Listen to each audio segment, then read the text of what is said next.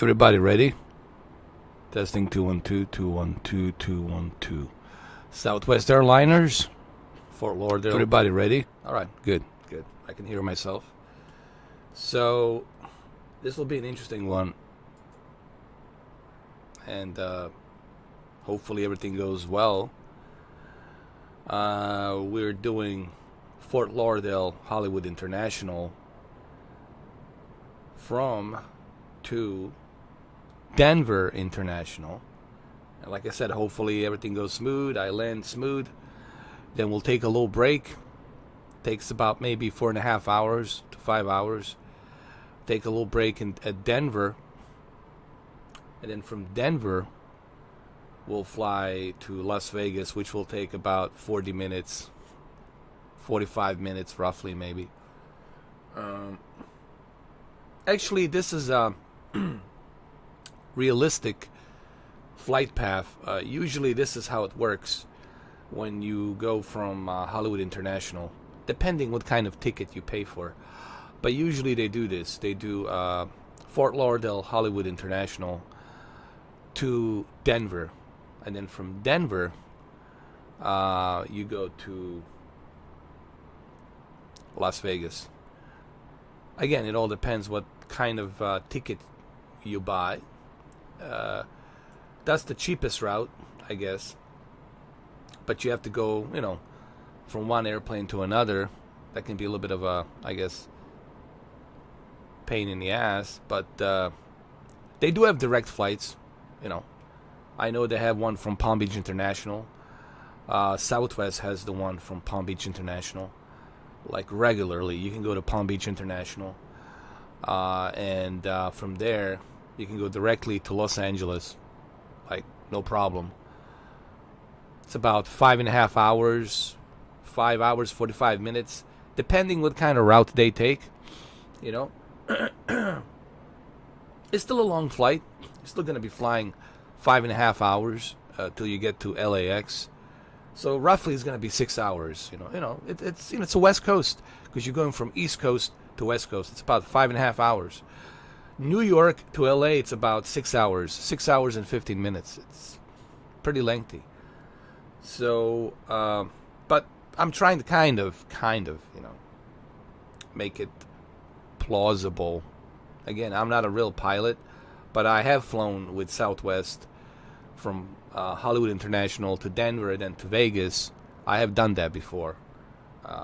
And yes, they do have direct flights, just want to let you know, but cost more money, but they do have direct flights. If you want to be there, you don't want to go waste time going to another terminal somewhere, waiting at the airport. They do have direct flights, but it costs more money. That's if you're in a hurry to go to Los Angeles. Maybe you got a job interview there or something. You got to take care of some business or whatever. So they have those direct flights.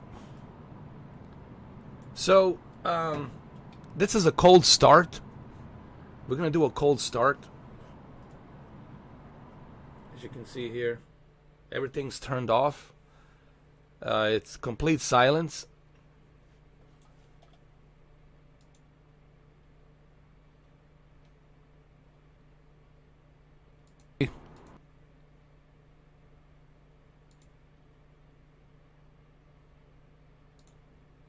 It's a complete, total silence. So we're going to do a cold start. And then we're going to go taxi out.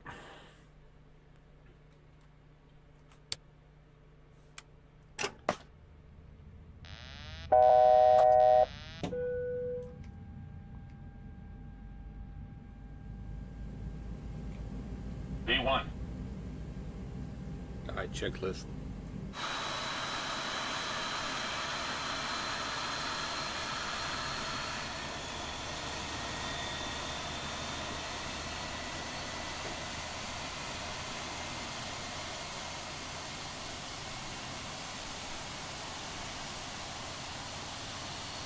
Let's check the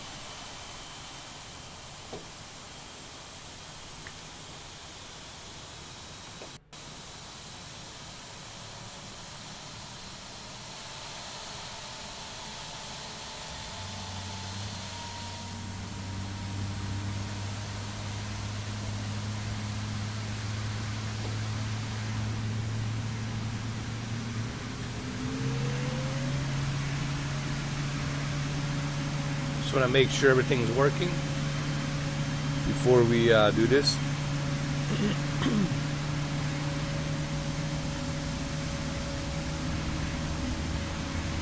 Check my flaps, check my wings.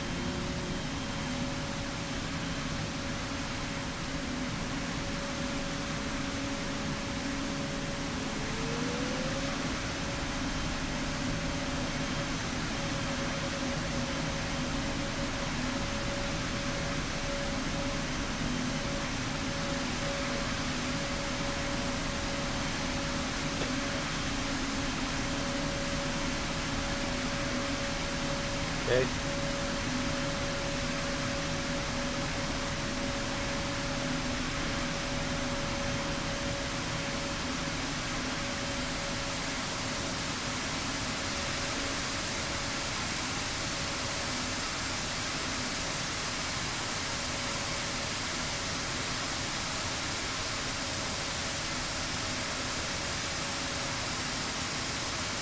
I think we're good to go here.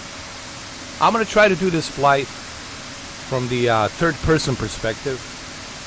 It's not going to be easy, but I'm going to do it anyway. Because I think it's more interesting flying in a third-person perspective.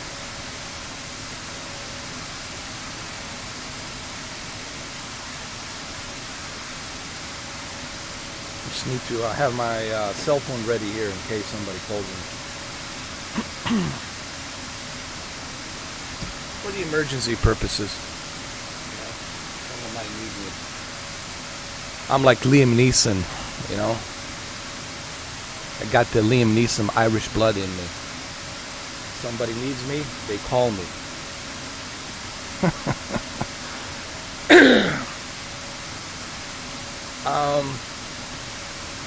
I think my mother's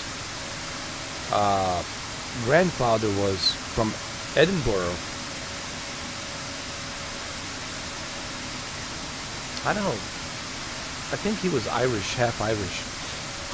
So I have a little bit of Irish blood in me, man.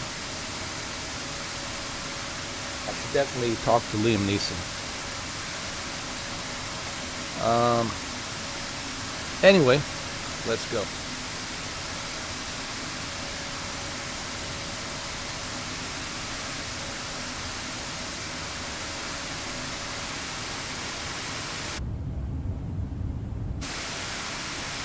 So here's what we're going to do. We're going to take this approach. We're going to taxi out with this yellow line. And we're going to make our way all the way to that runway over here. Right there at the very bottom. This runway right over here. See where my arrow is? And then from that runway, we're going to go ahead and take off. Right? And then we're going to take our flight path. And we're going to follow that flight path. We'll have to go a little bit through Gulf of Mexico, obviously. And hopefully there's no rain there. No storms. And if there are, we're going to try to avoid them. But I can't believe I'm going to do this. Because I don't remember anybody doing it in the third person mode. You know, majority of them are like inside a cockpit, and you're supposed to be inside a cockpit. But for the sake of this live stream, I want to do it in a third person mode. It will be more interesting for you guys to watch this, almost like a documentary in a third person mode. So without any further ado, let's go ahead, let's taxi out.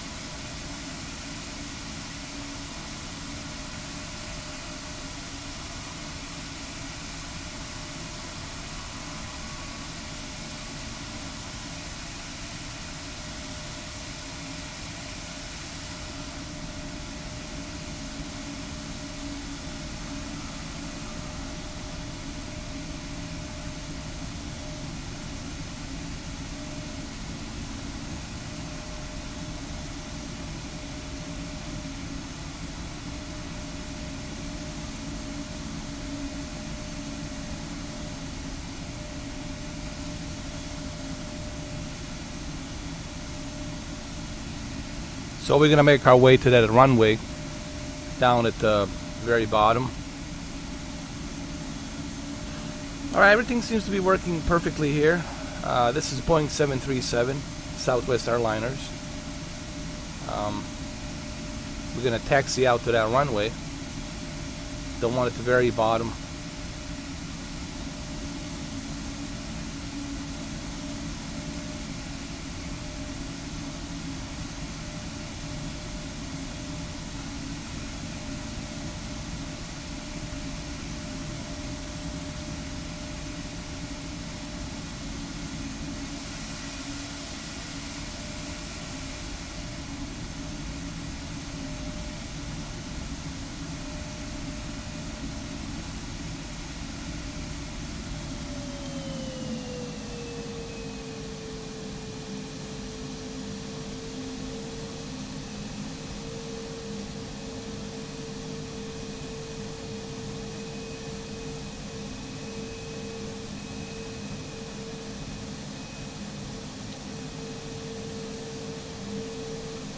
Alright, just gotta check something here before I proceed.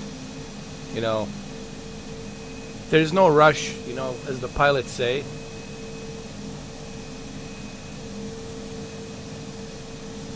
You cannot rush through this. You gotta make sure everything is working properly.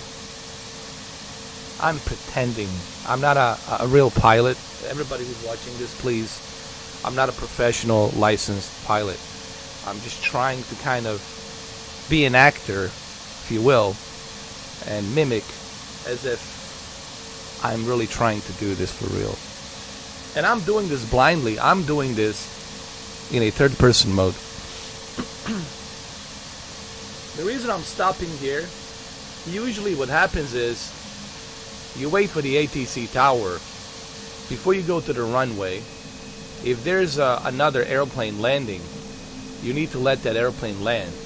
The ATC is letting you know, okay, let this plane land, and when he lands, and when he goes out, taxi out, then you taxi in to the runway. That's how it's supposed to be.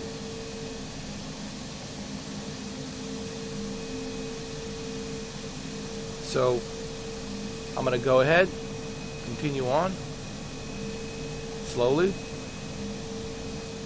gently.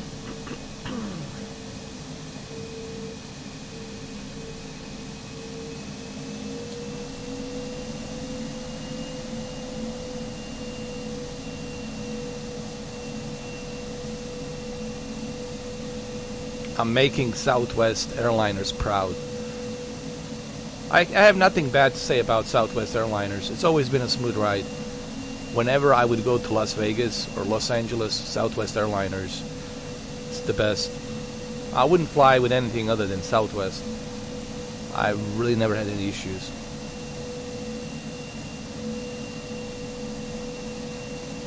I would highly recommend Southwest Airliners if you're going to be flying to Arizona, Las Vegas, Los Angeles, San Diego. Southwest Airliners, big time.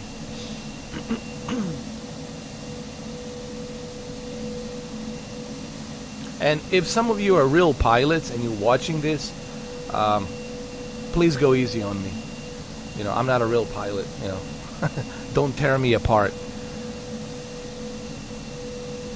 Please, be gentle.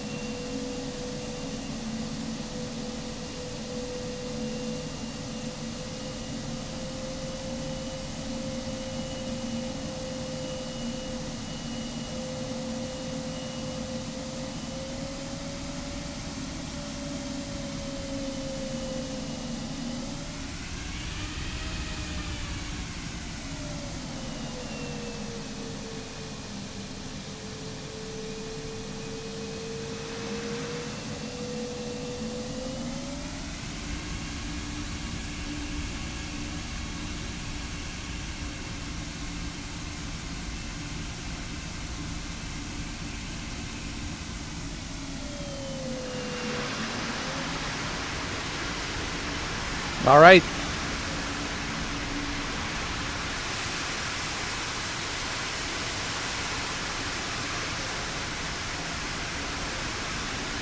All right, that went smooth. This is pretty much, I think, how long it takes. You do have to go taxi out, and then you line up and you wait for the clearance. Now, normally I would be talking to ATC, communicating with the air traffic control. That's what ATC stands for. And then the ATC would give me a clearance. They would tell me I'm clear for takeoff, and then they would tell me the coordinations, what altitude, level that I need to be at, and follow the certain path, go 40 degrees left, 60 degrees right, or whatever, stay at that certain altitude, follow the flight path, and then that's it. You would just continue on communicating with the ATC. As you move to throughout the different states, you communicate throughout those different states. You let them know, Southwest airliner going to Denver, and then they acknowledge you, and then they give you the flight path as well. They coordinate you and which altitude to fly and all that. Then when you go to another state, do the same thing. And then when you finally get to your destination in Denver, then you communicate with Colorado, Denver, and then they give you the coordinations on which runway to land and where to taxi and which terminal to taxi out to. And that's pretty much how it works. But pilot is definitely not an easy job. A lot of people think it's easy. It's definitely not an easy job. It's a good paying job, but you got to remember there's a lot of responsibility being a pilot. First of all, you have to be mentally healthy. You have to have perfect teeth. You have to be in great health. Your vision has to be good. Your hearing has to be great. Your focus, everything. So there's a lot that goes into being a pilot, So let's go ahead. Let's take off. Let's do this. I'm ready to do this. Are you guys ready? I know I'm ready. So let's do it. Technically, it took us 20 minutes just to taxi out to the runway. And for those of you who are going to be watching this later on the demand, once the live stream is done, I think you will find it very enjoyable, I think. Okay, just make sure everything's good to go.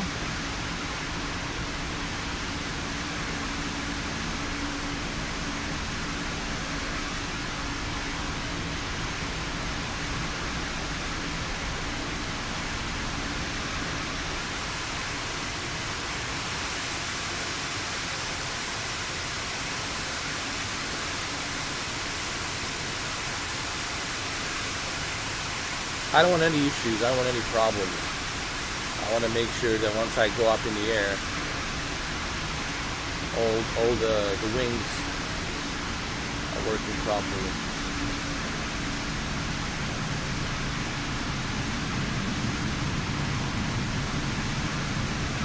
Okay?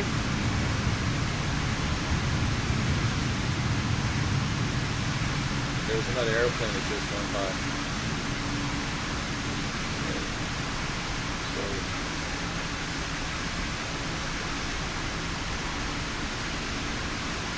That's a multiplayer.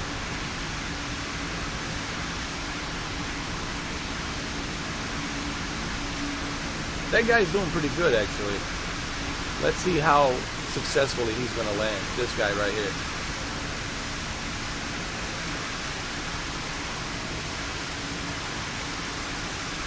He's circling. Or is he waiting for me to take off? I think he's waiting for me to take off. Alright, bro. I'm going to go ahead and take off. Let me see. Yeah, this guy is definitely waiting for me. I wish I could communicate with him. JBU414, bro, listen. Why don't you circle for a little bit and let me take off first? Yeah, he definitely wants to land. Alright, so I'm going to go ahead and take off. Alright, let's do this. Here we go, guys.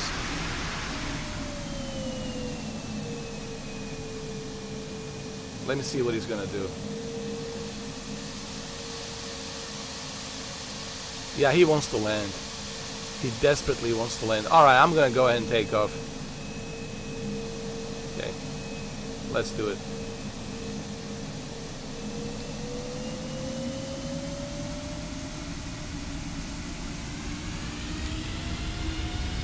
Alright, JBU 414.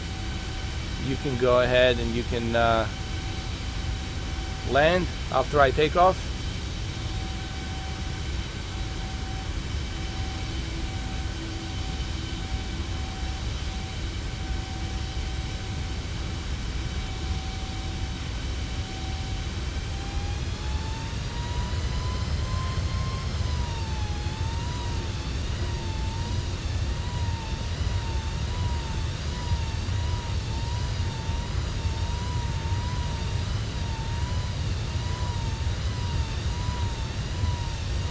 Hold on, we got a problem. We got a problem.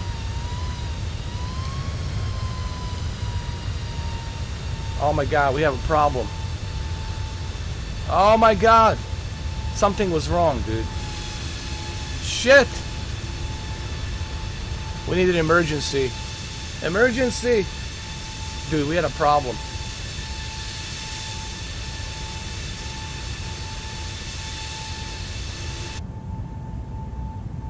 What was the problem here? Hold on.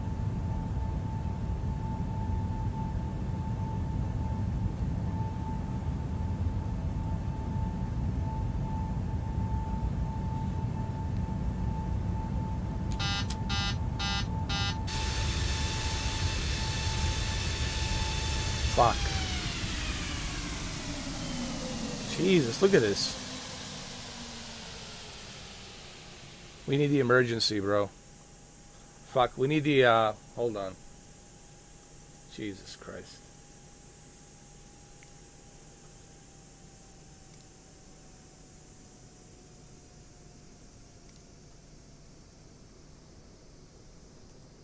I need a pushback.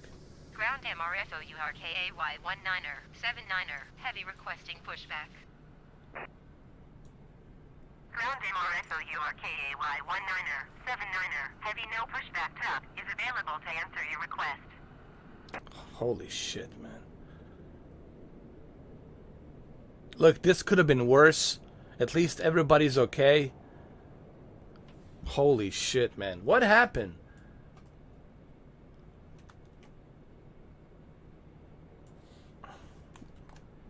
Was my flaps up? Is that what it was? Oh my god.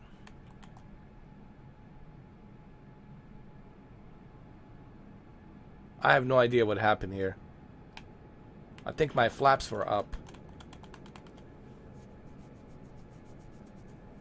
Wow. Can you believe this? Only at Mr. 4K this kind of shit happens, bro. Look. For what it's worth it. It could have been worse. But was it flaps? Hold on. It was my fucking flaps. Look. It definitely was my flaps.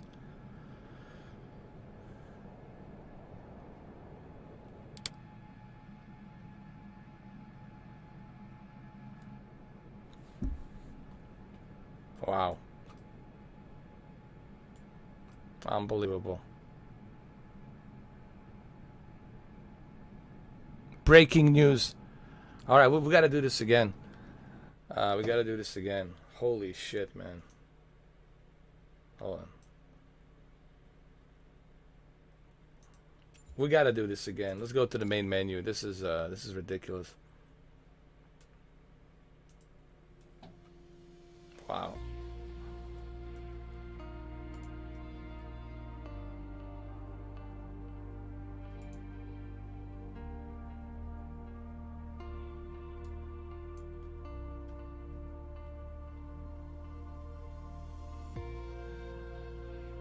Can you believe that?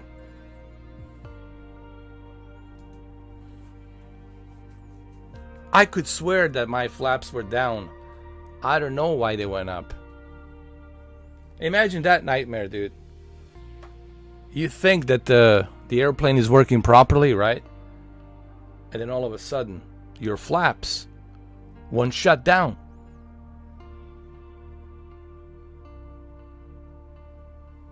Your flaps are up. I mean, they won't close down. That was a nightmare, dude. That was the worst nightmare, dude. Oh my fucking god. That's like something straight out of Final Destination, right? You know, that movie Final Destination 1, 2, 3, and 4. Was there a Final Destination 4? I think there was. Dude, that was just... Ooh.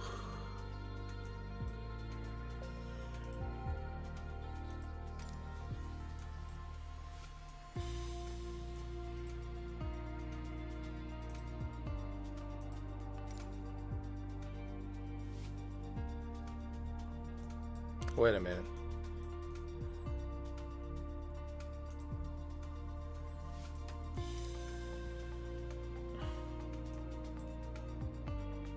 There we go.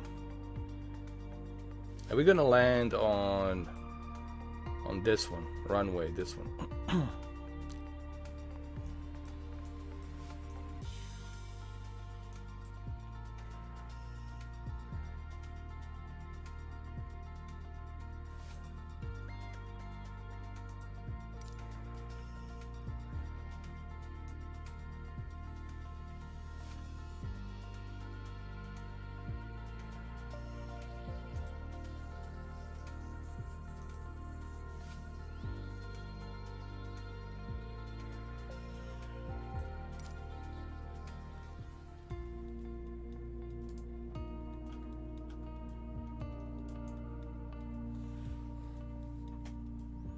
So let's see what happens. Why my flaps were up? Why did that happen?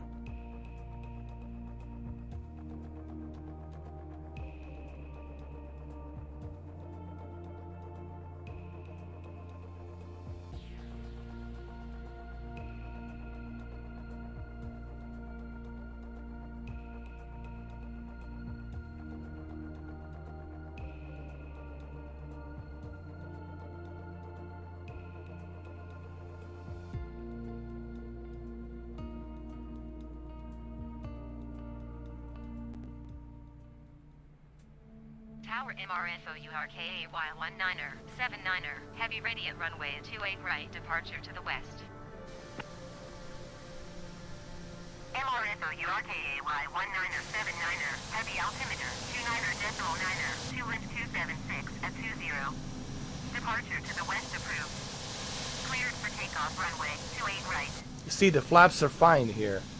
But why did they turn on when I was... I have to look at I have to look at this from the beginning when I finish the live stream. I gotta look and see what happened.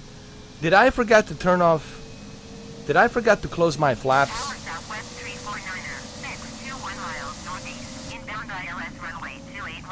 It really has to be that I forgot to close my flaps. That's the only thing I can think of. See, now they're closed over here. Cleared ILS runway 28 right approach.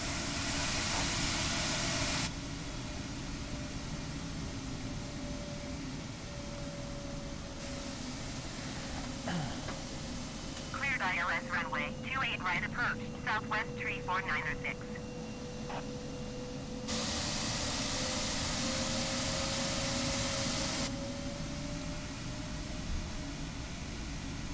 Dude, I'm pretty sure I don't want to judge it right now because I don't know, but I'll definitely look into it. I'm gonna review the video later on from the beginning to find out what the fuck happened, you know. Because I did check my flaps, I did check everything. I took all the precautions, but I don't know why it shut down. Why it opened up the flaps. It's almost like you use the parking brake and the flaps at the same time. So I'm a little bit concerned. See, right now the flaps are closed. I mean, they're not open. Everything it's working properly.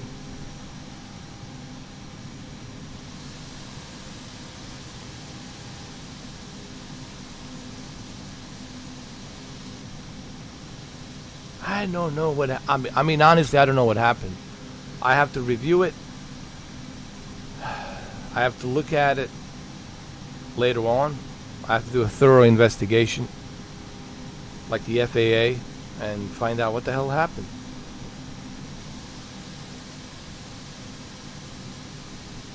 Okay, so now let's go ahead and let's take off. What's the time? Hold on.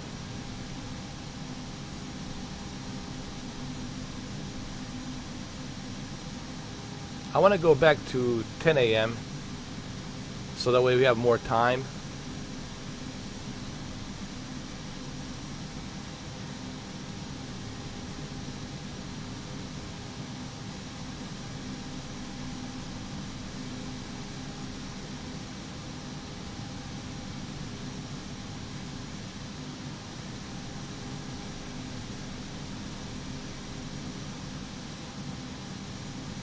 There we go.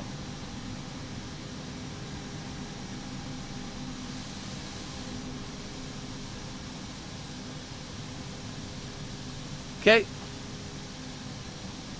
Let's see what happens.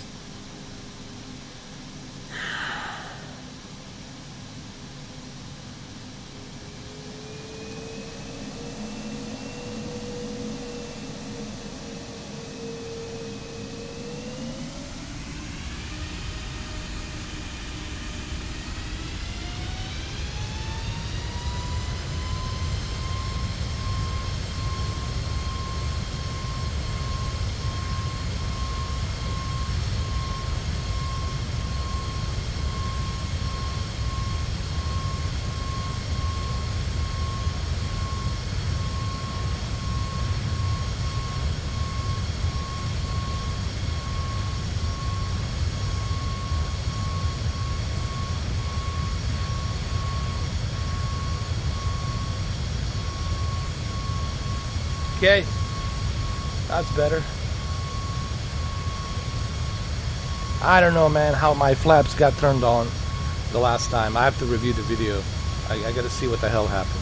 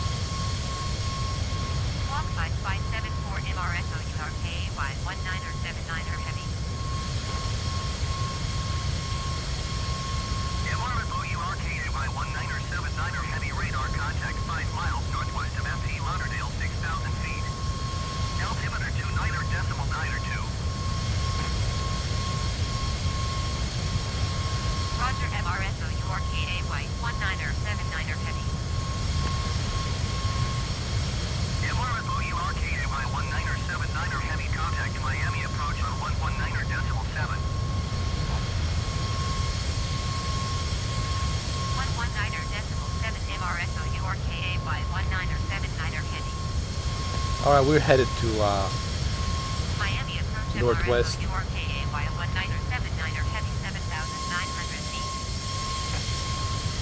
4K19er 79er heavy Miami approach altimeter 29er.9er to continue as planned. 4K19er 79er heavy contact Miami center on 123.775. 123.775 MRSO URKA via 19er 79er heavy. Miami Center MRSO URKA via 19er 79er heavy 9,500 feet. 4K19er 79er heavy Miami center altimeter 29er.9er to continue as planned. 4K19er 79er heavy contact Miami center on 132.15. 132.15 MRSO URKA via 19er 79er heavy. Miami Center MRSO URKA via 19er 79er heavy 11,400 feet. MRSO URKA via 19er 79er heavy Miami Center altimeter 29er.9er to continue as planned.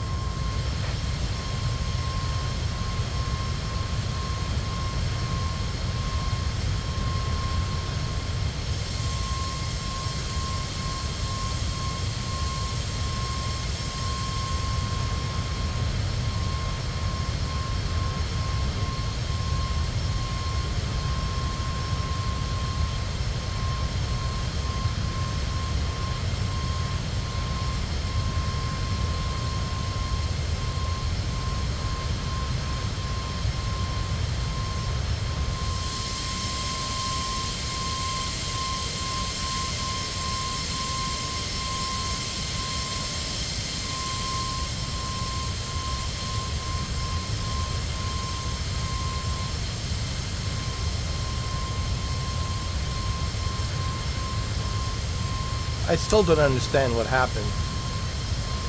I had a perfect taxiing out. I checked everything, and then the flaps were turned on for some reason. During me taking off, I gotta review that. I gotta look at this video from the beginning. It really bothered me, like, what the hell happened? Did I, by accident, turn my flaps on? I don't know how I did it.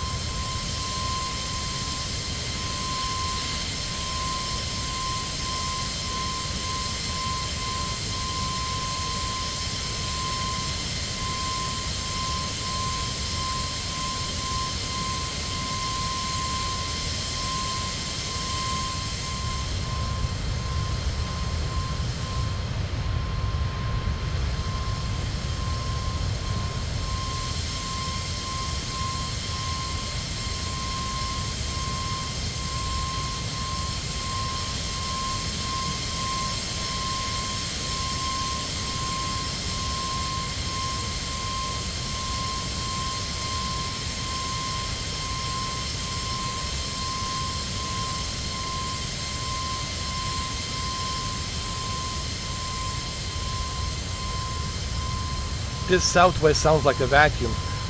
A vacuum cleaner.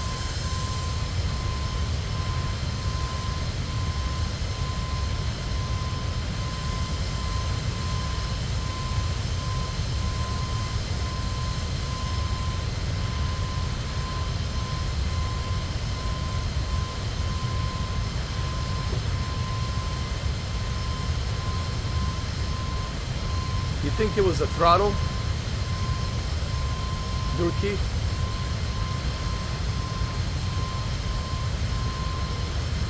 Dupree. I don't know. I have to review it, you know.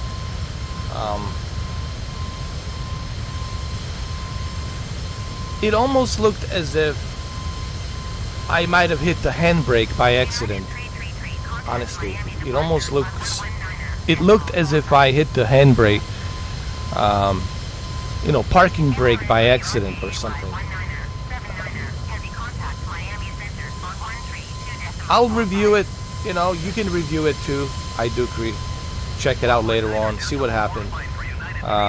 I have to review it. I mean, I think I made a mistake somewhere. I hit the wrong button somewhere, and I didn't realize. And then either the brake turns on, parking brake turned on by accident. I pressed it, or I hit the flaps. You know, that's why I couldn't take off. But anyway, I'll check it out. You guys can check it out. You can watch the video and let me know what happened. Climb and maintain 10,000 feet. Expect vector. Visual runway 27 approach. To nearest 1 Whiskey Tango. It would be nice if YouTube would allow you to go back. You know, like a DVR. You can go back and check to see what happened. Like 20 minutes ago, 30 minutes ago. That would be kind of cool.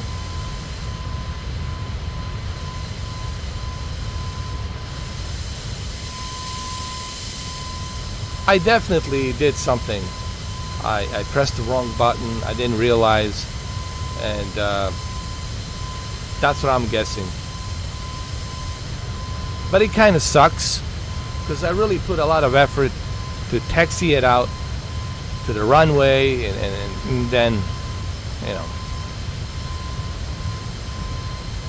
the unthinkable happened. But look, everybody was safe. We didn't crash. We just kind of like scrape around the bushes and trees, but we were fine. You know, everyone was fine. It could have been worse. I could have taken off and then lose the control and crash. That would be the worst case scenario.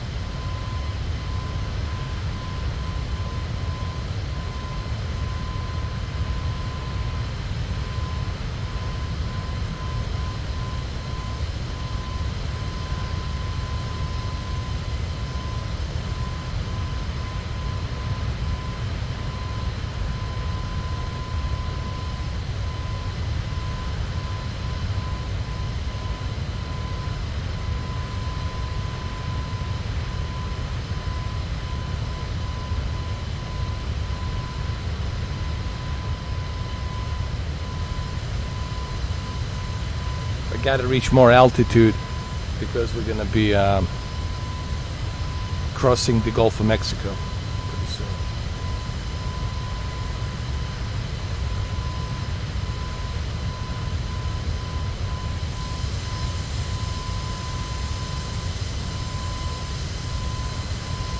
Miami Center, United 333 is at 10,500 feet, descending 10,000 feet. United 333 Miami Center altimeter 29.9 or 2 continuous plan.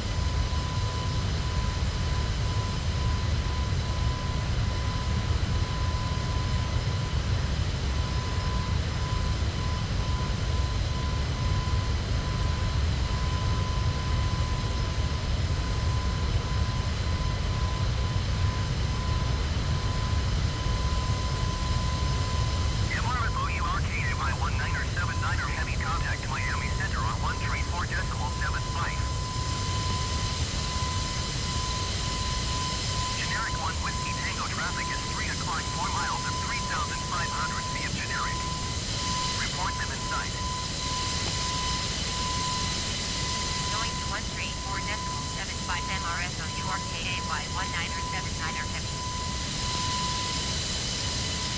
Miami Center MRSO, you are KAY1979er Heavy, flight level 300. MRSO, you are KAY1979er Heavy, Miami Center, continue as planned.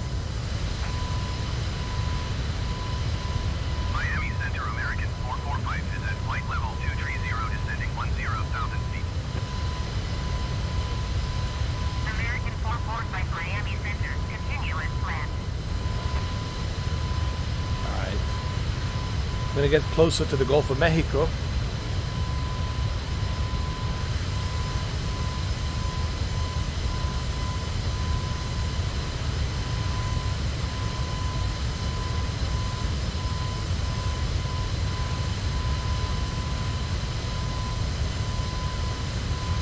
Anyway, today's movie is going to be Castaway with Tom Hanks. Movie from 2000, I believe. Pretty good movie, so I enjoyed the Castaway movie. It's a pretty long movie, about 3 hours. Castaway.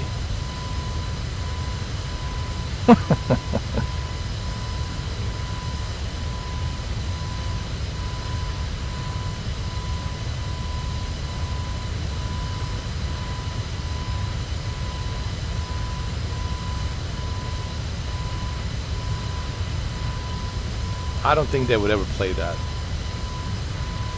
Castaway.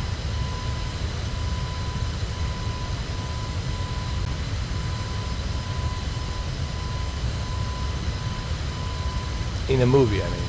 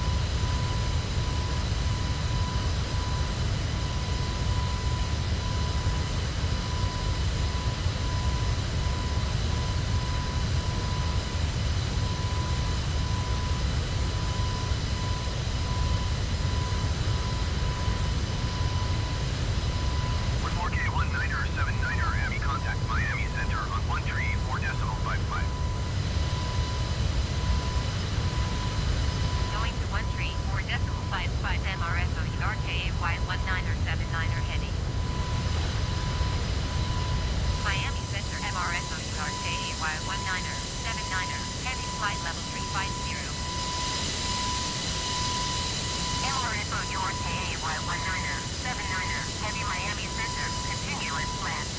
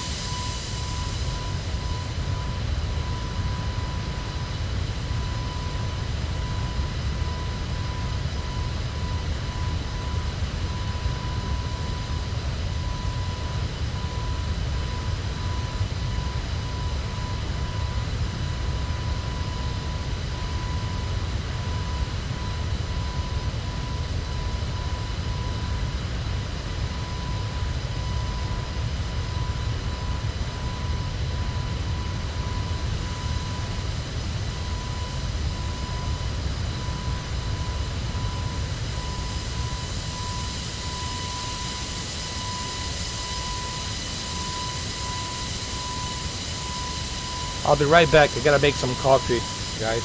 I'll be right back.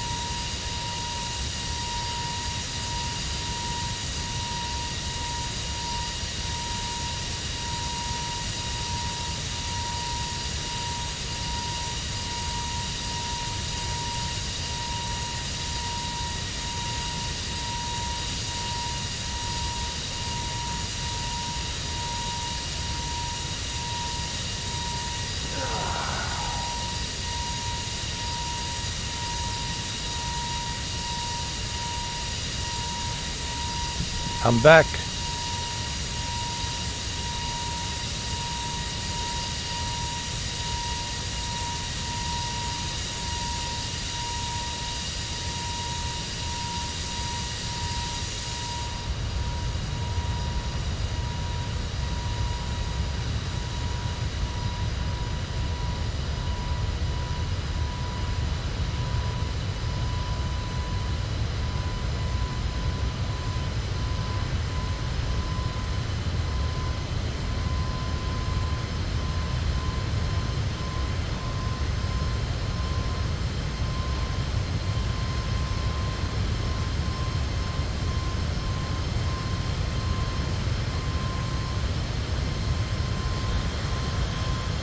United 227 full contact Miami Center on 127.2.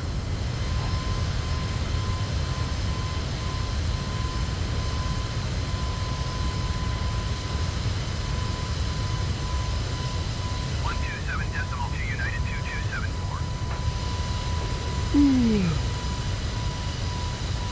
God damn it, need coffee for this long ass flight.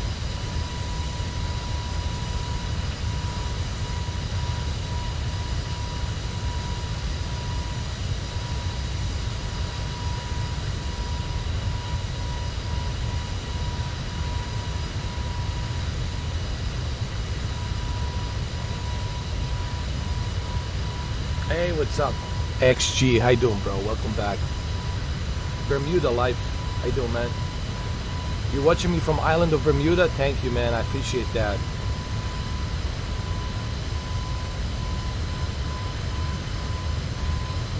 Can I do a video flight from Miami to Bermuda? Yeah, I could do that. As soon as I land to Denver.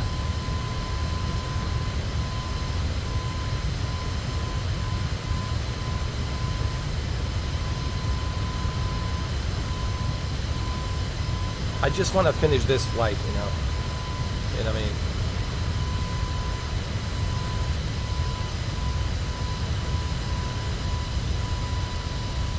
Because then my passengers will be upset.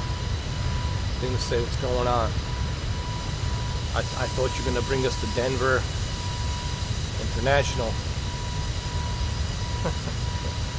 I'm not taking them to Vegas. I'm just going to drop my passengers off to Denver International, and from there they can go ahead and take another flight.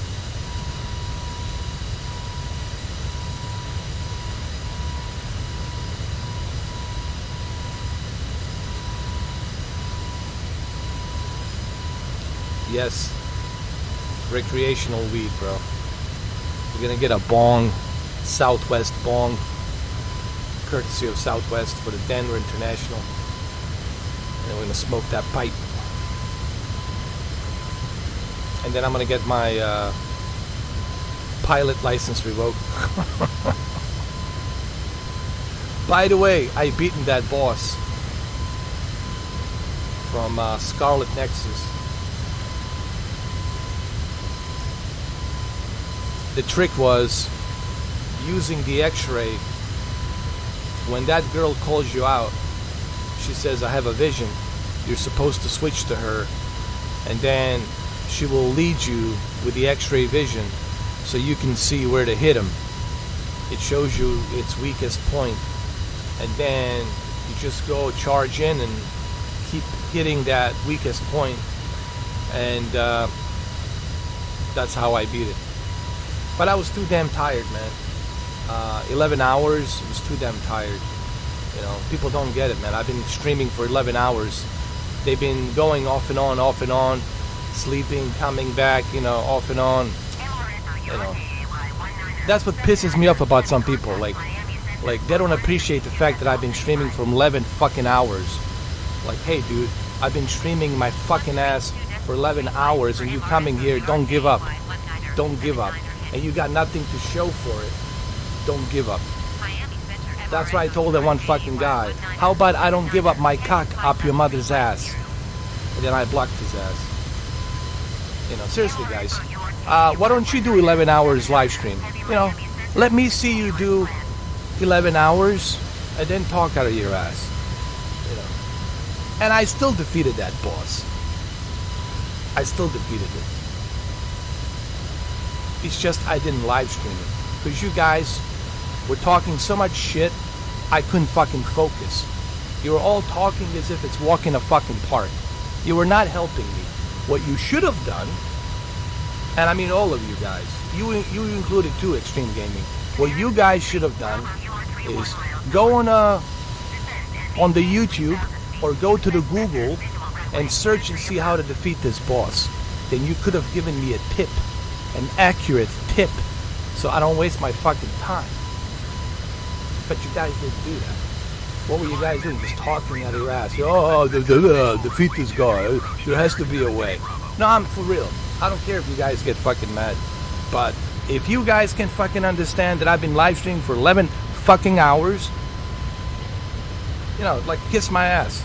You know, for real. And no one fucking tipped.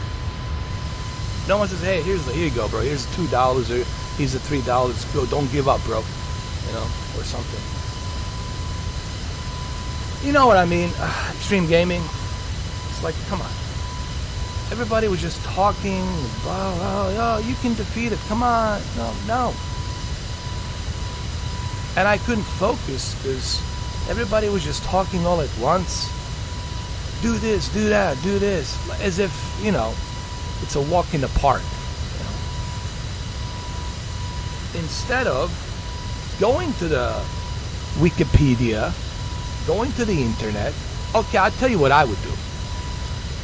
So that way I don't look like a fucking prick if I go to somebody's live stream. What I would have fucking done, I would have used the common sense to say, hey, alright, this guy has been streaming for 11 fucking hours. The best I can do is go to Google, let me find out the strategy guide. Let me see what he needs to do with this boss. Let me type in the name of this boss. Okay, hey dude, I just looked it up. You go ahead and use that girl, not Kasani, the other one, Yosivani, and then use Yosivani and use the X-ray vision. When she calls you out, you click on her, use her X-ray vision, tap into her brain, and then attack the fucking boss. And it's gonna show you the weakest point where you're supposed to attack it. That's what I would do. And I would have put a little $2, $3 tip or something. Hey dude, thanks for 11-hour stream. Go ahead, fucking continue. That's what you do if you want to appreciate. If you don't fucking appreciate, then you're a fucking freeloader. You're a fucking freeloader. I don't give a fuck about you. I don't want you. Like, you can go fuck yourself, dude. You mean nothing to me. You're coming in fucking freeloading, shooting your fucking load. Instead of helping. So that's how I fucking felt yesterday. If you can't appreciate me, then don't fucking be here. Don't fucking watch me. You can fuck off. At least I have the fucking balls of steel to fucking say it. Because it's the right thing to do, to fucking say it. It's called appreciation. Appreciate fucking someone's effort. If you don't appreciate it, it means you don't give a fuck. So then why are you here? The fuck you doing here if you don't appreciate someone's effort? Why don't you go fuck a goat or something, or fuck a pig or something? I don't know. Do whatever the fuck you do. That's how I feel. If you want the honest talk, that's the honest fucking talk. You want to hear the truth and honesty? Well, there's your fucking truth and honesty. Respect goes both ways. Appreciation goes fucking both ways.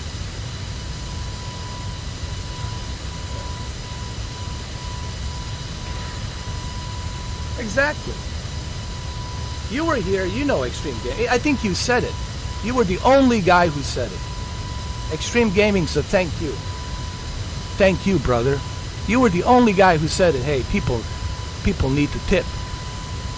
And then someone said to me, but what about Extreme Gaming? Extreme Gaming, it's my member. He doesn't have to tip. He's a loyal member. Capiche? Some asshole said something to me yesterday.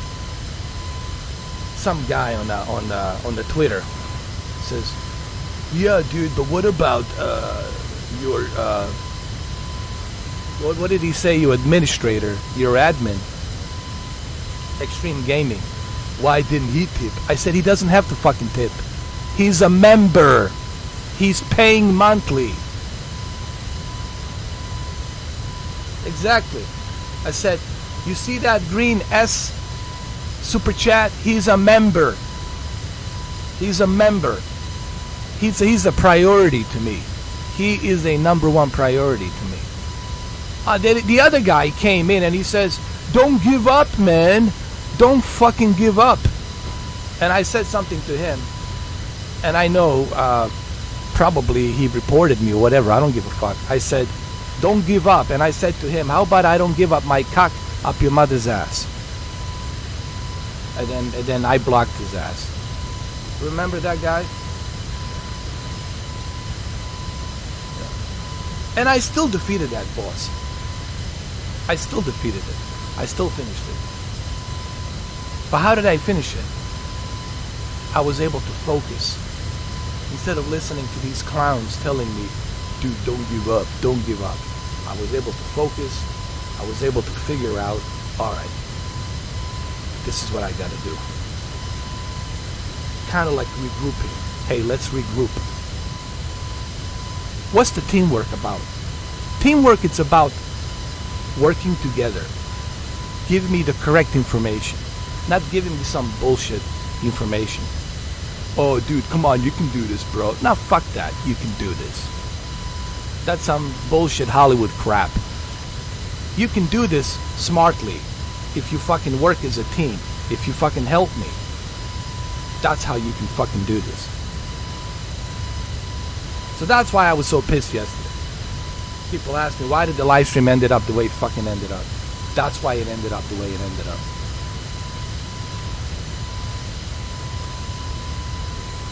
Thank you, Rocky. 6709.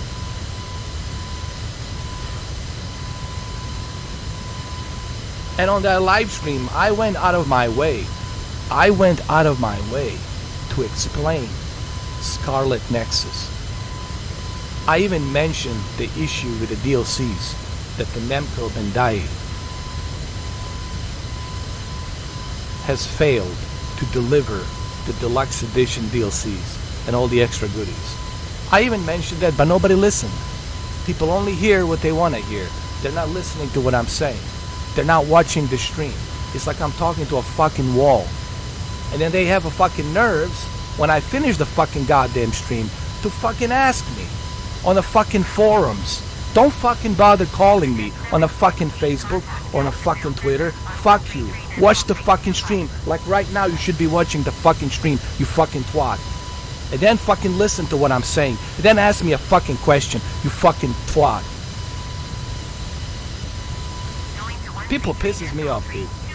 Because of their stupidity. You know? I'm trying to fucking help you. I'm giving you some valuable fucking information, but you're not listening. You're, I don't know, watching a Pornhub, stroking your fucking cock, shooting your fucking load. That's what you're doing. Fucking people, man. Unfucking believable.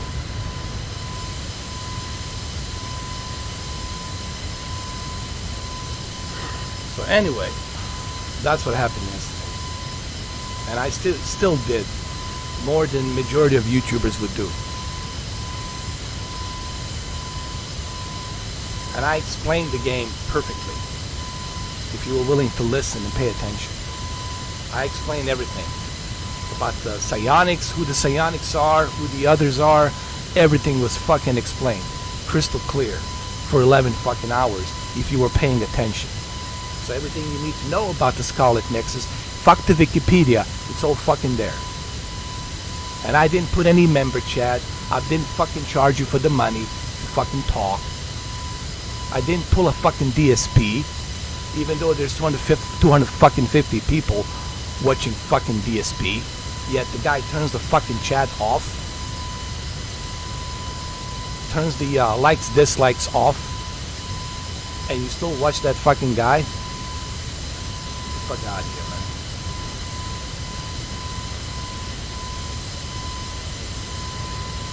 You guys gonna miss me when I finally get rid of this, when I finally quit YouTube. You guys gonna fucking miss me, but I don't give a fuck. But you're gonna miss me. You're gonna be only left with all these other fucking assholes. All these other fucking bottom feeders. That's what you're gonna be left with. You're gonna be left with fucking money whores and bottom feeders. So maybe you should appreciate the fact that I'm still here. Maybe you should appreciate that fucking fact.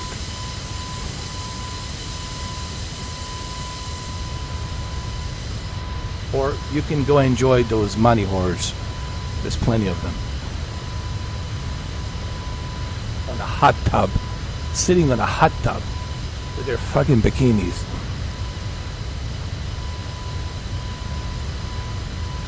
I'm telling you, man. It's fucking believable.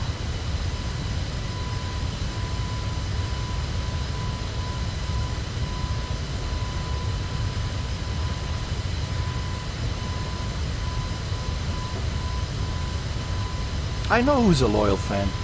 Extreme Gaming's been with me forever. Forever. Since I started this whole thing. It's almost like he was like a co-producer. Like a co-producer, seriously. Extreme Gaming is like a co-producer. He's been with me since 2016. Day one. Day one. Day one. Every day. Day one. That's how you show support. And he's a member. You're looking at someone. You're looking at someone who actually supports. Day one. Doesn't talk out of his ass. No bullshit. Day one. Support. Day one. Since 2016. Heavy traffic is 10 o'clock, 4 miles, at flight level 380 generic. Report them in sight. Everybody else just talking that stupid slang, street talk smack. Hey bro, I've been with you since day. Yeah, get out of here. You haven't been with me since day one. You've been jacking off to all these other YouTubers, going back and forth. You're not my fucking supporter. You're not my friend. You're nobody to me. I know who is a true supporter, and that's who I talk to. A true supporter, not some, you know, whatever.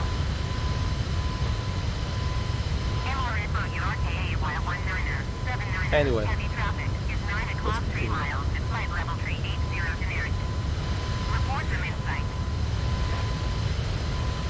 Exactly. And I'm not even asking for people to become a member. I'm not. When did I ask anybody to subscribe? When did I ask anybody to subscribe? Never. Did I ever ask anybody, hey, make sure you click down below. Make sure you click down below. And hit my jingleberries. When the fuck did I ever say that? And out of 6,000 videos, out of 6,000 videos, 6K videos, where the fuck did I say, make sure you click and subscribe? I don't even have a logo that says click and subscribe, hit that bell button. But you can't come here, bark orders, demand something, when you haven't contributed fucking nothing. Do you understand that? You can't come here, bark fucking orders like some fucking street dog and expect something for free when you haven't contributed a diddly shit. Diddly shit you haven't fucking contributed.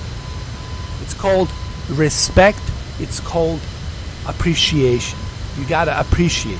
You gotta show me you appreciate my fucking work before I talk to you. Before I even think about giving my attention to you. That's how it works. Exactly. They want everything for free. Hey, can you give me the settings, bro? Can you come to my channel? Can you support me? Can you share my fucking video? Can you do that? Can you share my video with others? Can you mention me? Can you do that? Oh, no, and fuck you. Go ask Vincent Tio to give you the fucking settings. Go ask that fucking asshole wearing a fucking mask with a Deadpool to give you fucking settings. Don't ask me. Everybody wants shit for free. But they don't want to contribute nothing. Get the fuck out of here, man. On which fucking planet do you come from? You can stay there. On this planet, that's not how it works.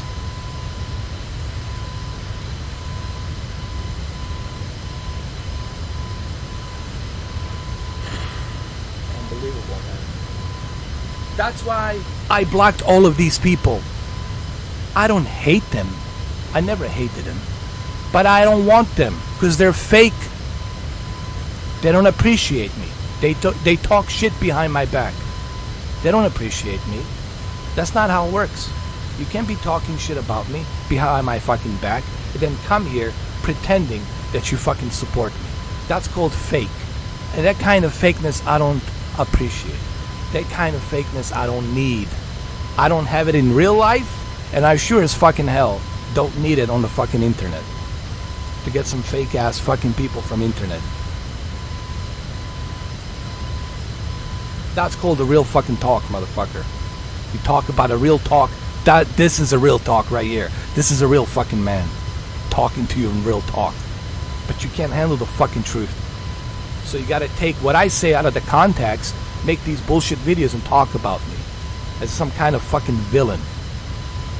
Because you got butthurt that I block your sorry asses.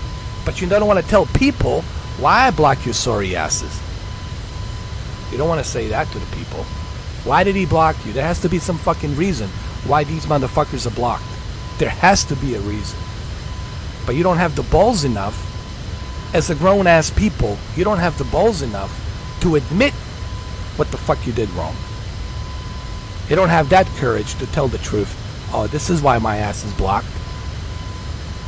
So, fuck off.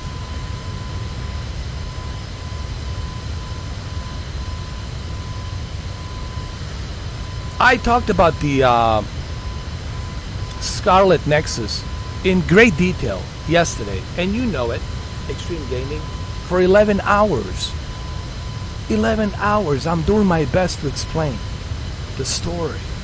I even gave a link to the first episode where you can watch it on the Funimation, the TV show. I said, hey, watch this live stream so you will understand the story better. So when you go ahead and when you sign up for Funimation, when you get that 30-day subscription, you can go ahead and watch the TV show. But at least when you watch the first season, you will have better understanding who these characters are. You will have better understanding what the story is about. And I went out of my fucking way to do that, and nobody gave a shit. Yes, Mark Davis, welcome to the chat. I said it since last year, Mark. The Flight Simulator 2020 is one of the most realistic flight simulators ever. Forget the X-Plane 11, forget all these others, don't mean nothing. Can't even hold a glass of water.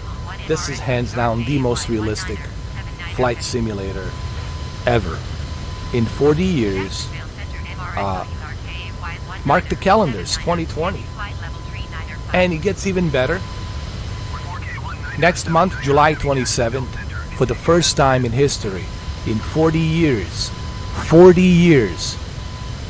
the very first time, mark the calendars, July 27, 2021, it's going to be historic.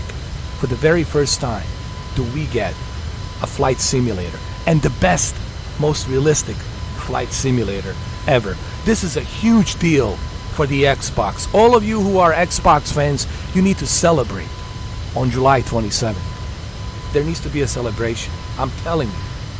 Plus, you're getting all of these goodies, like Turtle Beach Velocity Comprehensive Controller.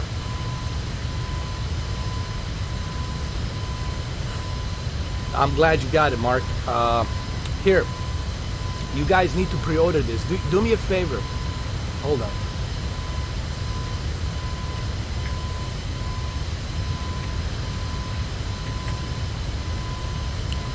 Sign up for the you trust me, you want this. It's better to buy it now than to pay for scalpers. The last thing I want you guys to do is pay $1,000 for scalpers. Go and pre-order this. Sign up for the pre-order, please. You're gonna thank me in the future. You're gonna thank me next month. You're gonna say, hey, thank you, Mr. 4K, next month. Here, Here's the link. Go pre-order it. Do it now. Sign up for the pre-order. You will need this. You're going to thank me. You're going to say, hey, thank you, Mr. 4K. You will need this for your Xbox Series X and your Series S. Yes, you can play Flight Simulator on a $300 console. You don't have to buy a $500 console. It's still going to look great. It's called Series S. One of my favorite. People ask me, what is your favorite console? Yesterday, people couldn't believe it at midnight. I upset a bunch of PlayStation fanboys. Are you kidding me? Series S is your favorite console? Yes! Xbox Series S, it's Mr. 4K favorite console. Breaking news. Everybody needs to know. Xbox Series S, it's Mr. 4K favorite console. It's at the moment one of my favorite consoles. Forget the big tower PlayStation 5. Xbox Series X, it's powerful, it's nice, but man, Series S, it's my favorite console. It's portable, it's small, it's powerful, it has so many cool features. Series S across the board. I love it. And I think I know why Phil Spencer loves it. Why he has it in his back on the shelf. Behind him, in his office, on the shelf. Because he can take it anywhere he goes. I love it, dude. Yeah, Mark Davis, you need to pre-order that, please. Trust me, man. You're going to thank me. It's going to give you such a realistic flight experience, man. You're going to love it, man. You're going to feel... trust me. You're going to thank me. Sign up for the pre-order. Sign up immediately.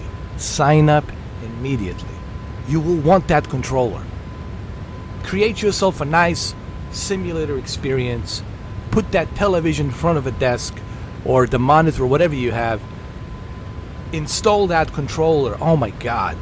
Put some Logitech speakers, like 5.1 Logitech speakers. Surround yourself with the sound. Create a cockpit. Be creative this July 26th. Have fun. Tell all the Sony fanboys, look what we have. It's historic. For the first time on a console. And the only console that's getting it is Xbox, not PlayStation. And we don't have to pay for it. It's included. Thanks to the Game Pass Ultimate. Thanks to Phil Spencer. It's included. And all the DLC is called Smart Delivery. That's why you have the thing called Smart Delivery. It knows exactly what you have bought on the Microsoft Store and it will deliver. And wait till Windows 11 comes out. This thing will be even better.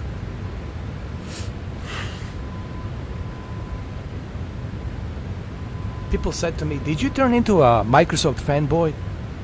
Dude, I just appreciate what Microsoft has done. And my channel kind of started with the Xbox. To be honest, let's be honest. Let's be honest here. What was the first video I made in 2016?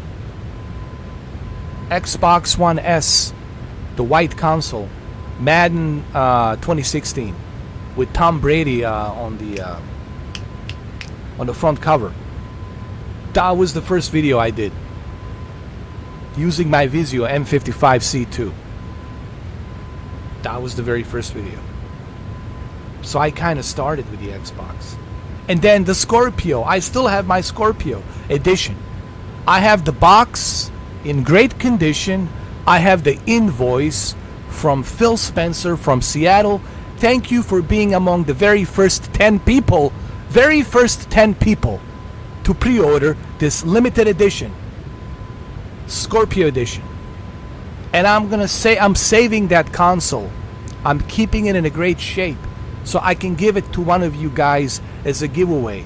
Once we reach 100,000 subscribers, you will have that beautiful box, brand new, in excellent condition. Project Scorpio in excellent condition. I'm gonna do giveaways. I got a lot of giveaways. But since some of you think I'm some kind of an asshole out there blocking people for no reason, spreading all these negativities about me. I don't know if we're going to get there.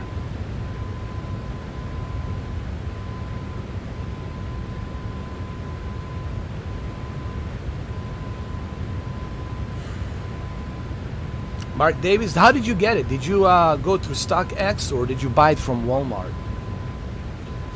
Xbox Series X, it's amazing. Xbox Series X, it's a tour de force. Halo 4 looks like a brand new game, running in 4K 120 FPS. Man, those videos that I did, it doesn't do it justice, Mark. Extreme Gaming, it doesn't do it justice how it looks in real life, like with your own two eyes, man. Playing the Halo 4 at 120 FPS, 4K, native 4K, Dolby Vision, 100. I'm gonna have a heart attack, dude. I'm gonna say it again. Native 4K, 120 frames per second, Dolby Vision, no loading times due to velocity architecture. Fucking amazing. Quick resume, switch between Forza Horizon and the Halo 4 at the same time. Oh, you bought it direct from Microsoft. You're lucky, man. You're lucky.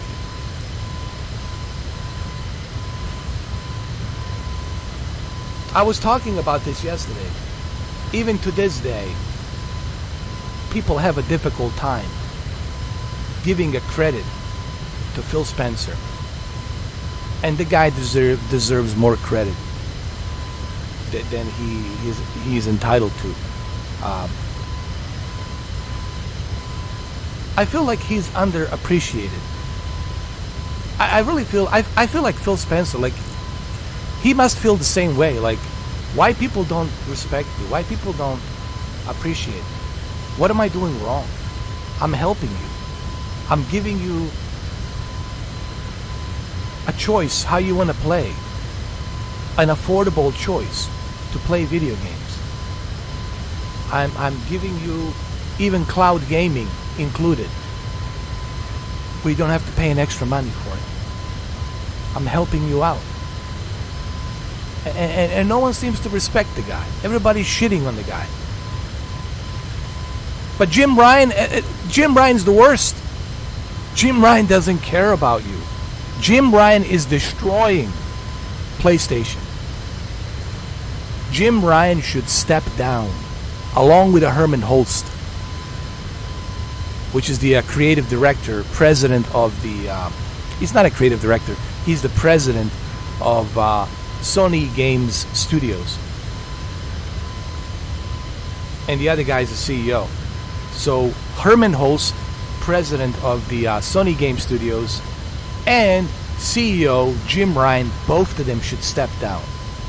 But they're not going to step down because the boards of directors in Tokyo, Sony Japan, Tokyo Sony Japan headquarters, Sony headquarters, the boards of directors of Sony Tokyo, they like it. They like Jim Ryan because they're all about this. They're all about that. It's all about fucking money. Yeah, why don't you pay $75 for Returnal, a shitty ass game? Why don't you pay $85 for some shitty ass deluxe edition? Gives you a couple of costumes. $85 fucking dollars. Are you fucking kidding me? Why don't you pay $75 for Ratchet and Clank? And what are you going to do when you finish Ratchet and Clank? Are you going to play it again? I don't think so. There goes the $75. There goes the $80. $80. But it has a soundtrack. Dude, you can listen to soundtrack on your Spotify. You can listen to it on YouTube for free. Yes, on YouTube for free. You can listen to Ratchet and Clank soundtrack. You can go to fucking SoundCloud and listen to Ratchet and Clank soundtrack. You just wasted $85 fucking dollars. I'm not saying that the game is not good. It's good, but it's rental at best. And it should be included with some kind of a discount for PlayStation Plus members. You're paying a $20 for what? What are you getting for fucking $20 a month? Nothing. Even your MLB The Show, you have to pay the full price. And you're a PlayStation Plus member. And it's a Sony's game. Santa Monica Studios, it's a Sony's game. And guess what? On Microsoft Game Pass Ultimate, Xbox, it's included. It's included. We don't have to pay for it. But we're playing your game. Capiche? Got it? We don't have to pay for it, but we're playing your game. But you have to pay for it because Sony wants you to pay for it. That shows you Sony doesn't give a fuck. Do you know how difficult it is to refund the money, to refund the game on Sony? On Microsoft, I refunded a couple of games. It took a while, 48 hours, but after 48 hours, they got in touch with me and they said, okay, you're eligible for refund. No problem. On Sony, good luck. Good luck, bro. Sony will ban you if they don't like the way you talk. They don't give a shit about your freedom of speech. In Sony, there is no freedom of speech. What you have at Sony is their speech. You're gonna speak Sony speech. You're gonna be a fanboy. You're gonna talk in the fanboy language, a loyal slave to Sony. That's what you're paying the money for when it comes to fucking Sony. But nobody wants to talk about that. All these Sony fanboys, Simponies, they don't want to talk about that. They're not gonna mention that. And this is coming from a guy who has 2 PlayStation consoles. He's got all of the PlayStation consoles, including PlayStation 4 Pro. Right the fuck here. There. Right there. I got my PlayStation 3 right here. Okay? You want some more credibility? I can do this all day fucking long.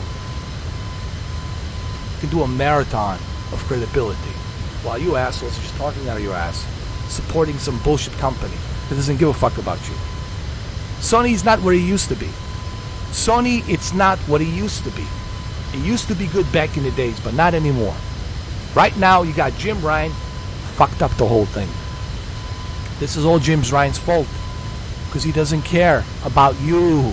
He only cares about your PayPal account and your bank account, your routing numbers. He wants your fucking direct deposit routing fucking numbers. He wants your fucking money, you simps. Wake the fuck up.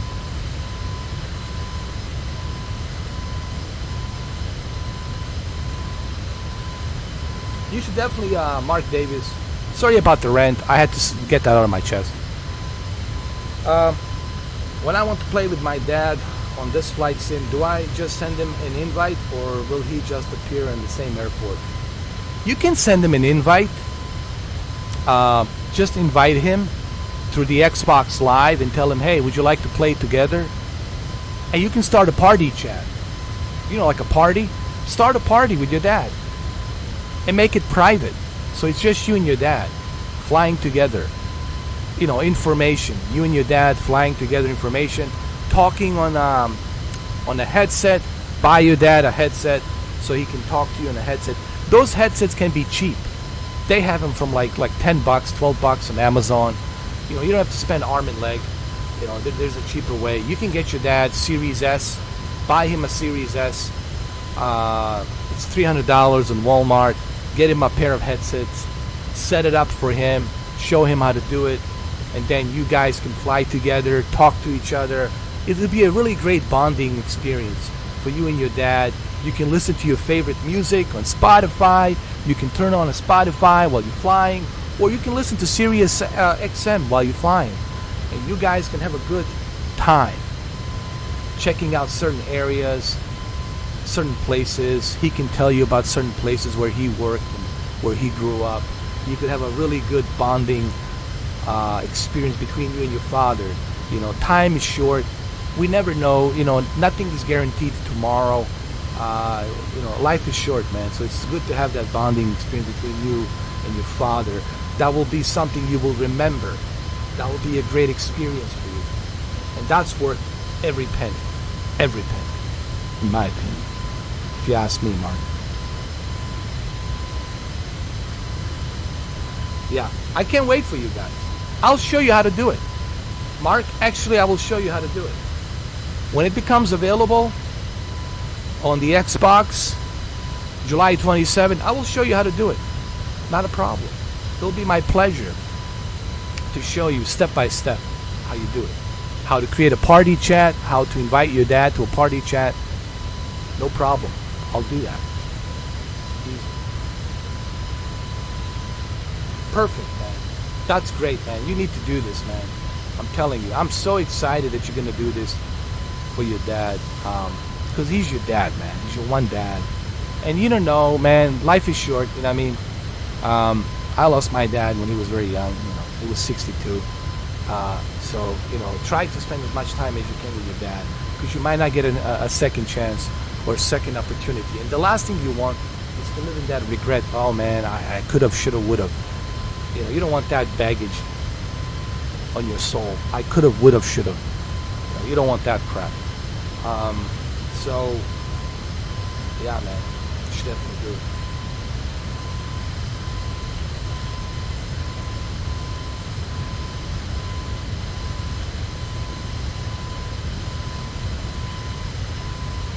And that's pretty good, Rocky.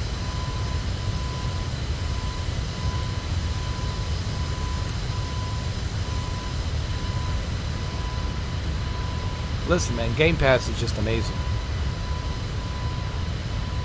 Dude, the other day I was playing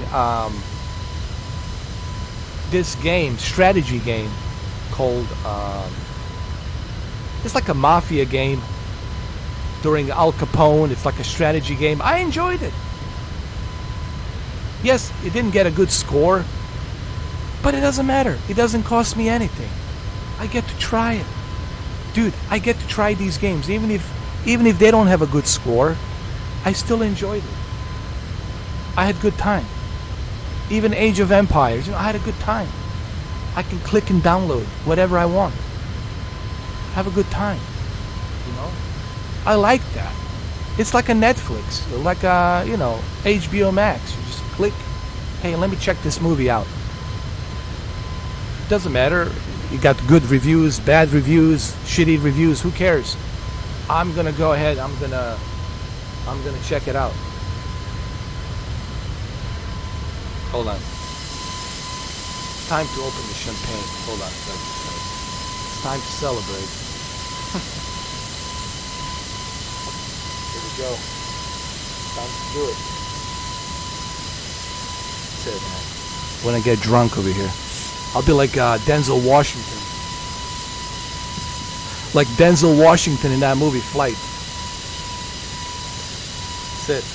Cheers. Cheers, guys.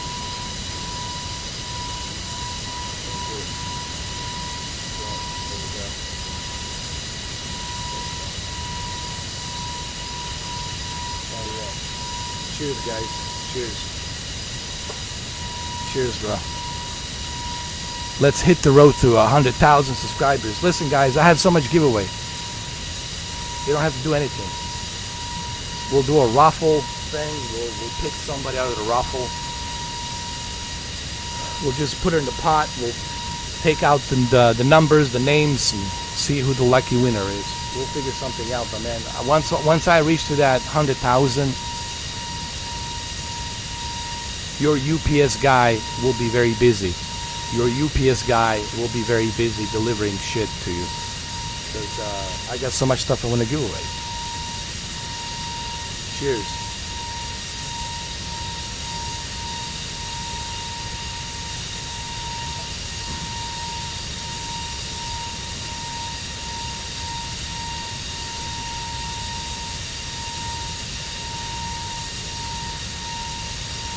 Thank you, Rocky. Let's go. Continue. We're going to Denver. We're already at Louisiana.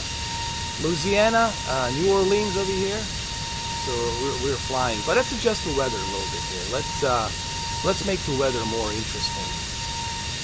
I think we should do it. Make it more interesting. Actually, let's do it live. Let's do a live weather, man. There we go. That's it.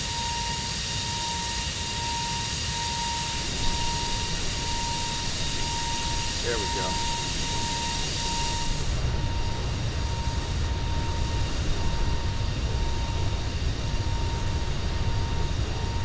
Don't worry, we'll be okay. Just a little turbulence, guys. We'll be alright.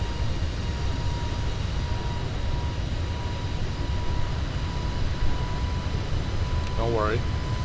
I'm Denzel Washington. You know, I landed the plane upside down. Okay? Be right. I could, but there's nothing to see here. We have to get inland, Extreme Gaming. We have to get close to the land. Right now we're still in Gulf of Mexico, but yeah, I can do that. Yeah, I can fly low. I can do that. Sure.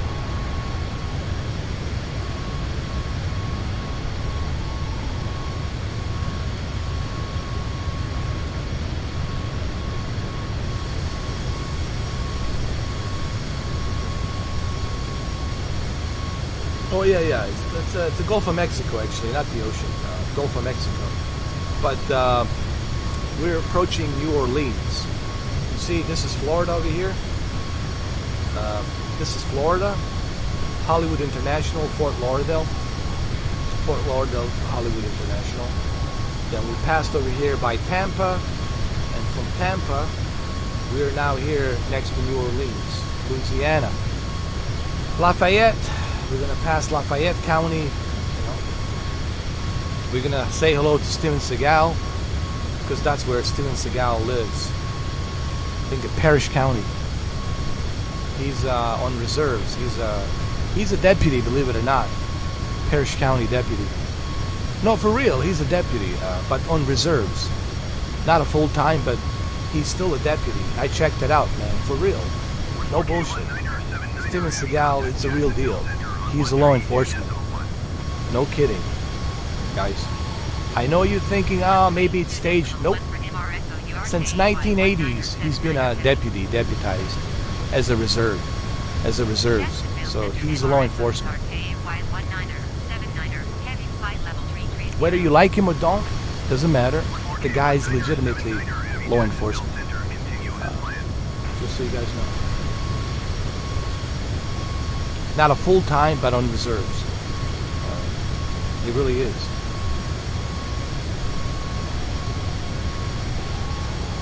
And he's pretty good with weapons, man. Great marksman, excellent with weapons, great shooter. Gotta listen, man. It doesn't matter if you like somebody or don't. Here's my thing about people.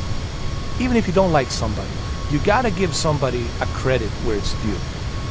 You know, if the guy has the credentials, and he has those credentials for a reason, you have to respect that, regardless of how you feel about him. You gotta respect people's credentials, whether you like him or don't. What your opinion is about him doesn't really matter. You have to respect his credentials. And I think Jean-Claude Van Damme has a difficult time doing that, for whatever reason.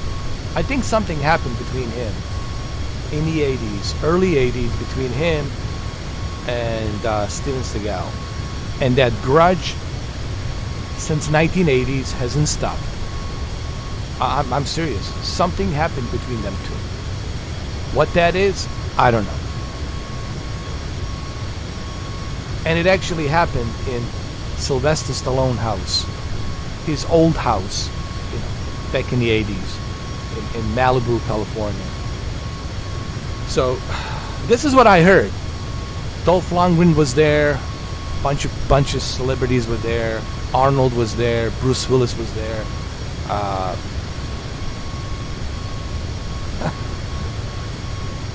lot of people are talking about this still. It has to be true. Something went down on that house. Something definitely went down. But I don't think we'll ever know. I don't think Jean-Claude Van Damme will ever tell us, and I don't think Steven Seagal will ever tell us, and I don't think, Sylvester Stallone will ever tell us. They will never tell us what happened. Honestly. But something happened on that party, for sure. Between Steven Seagal and Jean-Claude Van Damme.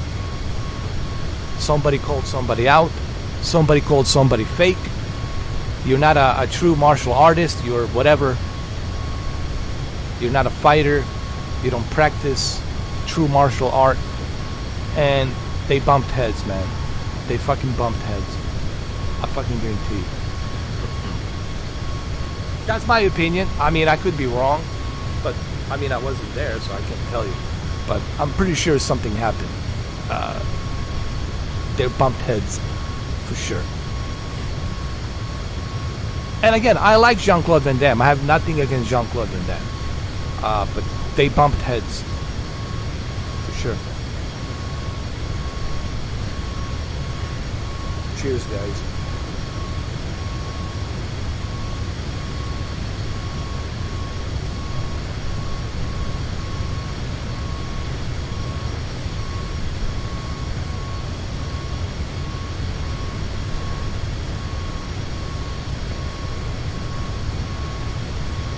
Is Jean-Claude Van Damme a martial artist? I think he is.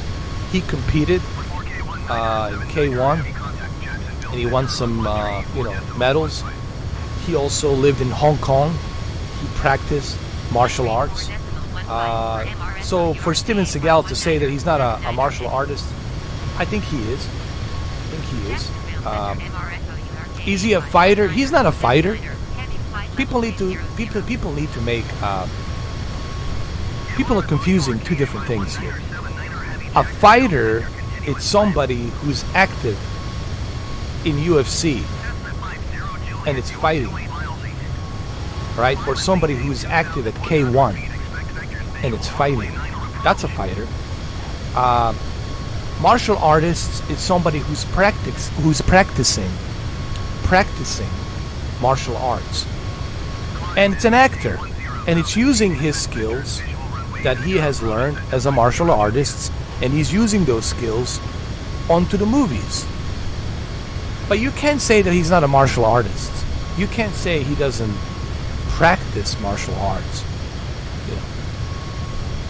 And I think that's what happened between Steven Seagal and Jean-Claude Van Damme. They bumped heads.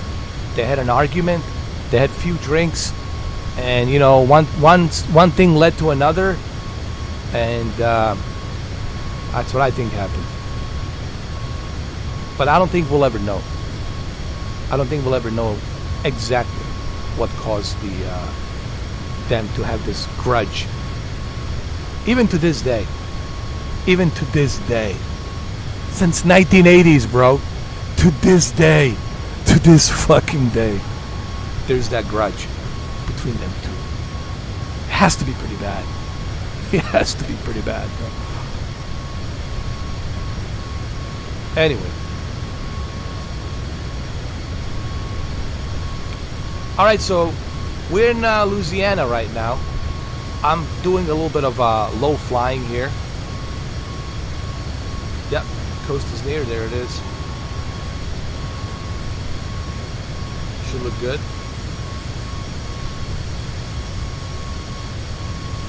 How's the quality on the live stream? Is it good?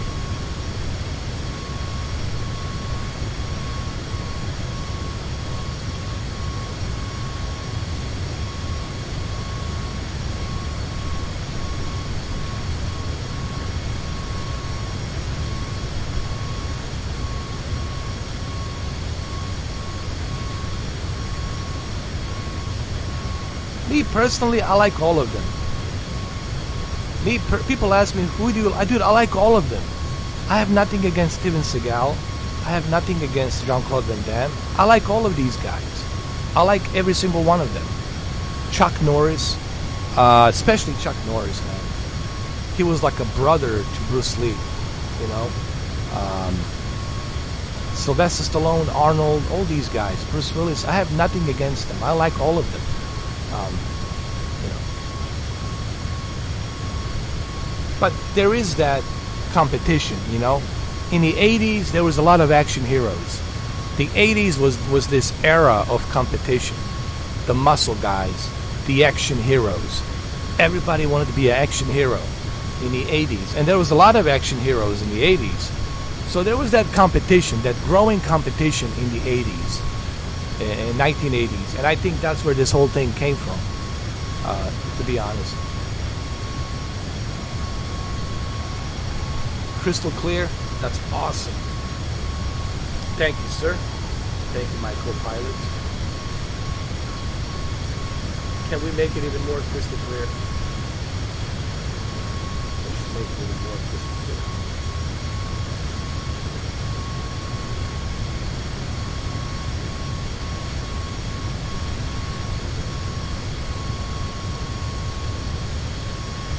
There we go. That is super crystal clear.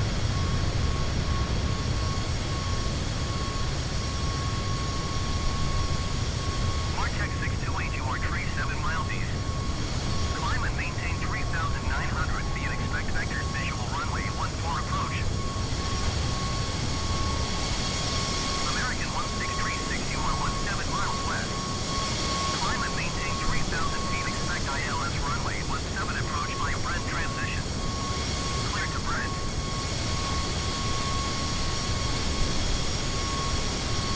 We're going to Denver, by the way. 0,000 feet. Expect vectors visual runway 14 approach. Martech 628. And this is a live weather. We're doing a live weather. So pretty much whatever we're seeing right now, this is really what the pilot would see if he was in Louisiana, New Orleans. This is exactly the weather, exactly the clouds, the clouds of formation, everything. It's real time. This is the big deal about Flight Simulator. Not only do you get to visit the entire planet, but you can do it in a real time with a real dynamic weather and a real time ATC traffic control. That's as real as it gets, my friend. Like, see this right here? That's really an airplane right here. This airplane, it's exactly here where it needs to be. See it right over here? Right over here? See that? That is an airplane right there. For real. In these skies. That's not some bogus rendered airplane. That's for real. Right now there's an airplane flying in this direction.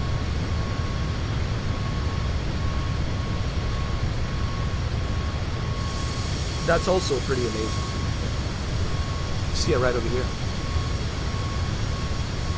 SWA 4760. You can actually type in, go to the ATC and type in SWA 4760. You're going to find this airplane. You're going to find it. It's right there.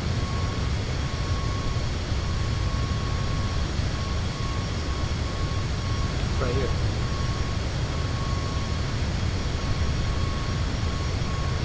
And it tells you exactly what kind of airplane it is. Right there.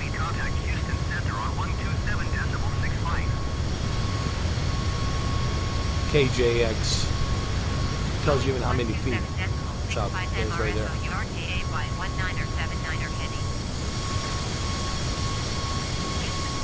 It's pretty amazing.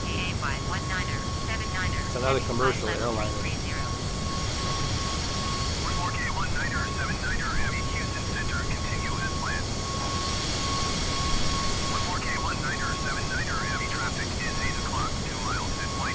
Yeah, this is the same airplane as the Air Force One, 373. Boeing 737, I'm sorry.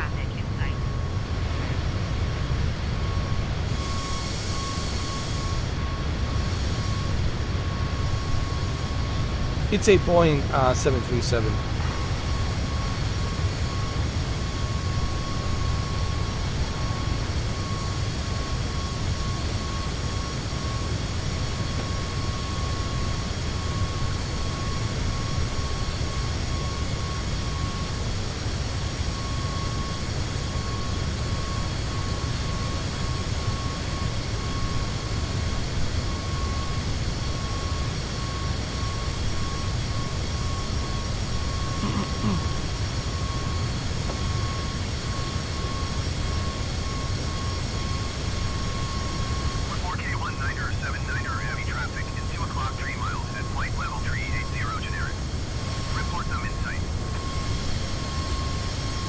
So right now we have passed Louisiana. And look how far we have made it. An hour and a half from South Florida to Louisiana. And now we're going to Alabama, boy. Crimson Tide. So, anyway, 1 hour and a half from South Florida to Louisiana. I think we passed Alabama mobile. So takes 1 hour and a half from South Florida to Louisiana. So if you want to take a flight from Miami to New Orleans, it's going to be about hour and a half. Just letting you know. I started at 10 o'clock and now it's 11:28. So hour and a half. In case you want to. That's a pretty good flight.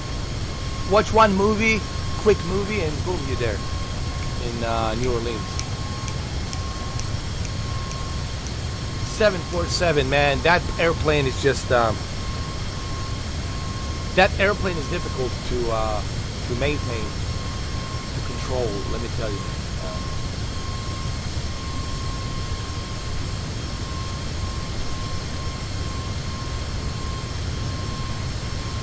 That's a difficult airplane.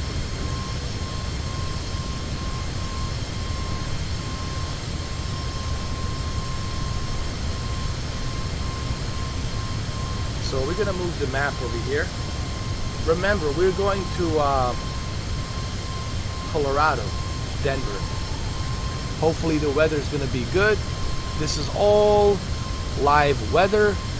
Hopefully the weather is going to be great at Colorado, Denver. By the way, I have done this before. Extreme Gaming knows this. I've landed on I've done a flight from Miami to Los Angeles. Took about 5.5 hours, right? Close to 6 hours. It was a long ass flight, Miami to Los Angeles. 5 hours and 40 minutes. 43 minutes. 5 hours and 43 minutes. Well, and I've done it. I did that. What else I have done? I've done these flights before, man. I've done so many flight simulator videos. You just type in Mr. 4K Flight Simulator. You're gonna find shitload of. I'm surprised Asobo haven't contacted me yet. Seriously, the amount of videos I have done.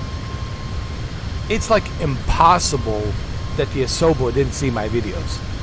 It's just not possible that they haven't come across it, you know.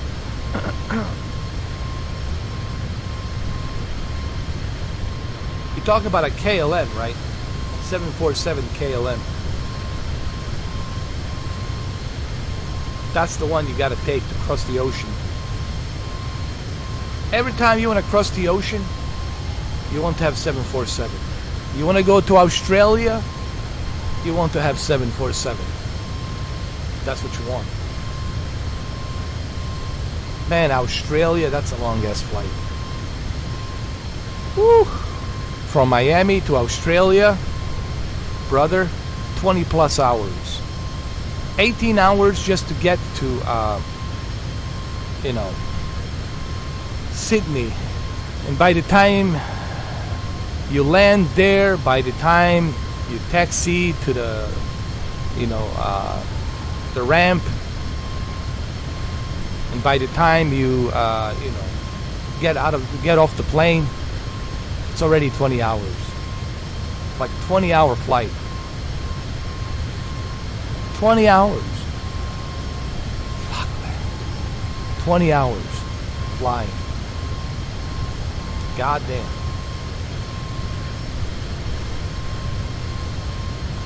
They better pay me $250,000 or $500,000 a year for that job. Right? I gotta have $250,000, or $250,000, or $500,000, man. You gotta give me some money. That's a long ass fucking flight, man. 20 hours, man.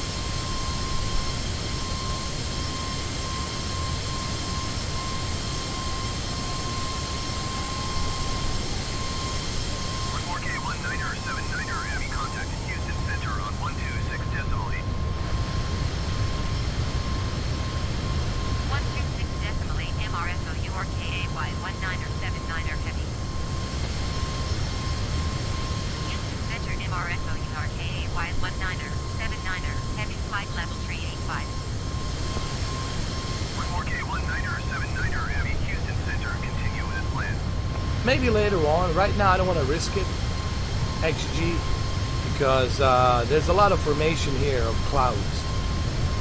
Some kind of a storm over here, so I want to be careful. I don't want to jinx it. But once we get to, Colorado, then there's plenty of opportunity to look at the Rocky Mountains. And,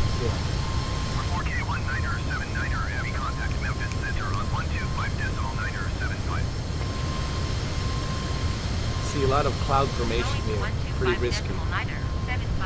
See that? There's a lot of shit happening here.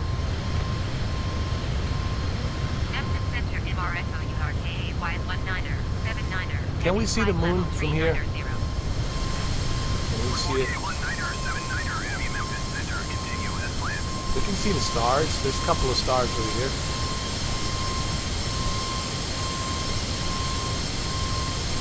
Got 1, 2, 3. There's a constellation over here. 1, 2, 3.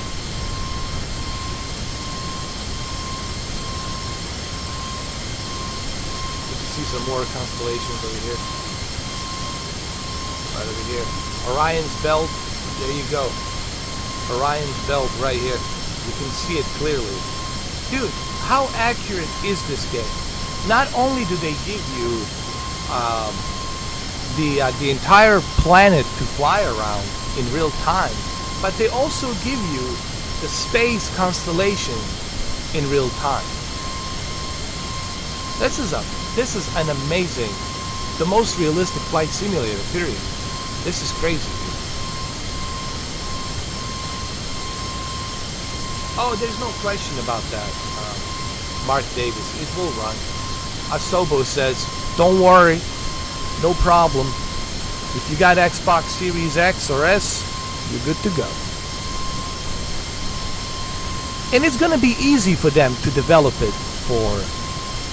And they said it. It's easier for them to do it on Series X and Series S than a PC, because PC constantly needs an update due to the different specs that every and each PC has. Every PC is different. Every PC has different specs. So it's difficult for them to customize it, to meet all the needs for AMD and NVIDIA.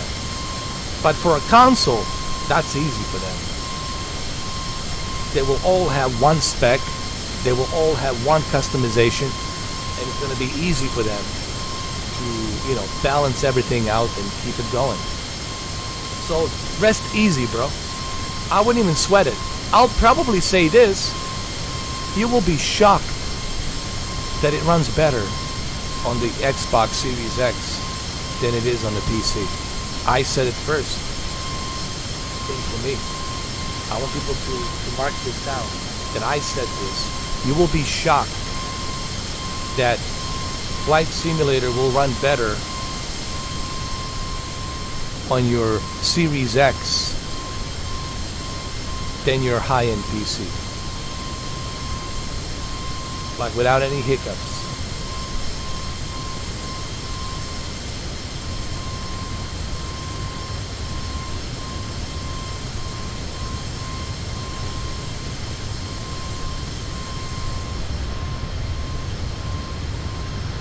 Well, they use the satellite imagery. Satellite. It's all done through satellite. And then it's being processed with the Azure center server. It's all through satellite imagery. Everything is scanned, rendered with satellite, including the weather. You guys have no idea how many satellites are orbiting around the planet. That's why International Space Station has to be like at a certain distance from the orbit, and they constantly have to adjust so that way they don't interfere with one of the satellites. Because if they hit one of the satellites while they're orbiting, spinning, going around the planet Earth, that's it. Bye-bye. That's like a missile. Those satellites are like a missiles. If it hits something, you're done. You're done, bro. So they constantly have to adjust that. So there's so many satellites, not just ours. You got European space agencies called the ESA.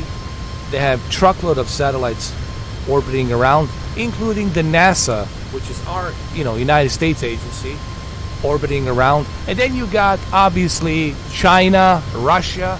Russia has a tons of Sputniks and other satellites, shitload of satellites. Then you got Elon Musk with his satellites. Dude, there's shitload of satellites. You got DirecTV, you got Sirius XM, dude, you got shitload of fucking little critters floating around. It's pretty busy out there. A lot of people don't realize this, how busy it is out there. So sometimes when you see something, doesn't mean necessarily it's a UFO.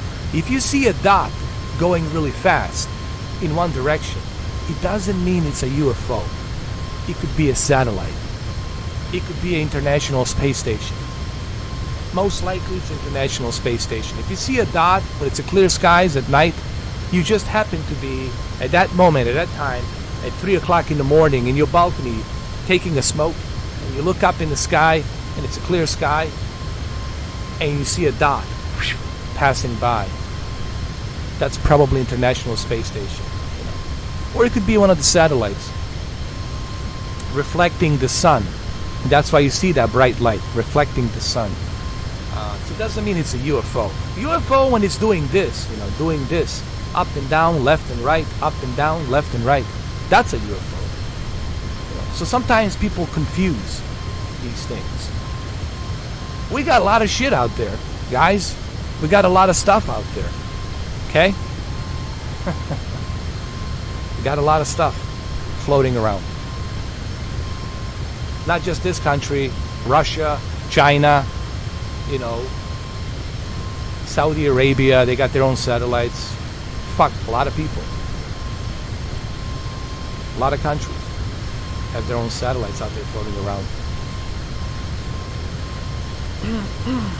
Yeah, a row of Starlink satellites too from Elon Musk. You're going to see that as well. So, but problem is people these days, they classify everything as a UFO. It's a UFO. It's a UFO. No, it doesn't mean it's a UFO. Now, if you see something close up, that's like, 5,000 feet in the air or 10,000 feet in the air with a bright light making some maneuvers, okay, then you can say that's a UFO. All right, what the fuck is this? It's a UFO. It's not one of our airplanes. So sometimes people confuse these things, and there's a lot of confusion.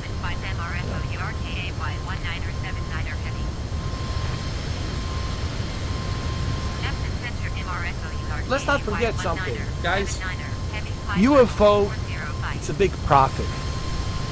Why there's so many people talking about UFO? Why there's so many people writing books about UFO?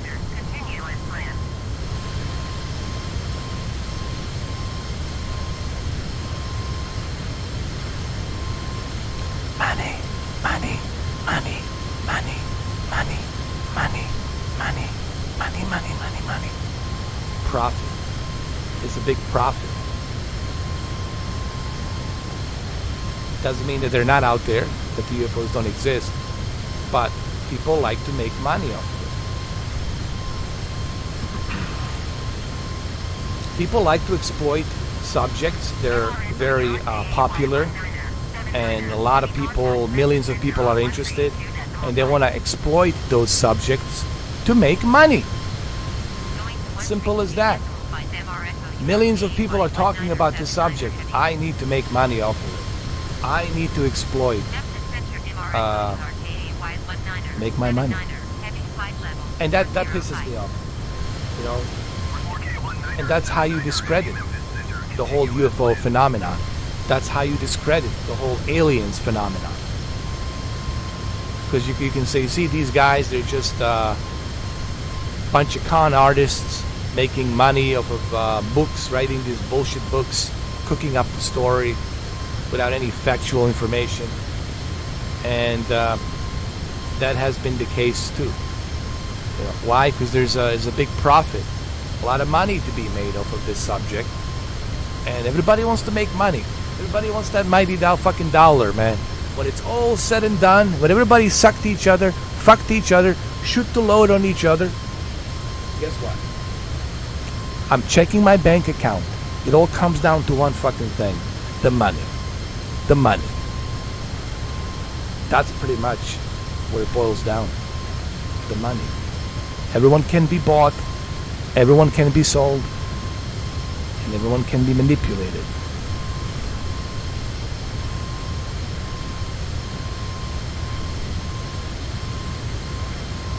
For this.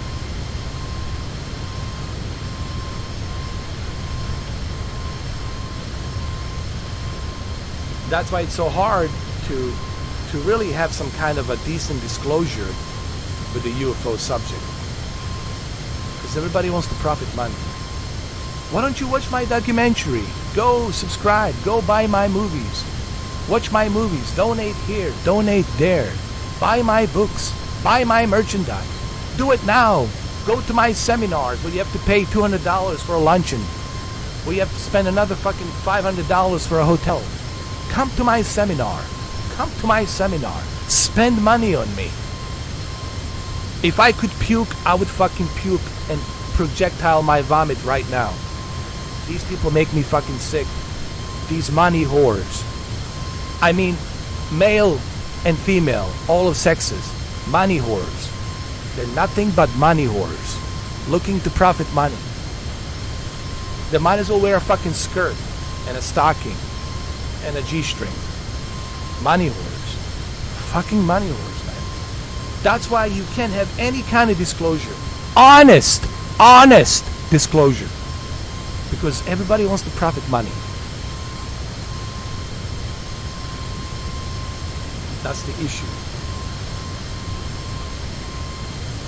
That's the issue.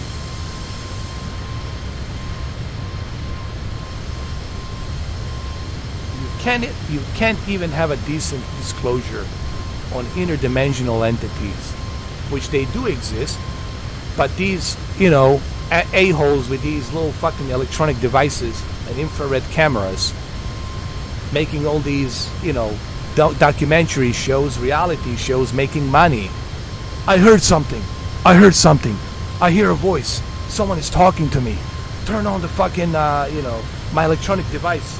I can hear somebody's talking. A lot of con artists, guys. A lot of fucking con artists out there. And this is why it's so easy to discredit all of these things. Interdimensional entities, which I believe they do exist, but these a-holes who are profiting money off of it are discrediting it.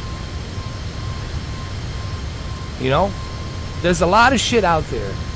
But because of these a-holes who are discrediting all of it, makes it fucking difficult to have any kind of disclosure. Same thing with the Bigfoot. These a-holes profiting money out of the fucking Sasquatch. How many fucking YouTube videos? How many fucking assholes out on YouTube? Oh, I've seen a Sasquatch. What? I hear something. Look, I put a camera here. I see something. Look, there's something there. Oh, it's moving. We'll be right back after these fucking commercials. 15 minutes of fucking advertisement. Look, there's something there. Oh no, that wasn't a Sasquatch. It was actually a deer. But it kind of turned sideways. It looked like a Sasquatch. It looked kind of bipedal. My bad. Alright, we'll try again tomorrow. Go fuck yourself with your fucking documentary. That's what pisses me off, man. Everybody's discrediting because they want to make money. They all want to exploit everything to make fucking money. And Animal Planet doesn't give a fuck. Animal Planet, Discovery, they're all about this. They're all about ratings and the fucking mighty dollar. Money whores. It's a brothel. I'm telling you. We're living a brothel of money whoring. It's unfucking believable. Unfucking believable. I have never seen this in my entire 43 years. This kind of brothel of money whoring. To the large scale epidemic of money whoring. Unfucking believable. I couldn't make this up even if I fucking wanted to. Unfucking believable. Yeah, those assholes, Ghostbusters, whatever. Mythbot, whatever. Those assholes on the Travel Channel and Learning Channel and what's the other one? Discovery and yeah, those a-holes. Yeah, I can't stand those guys. Psst, psst, I hear something. I'm not feeling good. Dude, I can't breathe. It's very cold in this room. Oh, look, there's something moving in the window. Yeah, your fucking friend went up there with a little fucking puppet, moving the fucking drapes. Oh, look, there's somebody there. Yeah. Why don't you live stream it? Why don't you do it while you live stream? Why don't you live stream it? No, let's put a documentary. Let's heavily edit this shit. Let's heavily edit this. Let Discovery find us a house, an abandoned house. They're gonna lease an abandoned house. They're gonna contact the realtors, and we're gonna get a key to this abandoned fucking house that Discovery paid for. So let's go there. Let's go, man. There's fucking entities in there. They come to get me. There's a fucking boogeyman in there. Fuck you. These a-holes are fucking driving me crazy. Can't stand these motherfuckers. I really can't. Can't stand these motherfuckers. Money whores. Look, there's something in the window. Look. Look. Your fucking friend, Billy Bob Joe six-pack, it's fucking moving the drapes. That's who the fuck, that's who's in there. Billy Bob Joe six-pack with the fucking moving drapes. Look, bro, there's something there. He put some fucking glove that he bought from a pawn shop, some kind of Freddy Krueger or whatever alien glove that is doing this, you know. Moving the drapes. Oh, zoom in, bro.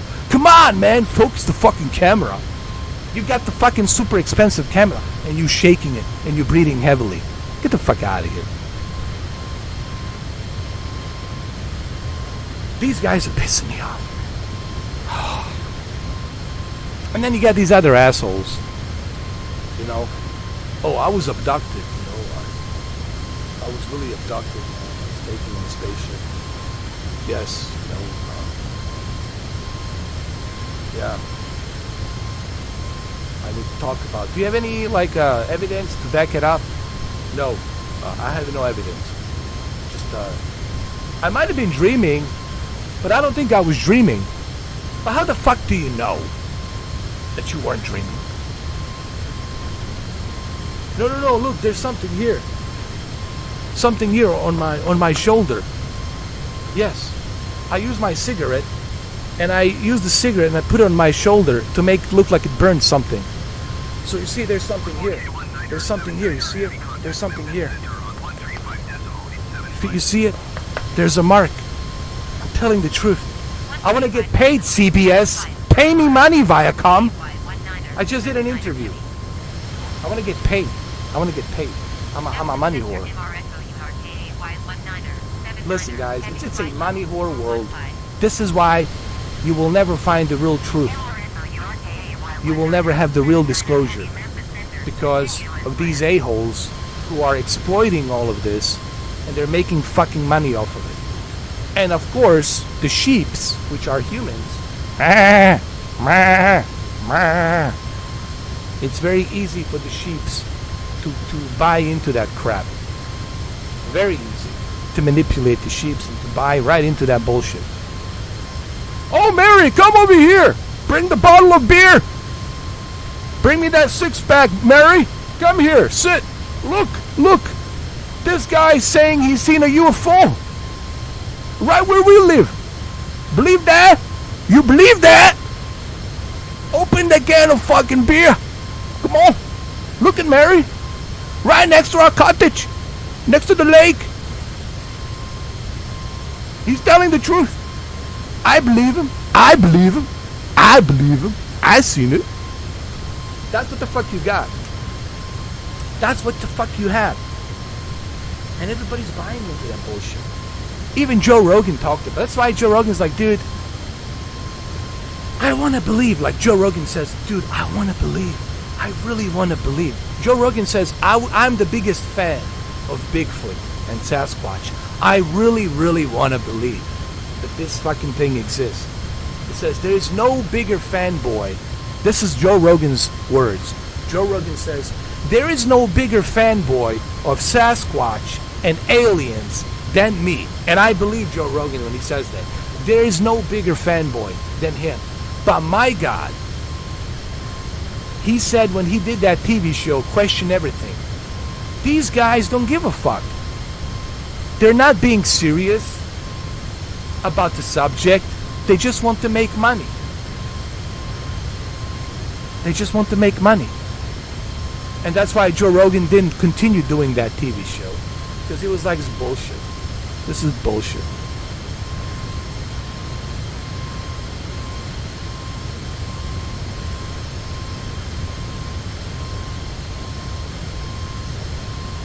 Okay, I'm going to attempt to go a little bit low flying. I'm going to attempt to do this. But yeah, man, it's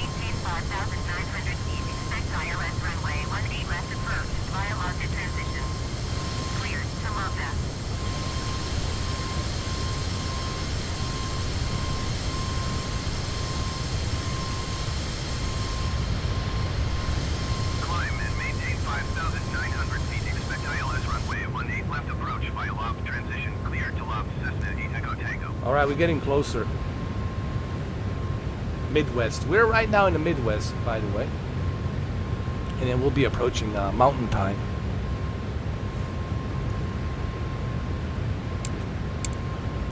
Mountain Dew time.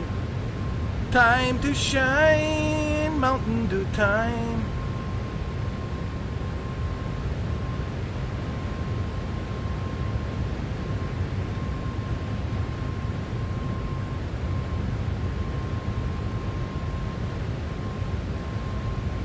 So bright outside. Look at that sun. It's so bright, dude.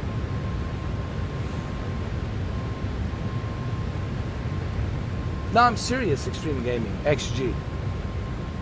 That's why I can't watch these TV. That's why I can't watch this shit anymore. Because these guys are just about money.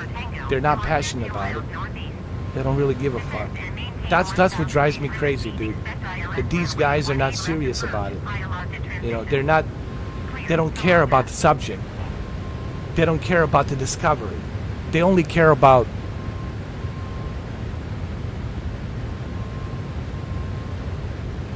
the mighty dollar.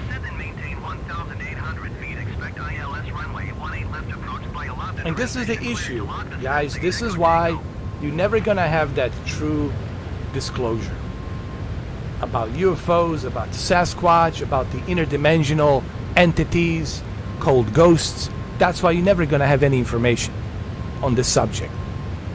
An accurate and accurate, scientific, documented information with a proof. Because of these assholes making money off of it, mocking it, making fun of it. These fun documentaries, cutie little documentaries where they make money.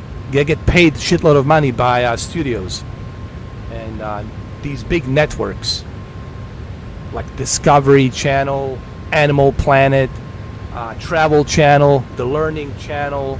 What else they have? History Channel. Yeah, History Channel. And oh my God, History Channel has really, it's getting worse with the whole bullshit. You know, what was the name of that ranch in Utah? That Bigelow Ranch.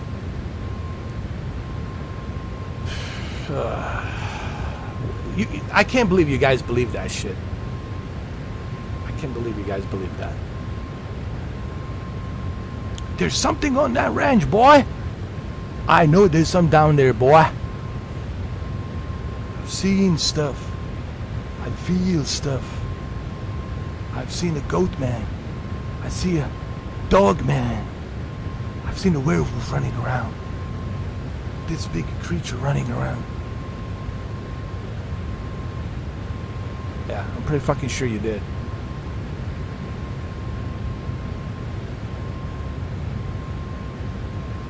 And this creature didn't bother to eat you, to tear you apart.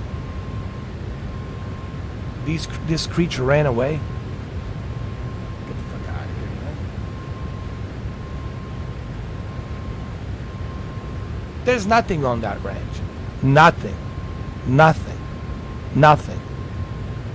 That billionaire knows there's nothing on there. That's why the Bigelow sold the fucking ranch. He's like, dude, this ranch is bullshit. There's nothing here. I'm gonna sell this to somebody else. And this other billionaire is like, alright, because there's nothing here, let me make money off of it. Since I bought this fucking property and the property taxes are costing me arm and fucking leg for this ranch, and I'm a billionaire, I need to make money off of this. Let's start a documentary. The Skinwalker Ranch. Let's hire all these actors. Let's get all this equipment. Let's get in the contract with a fucking History Channel. So we'll get more tourists. We'll get more fucking people coming here to be more interested in this fucking bullshit ranch in Utah. There's fucking nothing there. Nothing. Let's make these bogus fucking bullshit boogeyman stories.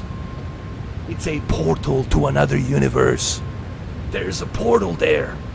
It's like a Stargate. You fucking go to another dimension. Get the fuck... Kiss my hairy ass.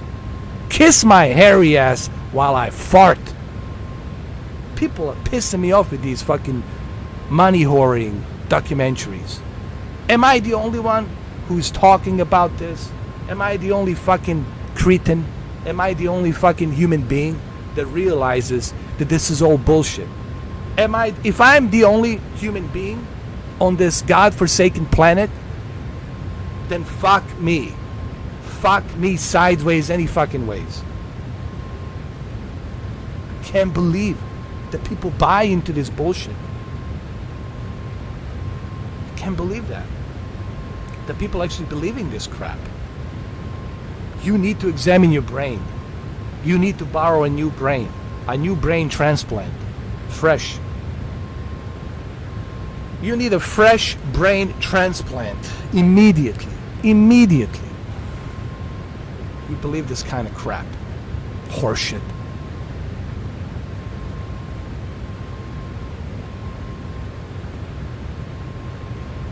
Oh, they are. You see, this is why I didn't want to go down there. Because there's a storm down there. It's a lot of rain, so that's why I didn't want to go too low. That's why I didn't want to go too low. That's why I'm keeping at this certain altitude right here. That's why I didn't go too high.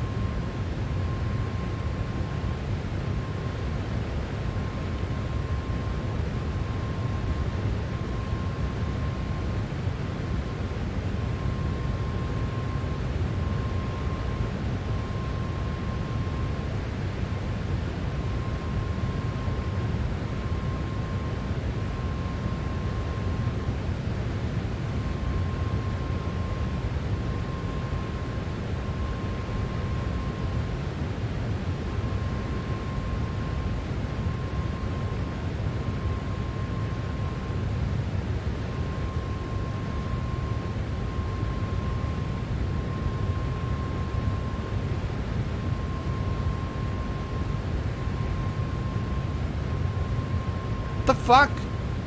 Where's the passengers?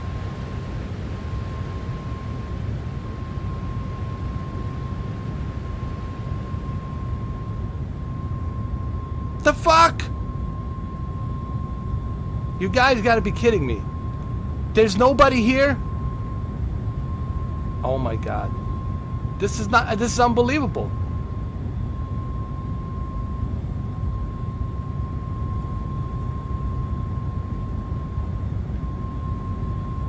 You ought to be ashamed of yourselves.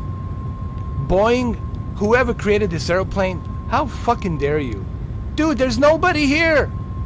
It's fucking, what is it, like a dance floor? What is this, like a dance floor here? What is it supposed to be?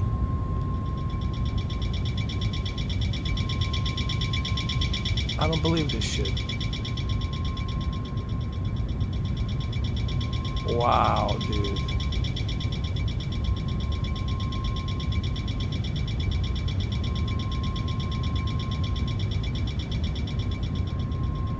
Unbelievable. Can you guys believe this shit?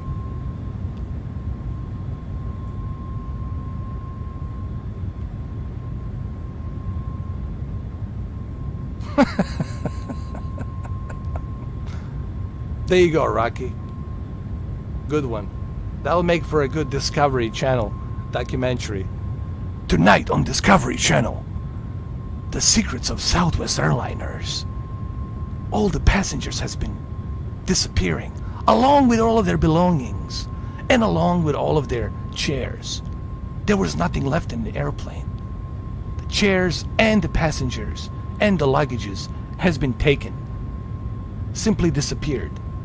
There was nothing left inside. Tonight, on Discovery Channel at 10 o'clock. Brought to you by Southwest Airliners. What the fuck?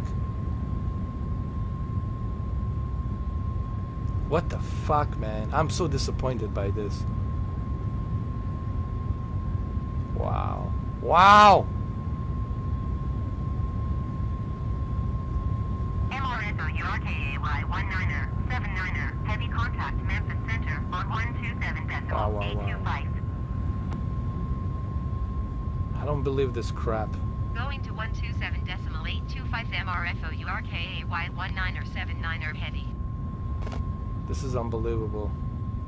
Memphis Center MRFO URKAY 19er 79er heavy How flight could this level be? 420.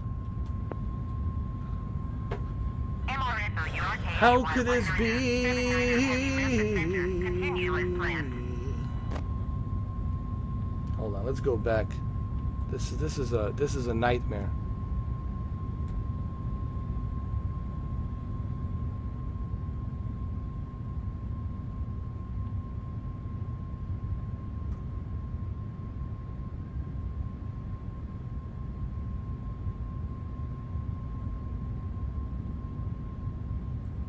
This is a pure nightmare.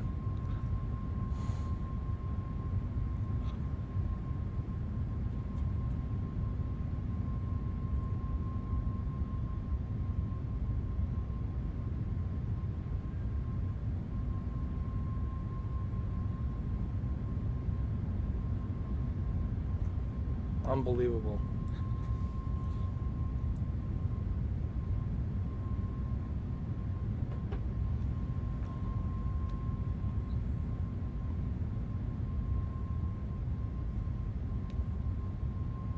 Can you believe this?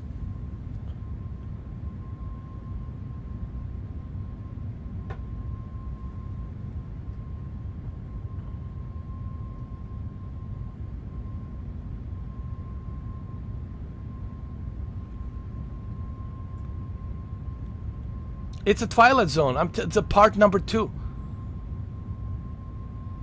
MRSO URKAY 19er 79er Directed by heavy Steven contact Spielberg. Memphis Center on 128.475. Unbelievable. The name of this episode is called The Dark Horizons. Southwest Airliners. Unbelievable, dude. This is unbelievable. Let's see what's up with the 19er 79er heavy flight level 420. We're 4K Let's see if there's any gremlins eating the fucking jet engine.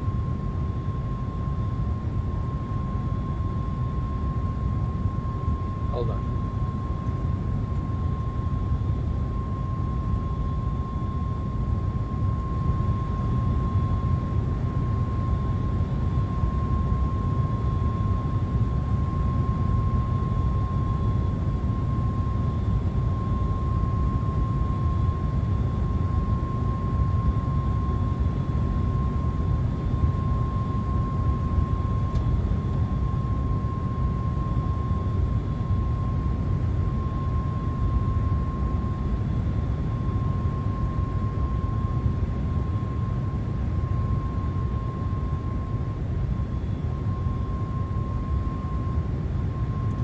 What? Dude, who's flying this? Dude, this airplane is being controlled by aliens. Dude, no one's even flying it. Wow, dude. What the fuck? What the fuck? What the fuck?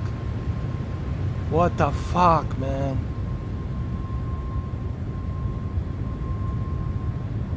What the fuck is going on?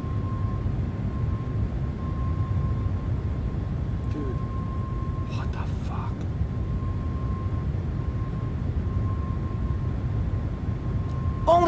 Only happens to me. This weird shit only happens to me. Of course. Everything has to be so goddamn weird with Mr. 4K. Expect the unexpected. Unbelievable, man. I don't believe this shit.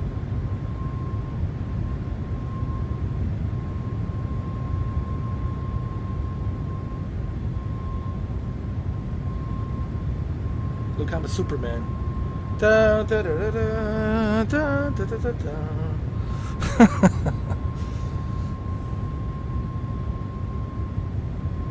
The fuck is going on here, man?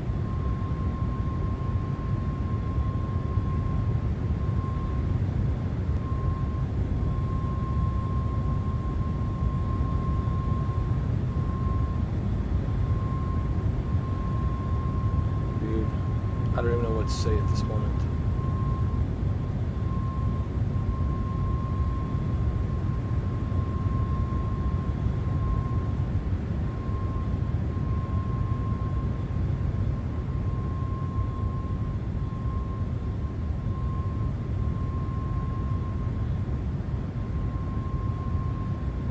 What is happening right now? I'm confused. Is this like some kind of Christopher Nolan movie scenario or something? What's going on here? We're still going to Denver, but what the fuck?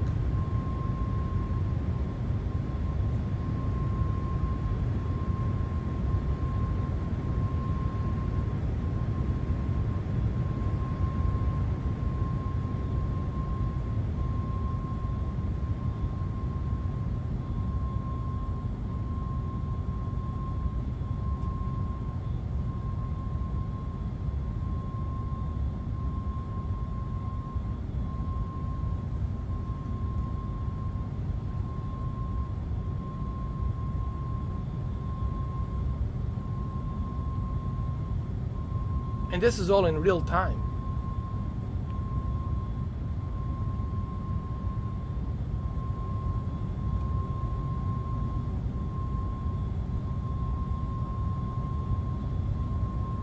Wow.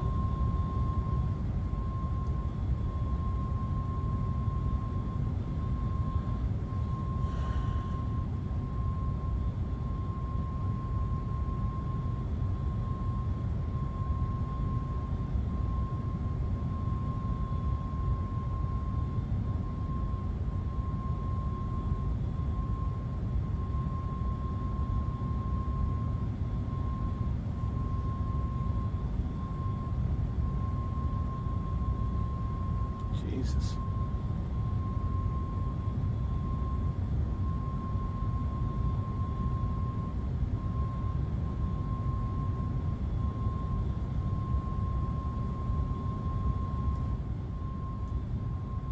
Jesus. Jesus.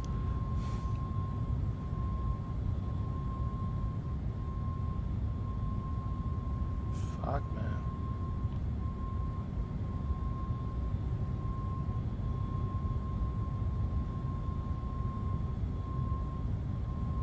And there's a storm. Look at that storm over there. The fuck? Look at that. Look at that fucking storm over there. Look at that shit, man. Look at that fucking thing. Look at that fucking... It looks like a spaceship. And this is for real. Look at this thing.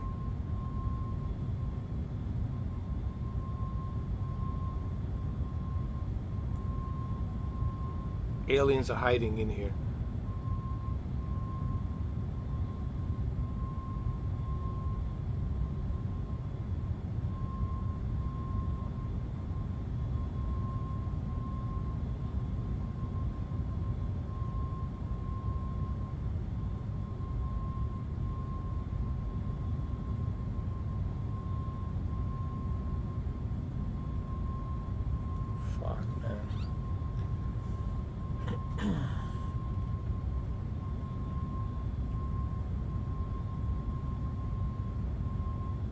It could be a Wonder Woman. Hey, look, I wouldn't mind a Wonder Woman. You know, I mean, me and her alone, you know, dude, I'm fine by that.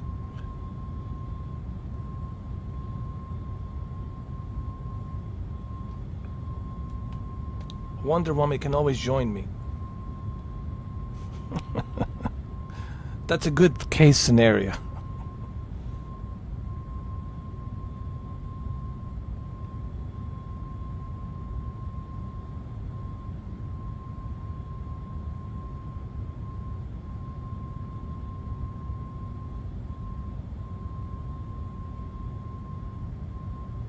And look at it, it looks like a face. 2 eyes, a nose, and a mouth. 2 eyes, nose, and a mouth, right here. Now he's disappeared. But it looked like a face. Did you see that? Did you guys see that? Please tell me you see that.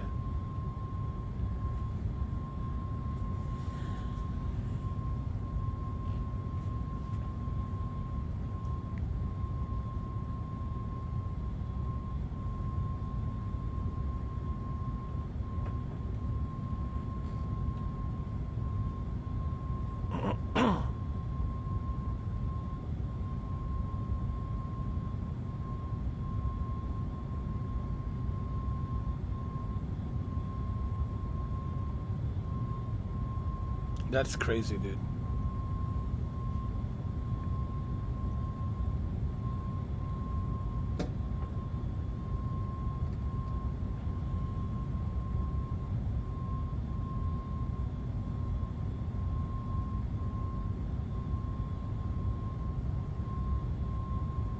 I'm glad you've seen it.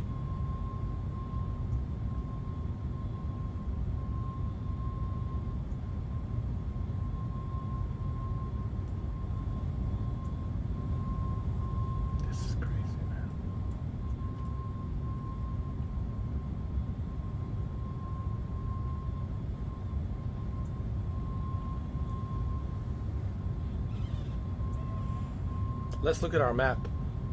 See where we at.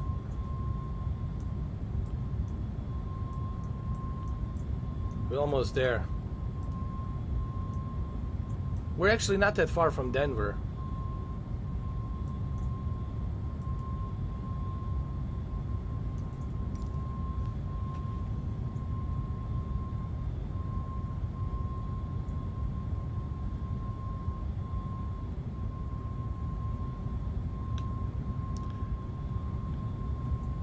Yeah, man, I can't wait for you guys to play this. Even I can't wait to play it on the Xbox. You know, kick back in my living room, kick back on my bedroom, and enjoy the flight.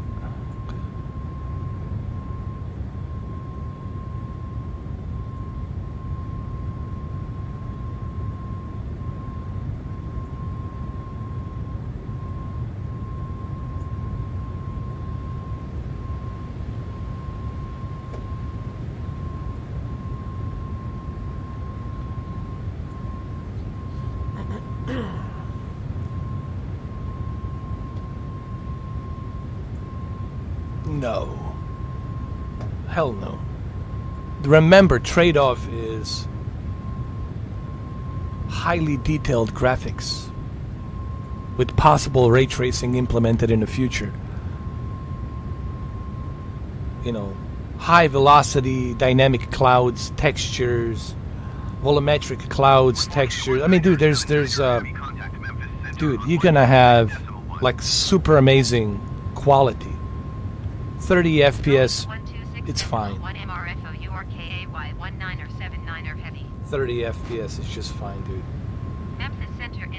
You don't see that right now, but you're gonna realize that.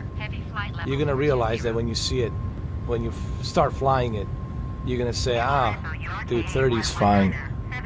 Because the trade-off is gonna be the beautiful Dolby Vision, the detailed photorealistic graphics.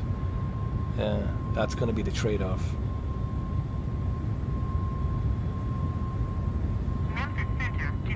And here's a surprising part. It's gonna look better. It's gonna look better. It's gonna look better than what I'm doing on PC right now. I'm serious.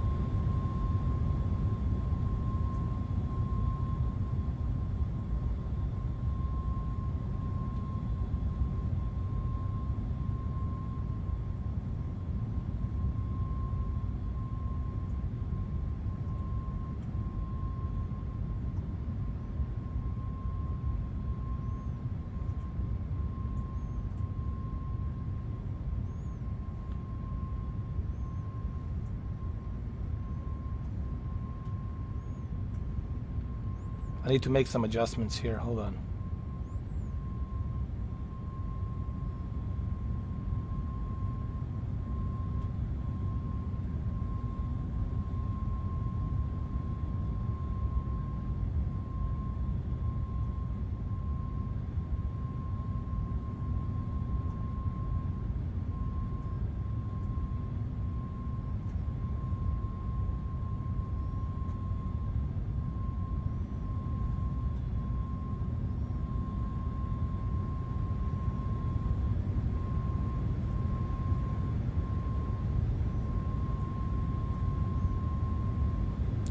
Hold on.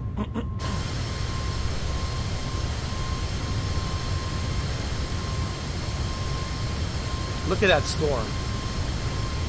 Fuck. Gotta avoid that shit.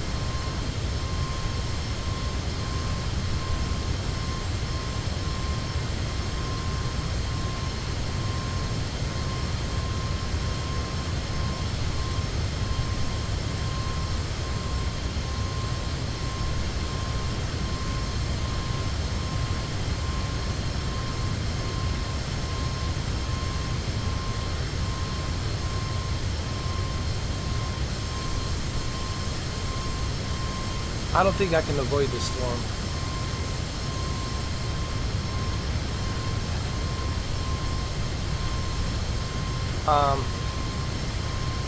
Well, first I have to land to the Denver before I can make any other trip.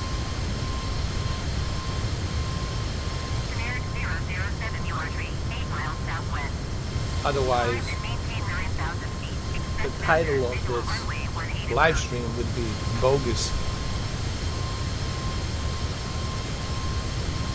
or better yet, misleading. Climb and maintain 9,000 feet. Set vectors. Visual runway 18 approach to near 007.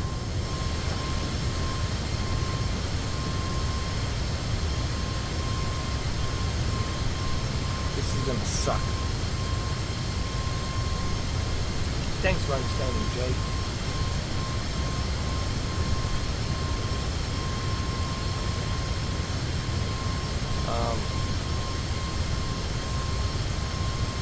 But yeah, I can use your home if you want. I can use SR22, and I can clearly see your home in detail. No, for real. You just give me coordination. I can use the Cessna SR22, and I can clearly detail your home. Showcase your home. That's if you want me to, you know.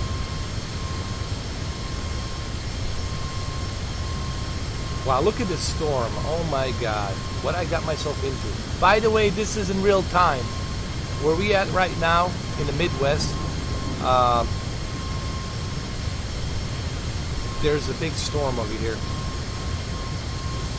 Like, this is for real. I'm not making this up. There's a storm over here. Somewhere out there in Missouri or St. Louis or whatever.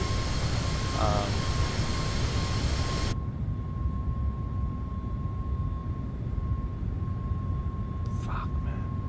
And there's nothing we can do. There's really nothing we can do here. This storm, it's here. And good God help us before we enter Colorado. I just want to get here to Colorado. This is the border line of Colorado. I want to get here, and then from here I can make it. Look at this storm.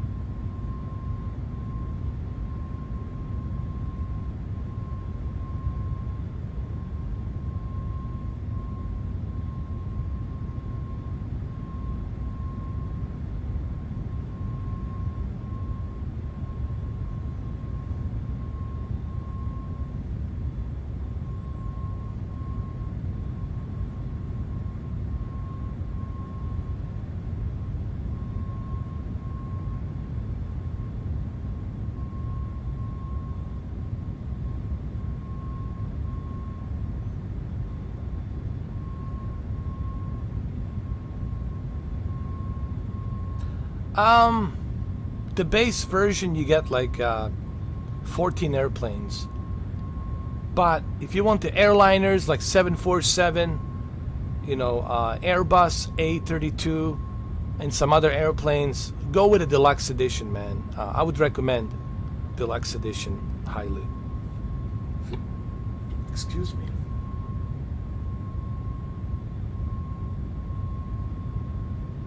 You definitely want the deluxe edition. That premium deluxe, definitely worth it. I can tell you that it's worth it because last year, August 18th, I bought it, and I don't regret one single penny that I spent on it. It's definitely worth every penny, bro. 128.6 for MRSO URKAY 19er 79er heavy. Kansas City Center, MRFO URKAY 19er 79er heavy flight level 405. We're 4K 19er 79er heavy Kansas City Center. Continue as planned. Let me just pass this storm. This storm is a pain in the ass. We're 4K 19er 79er heavy contact Kansas City Center on 128. You're in Kansas. You're not in Kansas anymore. 128.8 MRFO URKAY 19er 79er heavy. Kansas City Center MRFO URKAY 19er 79er heavy flight level 400. MRFO URKAY 19er 79er heavy Kansas City Center. Continue as planned. God damn, Kansas. It's a big ass storm in Kansas.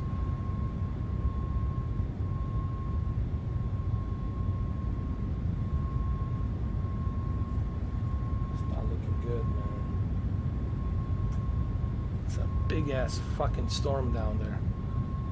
I don't like it.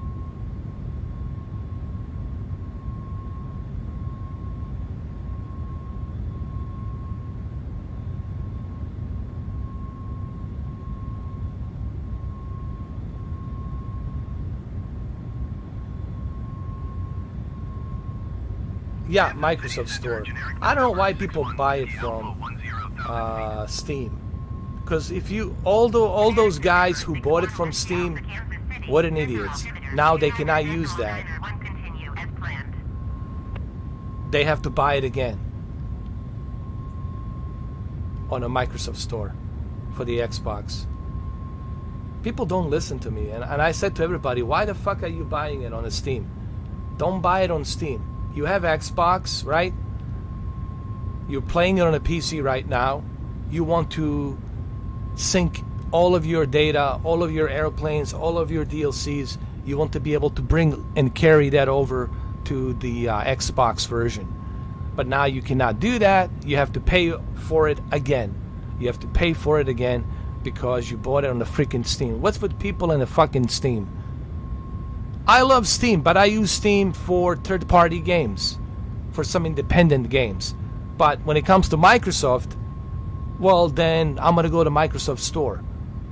It's a no-brainer, you know. I don't know. People just don't listen, man. You know, they don't listen.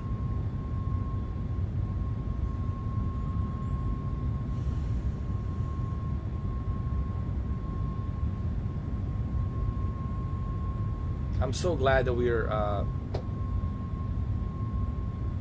avoiding this storm, because this storm in Kansas, it's right now happening.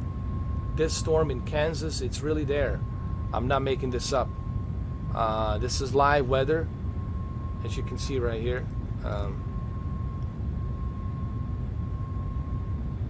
Why does it say 11:39?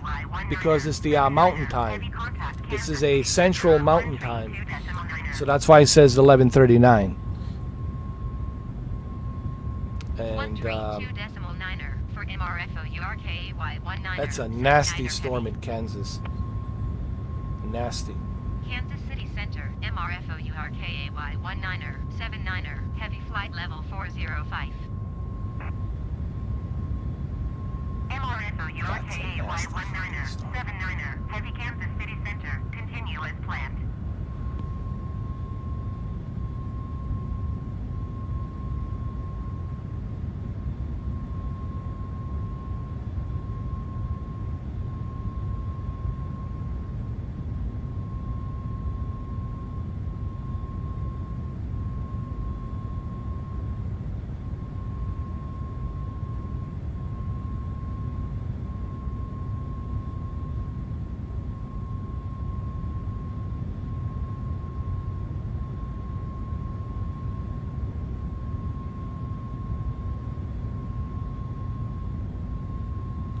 I mean, you get like 32 airplanes. 32. That's a pretty good deal, man, to start off with a 32 airplanes. For that price. You know, that's pretty darn good. Oh, man. This is going to be tough. Hold on to your butts. Good Lord. Hold on to your butts in this one. Things are gonna get bumpy.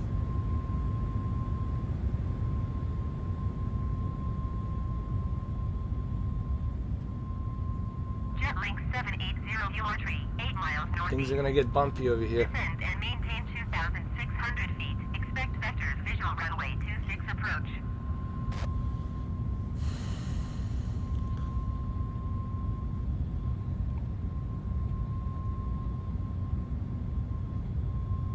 Descend and maintain 2,600 feet. Expect vectors visual runway 26 approach. Jetlink 780.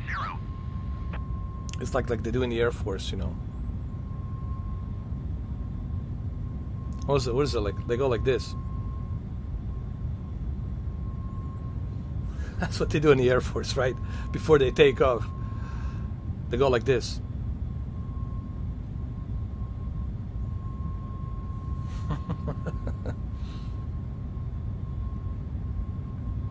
Turbulence, man. Turbulence. It's gonna kill us here.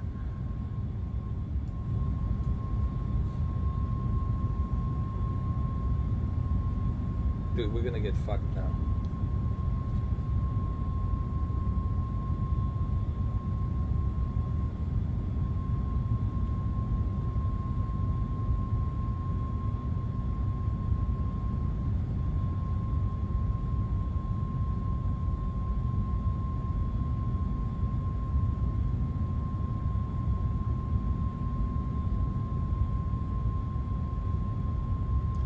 84 gigabytes.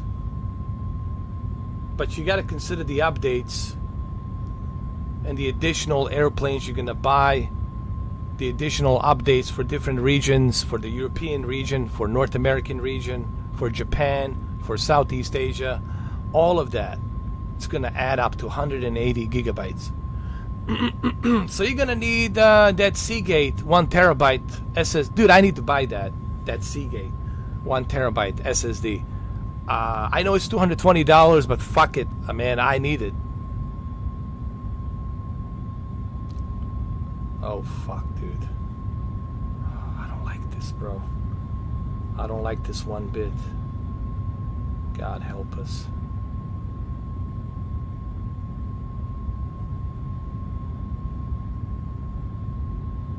God help us. God help us.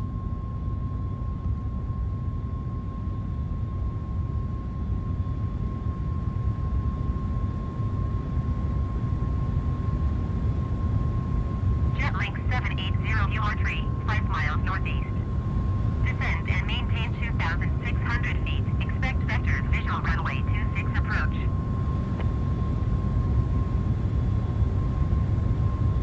Are we gonna die here?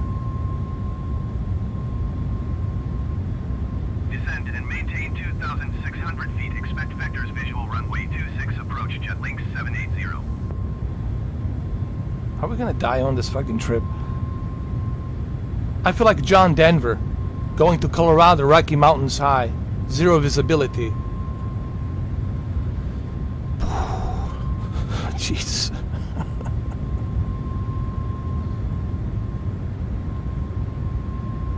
My God, we're gonna die.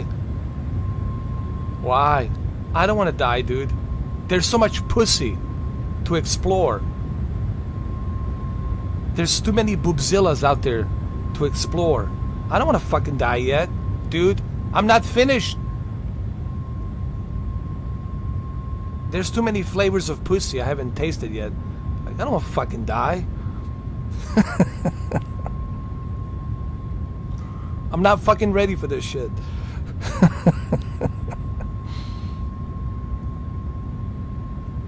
I ain't fucking ready for this shit.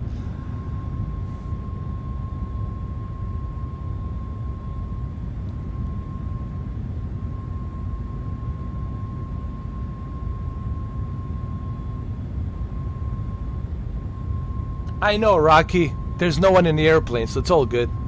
Ah! So the aliens can see the future. So the aliens saved the passengers. Because they knew that this airplane's gonna go to this mountain collision. Rocky Mountain high collision. And that there's gonna be a big storm. So they saved. They saved passengers. Wow. Rocky, I like how you think.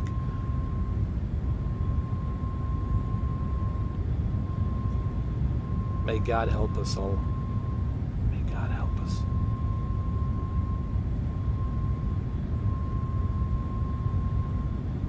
May God help us all.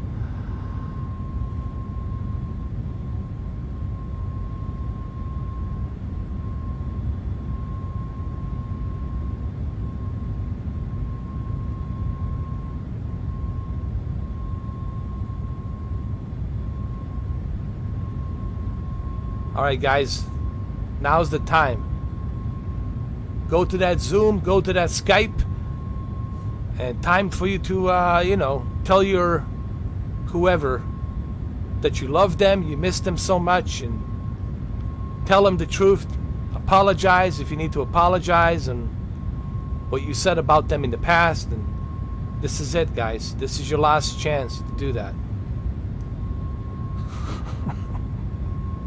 This is your captain speaking.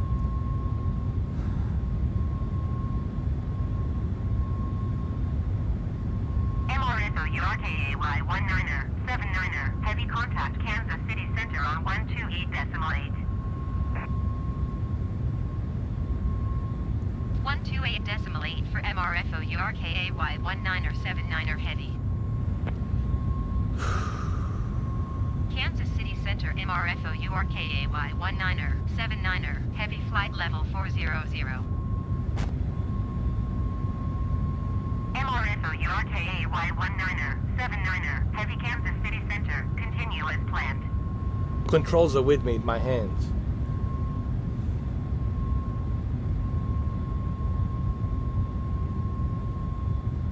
No, this is I don't know what this is. I can't control this. I'm just, like I said, whatever supreme being you believe in, now's the time to pray to that supreme being. That's the architect of universe.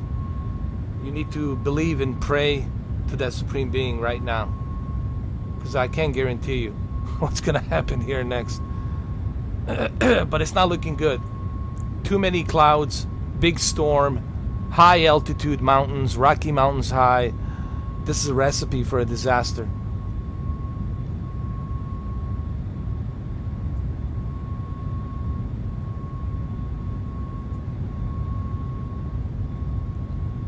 Oh God.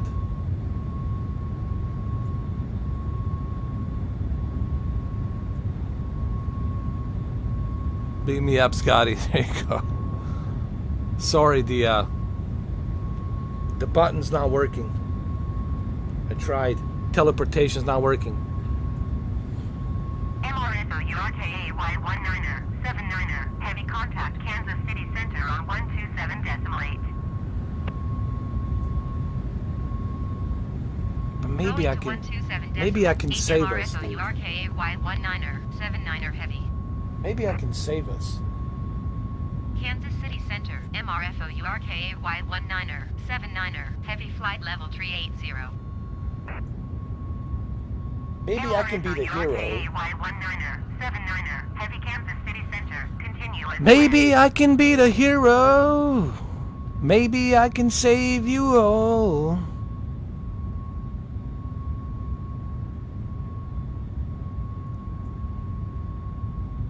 I can be your hero. Down below and above.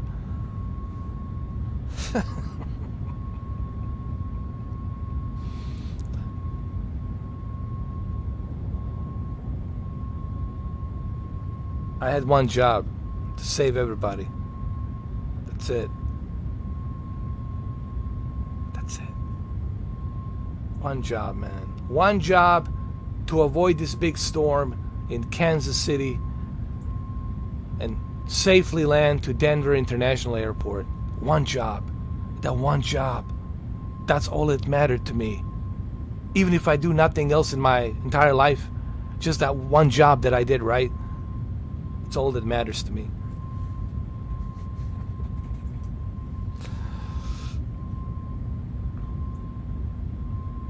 Just that one job. And I know I can get us there. I believe in me. I believe in me. I believe in you. I believe. 'Cause I believe that we can make it if we try. We won't break it if we never make it. I believe, 'cause I believe. I do believe.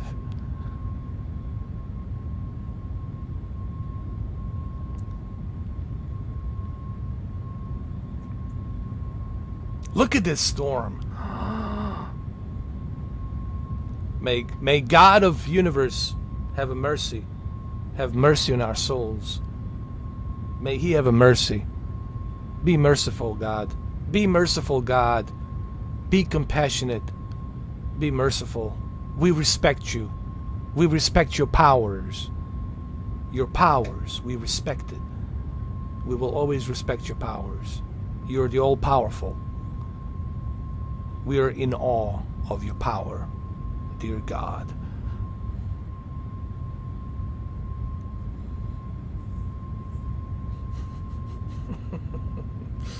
Well, you were right, Rocky. Rocky, why don't you tell everybody, Rocky, tell everybody what happened. Tell them about the doomsday. Or maybe I should tell it. Okay, in the beginning of this live stream, I really wanted to taxi out properly, and I did. I was able to taxi out from the ramp from Fort Lauderdale, Hollywood International. I was able to taxi out to the runway, and I checked everything. I checked, make sure that my wings are working, the rudders, everything. I checked the whole thing.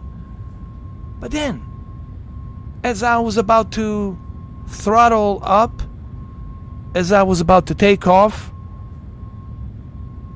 all of a sudden, my flaps right over here, my flaps were all of a sudden open. My flaps were open, and I wasn't able to take off due to my flaps. And I landed onto some kind of a ditch next to some kind of a road. Thank God no one was driving there.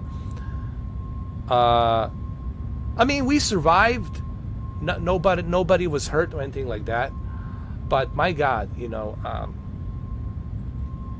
this was a doomsday plan to begin with. You can see this. I'm not lying. Rocky would tell you. Extreme Gaming will tell you. You will see it when you watch this from the beginning. You will see what happened. I'm not bullshitting. So it was a doomsday. This airplane was a doomsday to begin with. You're right, Rocky. So nothing surprises me here.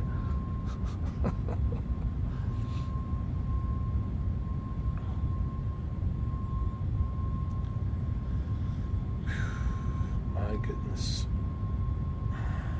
This is unbelievable.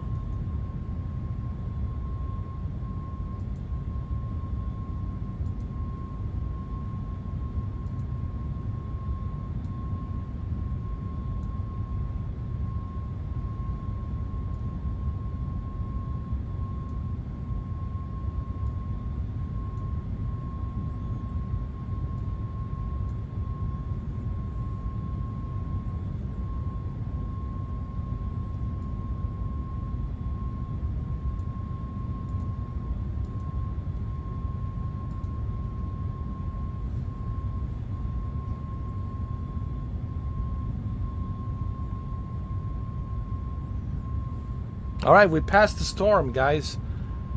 There's some hope. There is a hope after all.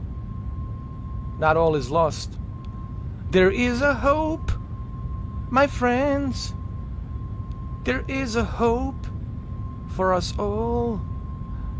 There is a hope that we can survive this doomsday Southwest airliner plane. 'Cause I know,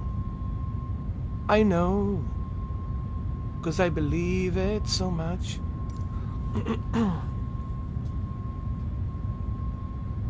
Thank you, Rocky, I appreciate it. Thank you. It's already been 3.5 hours live streaming. But my God, yesterday, man, 11 hours. That thing drove me crazy. 11 hours of Scarlet Nexus. Y19er, 79er, heavy contact Kansas City Center on 118.35. Thank you, Rocky. Appreciate it. 118.35 MRFO URKAY 19er 79er heavy. But remember, it ain't over Kansas City Center till the fat lady sings. 19er 79er heavy flight level 395. It ain't over till the fat lady sings, right? Continue as planned.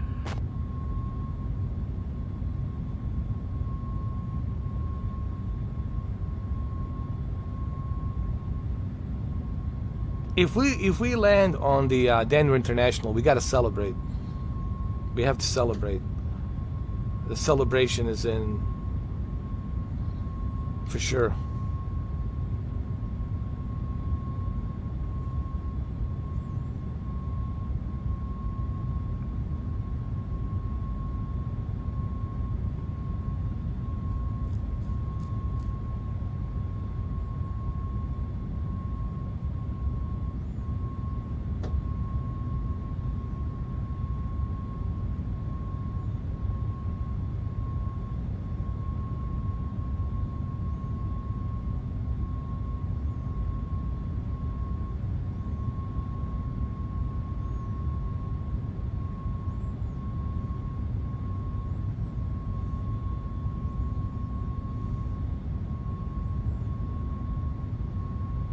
All right, guys, I need you to fasten your seatbelts. We have to descend because we're like 200 miles away from the airport, so we'll have to descend a little bit. We have to drop down the altitude, but I need you guys to just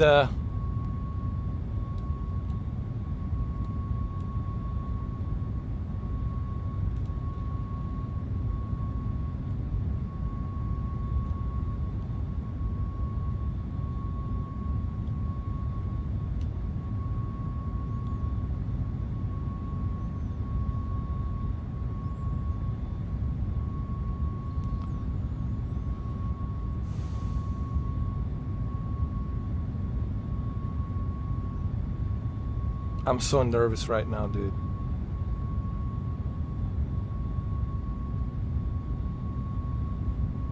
Time for panic attacks.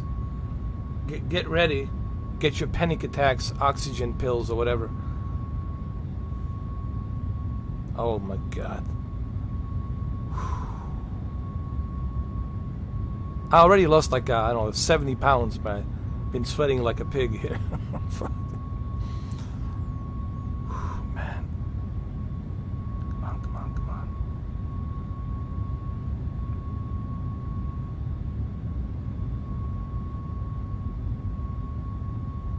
Oh, I can feel the turbulence already. Oh, good Lord.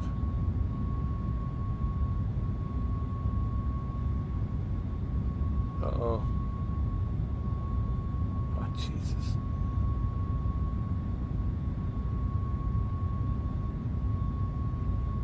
Dude, I feel it.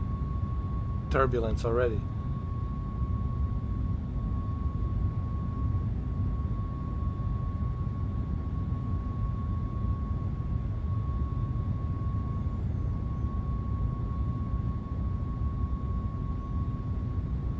I know, Rocky, but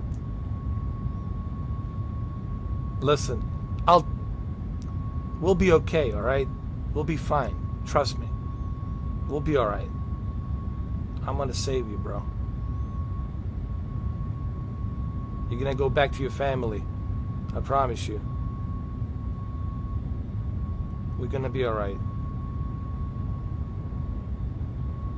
Even if I damage this airplane a little bit, but you're gonna be okay. The worst case scenario, you might have a few scratches here and there, might get stitched up, but you'll be alive, you know. Might have a few stitches here and there, but you'll be okay. You'll survive. You'll have a couple of scars to remember this flight, you know. And you can tell a story to your kids, to your wife.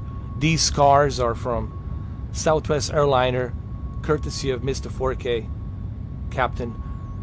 And but you'll be okay. You'll live. You will live. You will live.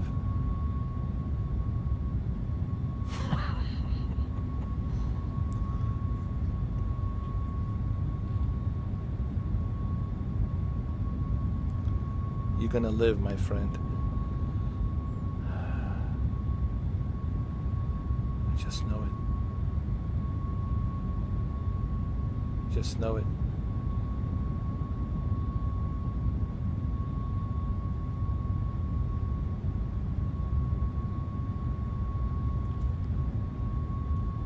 I know, Rocky. We're 4K 19er 79er heavy contact to Kansas City Center on 118.8. I know the branches, you know, but 118.8 MR. you know the thing is, it's nature. You know, branches are good. You know, it's nature.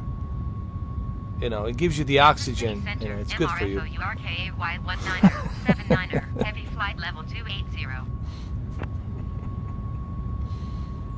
MRFO URKA Y19er 79er Heavy Kansas City Center. Continue as planned.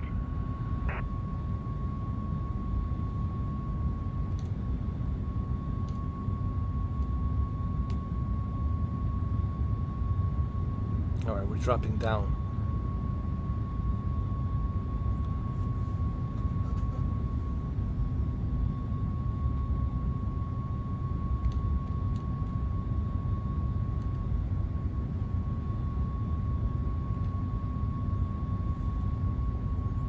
Okay, I gotta do something here.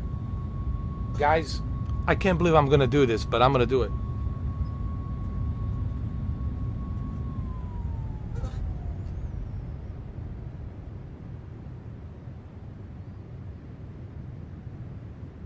Do you guys are seeing what I just did? All right, let me show you what I just did. Don't be alarmed. It's all good. It's better if you don't know what I just did. Trust me. It's better.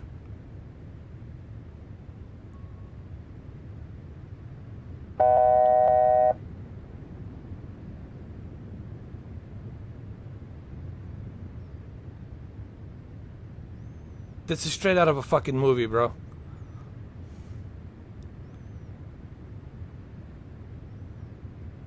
I had to turn off my engine due to the icing. The moisture. So, it will work. It will work. Trust me. We'll be alright. This plan will work. I'm confident.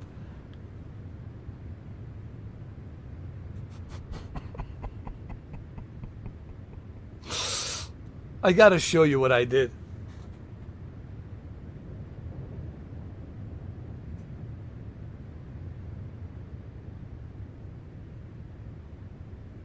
You guys need to see what I just did.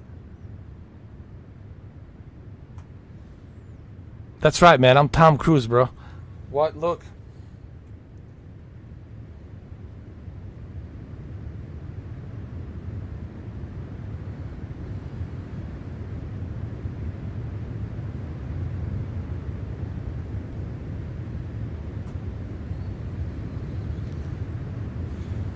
Look at this.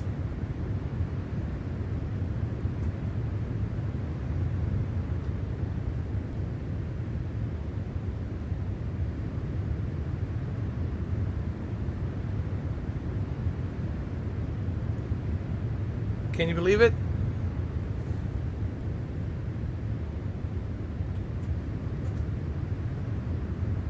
We'll be alright. I'll turn it back on. You know, it's some Tom Cruise shit here we gotta pull.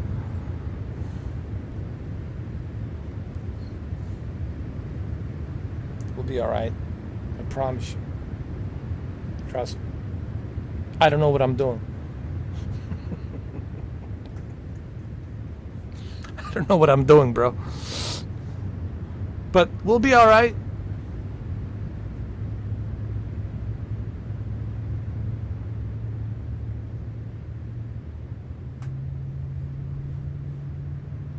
Unfortunately, we have no parachutes. Oh, God. Unfortunately. There are no parachutes, and it is what it is. But you have to keep a faith. You guys have to keep a faith in me. We'll be all right. I just need you to keep the faith. Keep the faith. 124.4 for MRFO URKAY 19er79er heavy. Just keep the faith, and everything will be all right. Kansas City Center MRFO URKAY Everything will be all 19er79er heavy, right. 17,300 feet. Just keep the faith in me, guys. MRFO URKAY 19er79er heavy Kansas City. Everything will be all right. 1 continue as planned. Everything will be all right. Just keep the faith. Just keep the faith.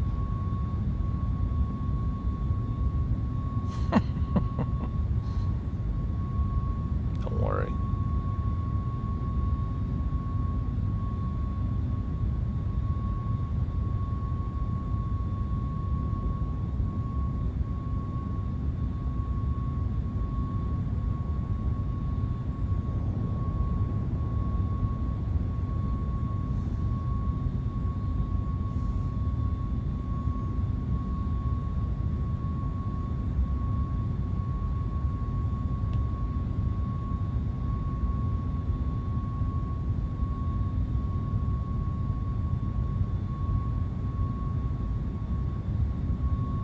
We're in Colorado.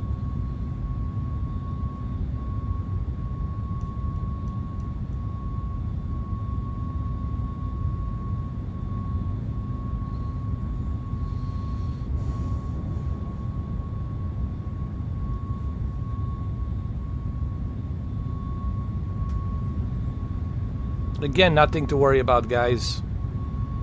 It's all good. We're safe. We're safe here.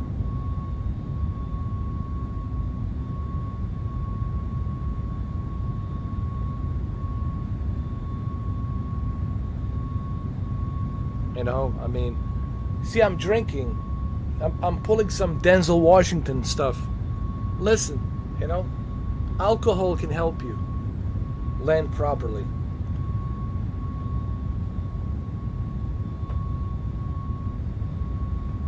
You know what to say about the alcohol? Alcohol always tells the truth.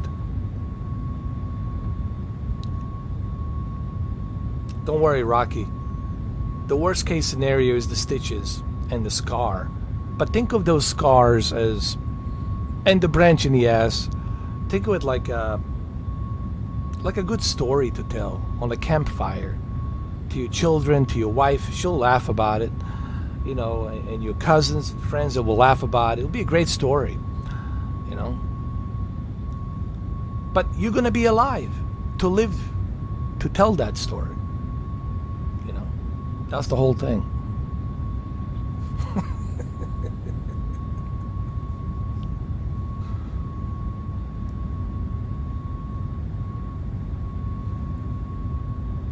But then again, I totally understand.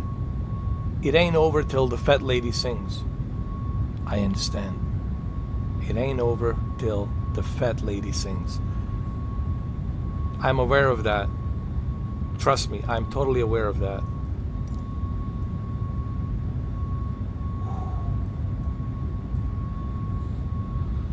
It ain't over till the fat lady sings. I understand.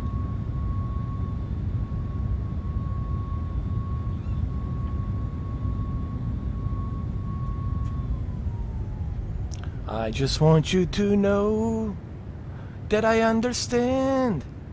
But sometimes you have to take a leap of faith. Just believe it. Don't conceal it.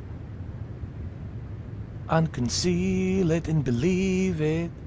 Smell it, embrace it, and understand that I believe I can fly.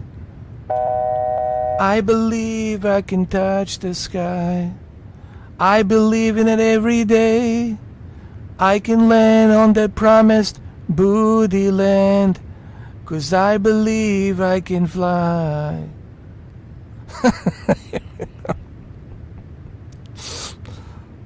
Oh, God. And I believe I won't drop from the sky. And I won't piss away all my money I ever made. 'Cause I like to fly Southwest R. Kelly plane. And here we go. God. Oh, Lord. Uh-oh. Uh-oh. Whew. Oh, my goodness. Goodness gracious. Goodness gracious.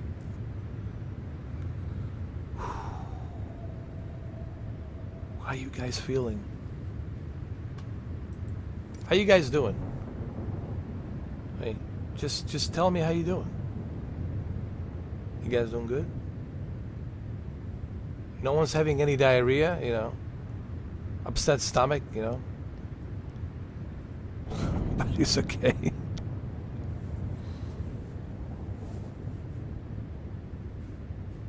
Oh my God.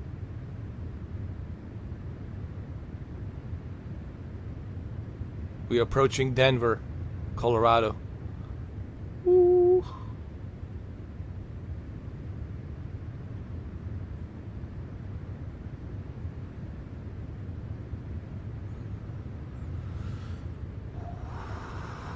Deep breath.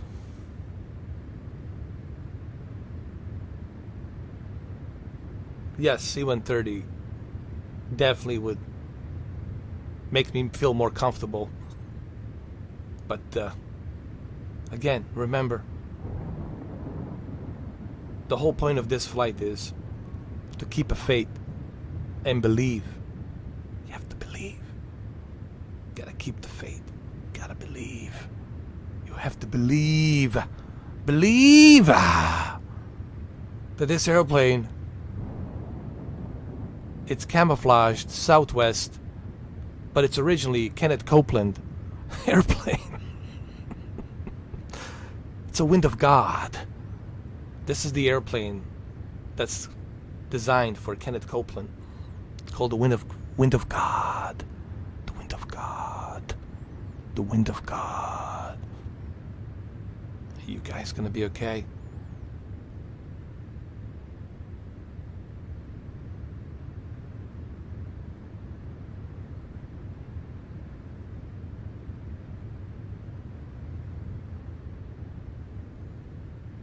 Yes, that's what I'm worried about. I'm worried about this plane. But I think I have backup plan B for this airplane. I have a plan B.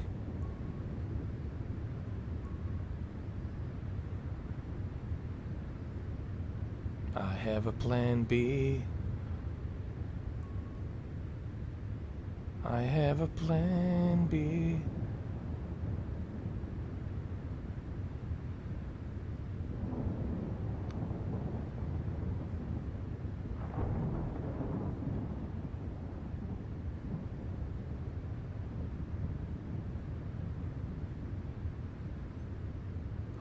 God.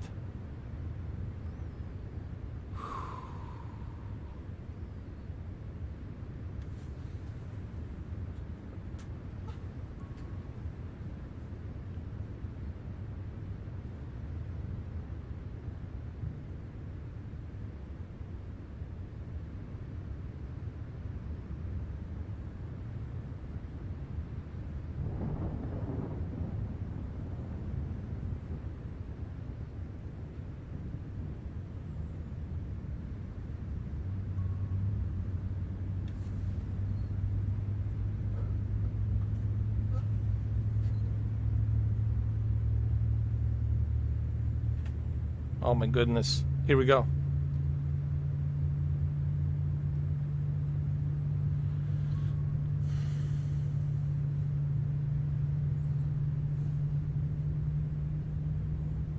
Hold on.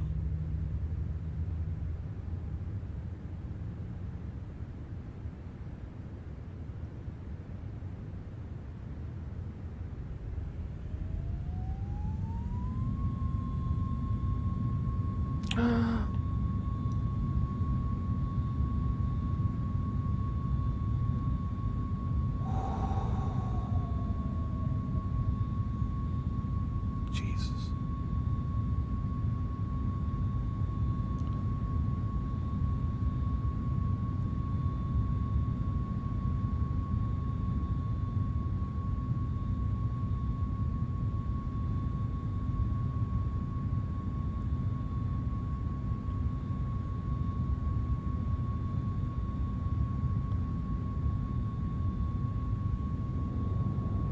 At this point, I don't even have a faith in me either. Oh, God. Seriously, at this point, even I don't have a faith in me. It's like all the faith has been lost. The closer I'm getting to the airport, the less faith I have. Oh, God.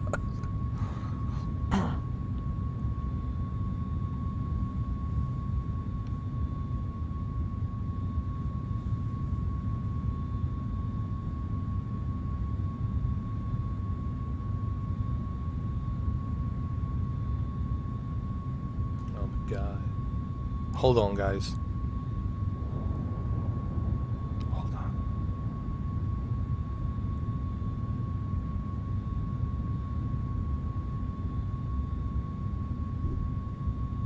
I know.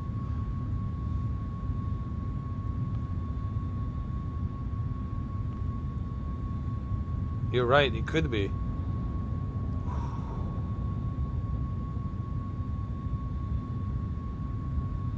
Final destination. Oh my god. MRSO URKA Y19er, 79er, heavy contact Kansas City Center on 125.2.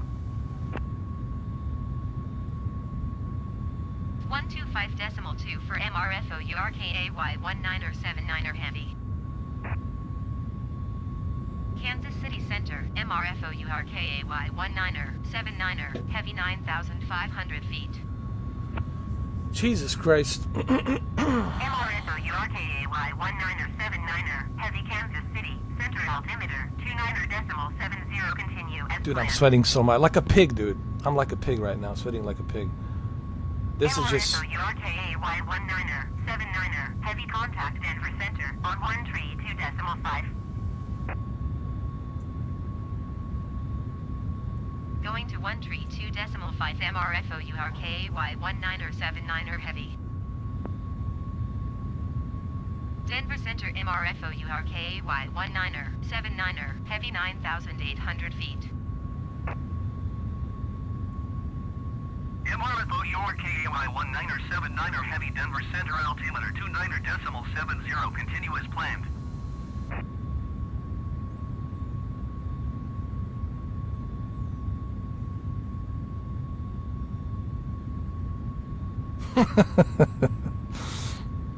I'm gonna do my best to save you. Otherwise, your wife will haunt me forever. I gotta save you. I have to save you, bro.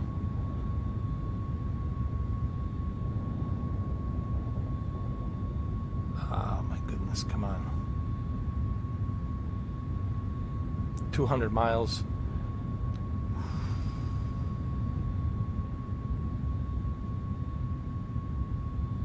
I think this is like, oh no, oh God. No. There's a big wall of storm right where we gotta land. Oh, oh God.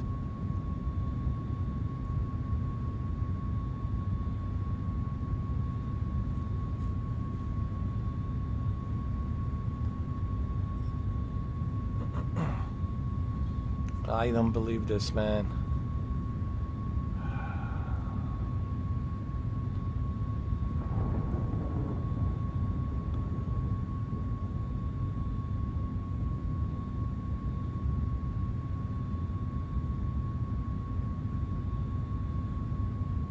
Oh my God. You landed on Malta? Oh God.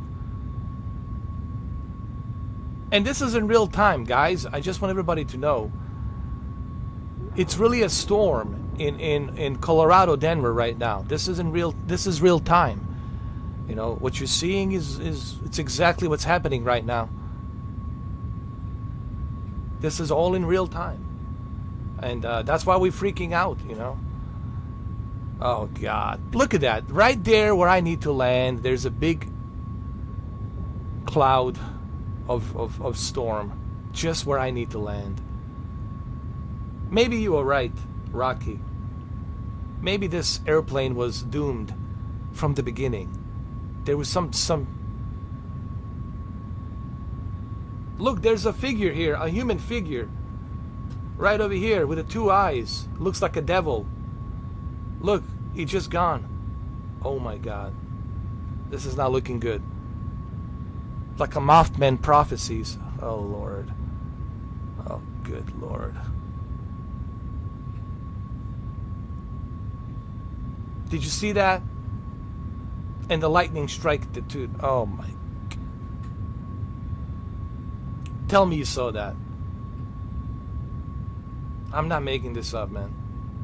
This is getting really weird.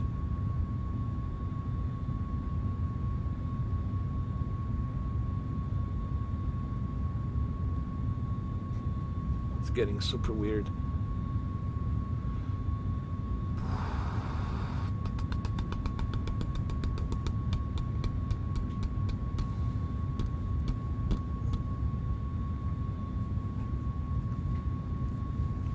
Come on, man. You can do this. Oh, God.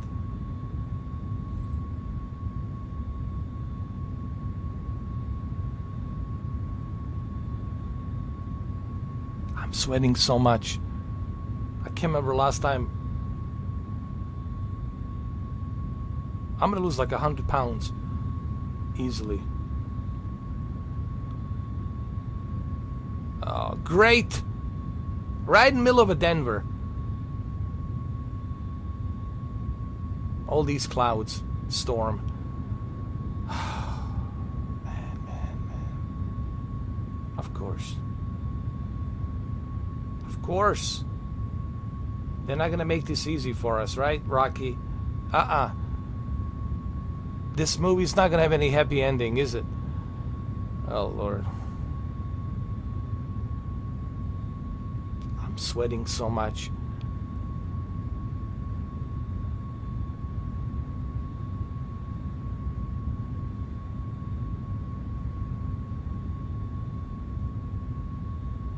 Thank you, Rocky.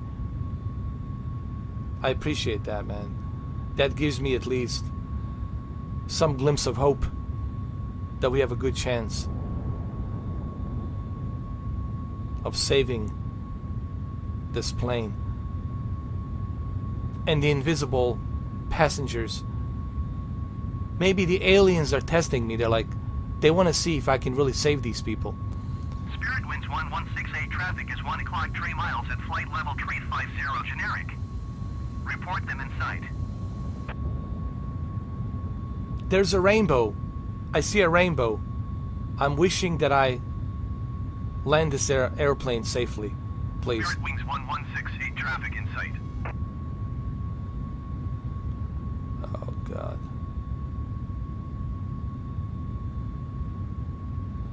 Thank you. We need a soundtrack. We need something like, not John Denver. We don't want the John Denver in here.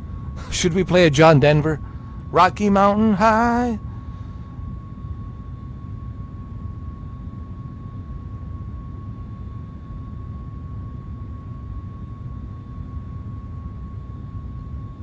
It will most likely be some dramatic Hans Zimmer score.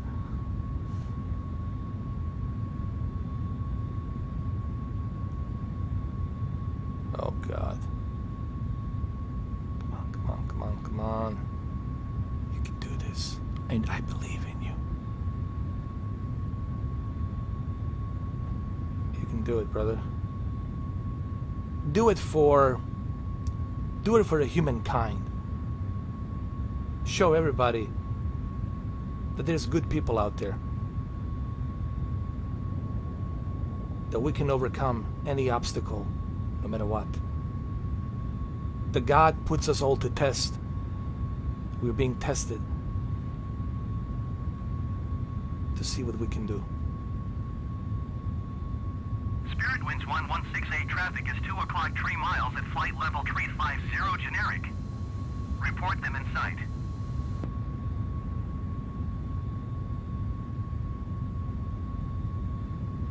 Come on.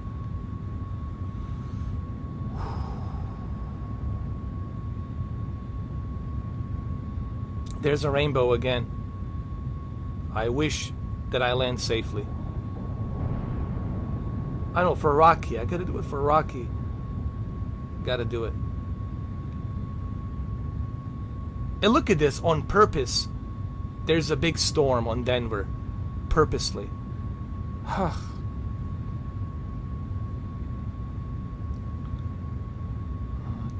Spirit Winds 1168 traffic is 2 o'clock 4 miles at flight level 350 generic. Report them in sight.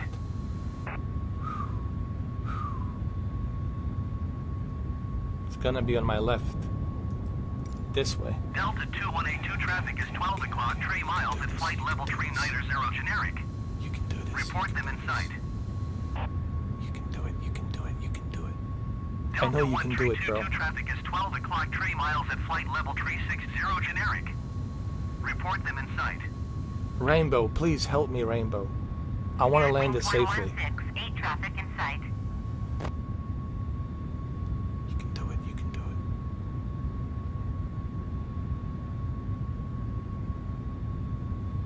I think I lost 100 pounds already. I lost the weight. Oh, God.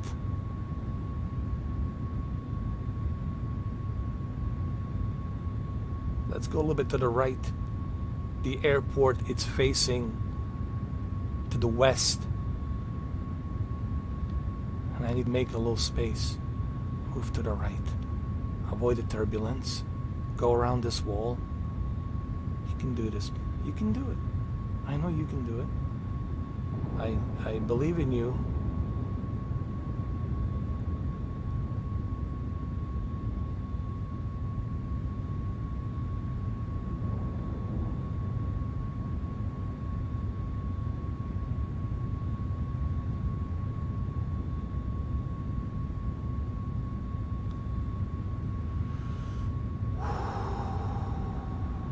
Deep breaths, guys. Just deep breathing. That's okay. You just listen to your favorite music. If I tap you on the shoulder, that means we have landed. Listen to your favorite tracks. But have a recording for your loved ones, just in case. You know. Just in case. Have some recording of yourself for your loved ones. Just in case. You know. If we land safely, then you can delete it. You know. You can always delete that. But you should have it as a backup. Just in case.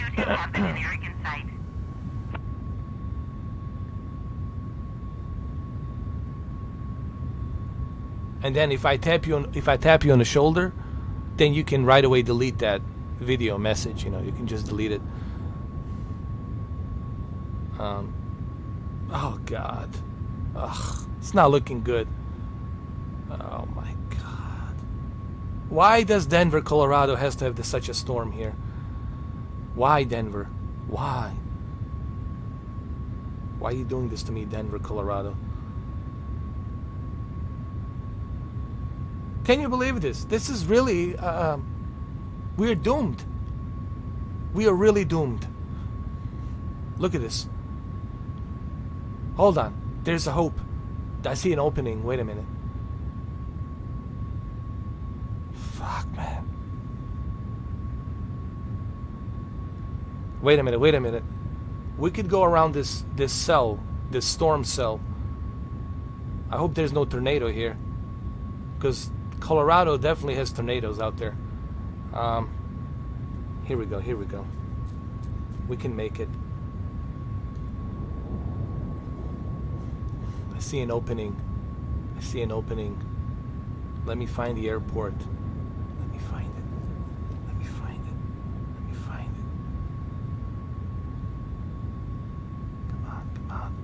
Come on. You got this, bro.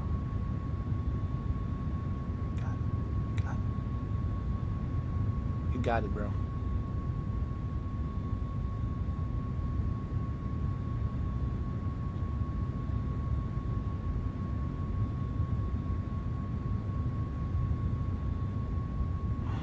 You did a recording? You need to tell the truth, man. You got to be honest with your wife and your kids. You got to tell them everything. Remember, you don't want the God to judge you. You need to tell them all the mischiefs, everything you have done, everything. You need to tell them the truth. But if I tap you on the shoulder, then you can record. You can delete it. Delete that shit. Delete it immediately. But you should tell them the truth. Nothing but the truth. Honesty, 100%.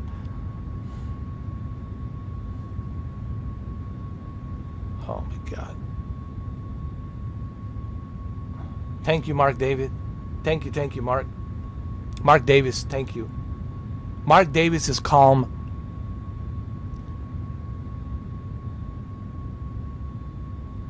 You're our only hope, Mark. I think you're helping us. You're being calm really keeps us, calm too. Thank you.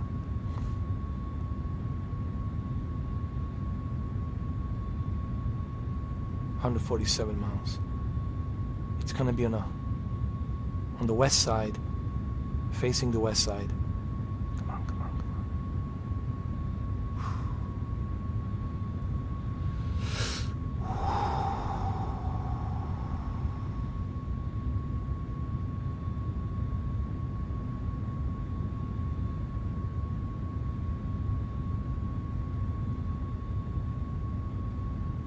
10 minutes. Roughly 10 minutes. Hang in there.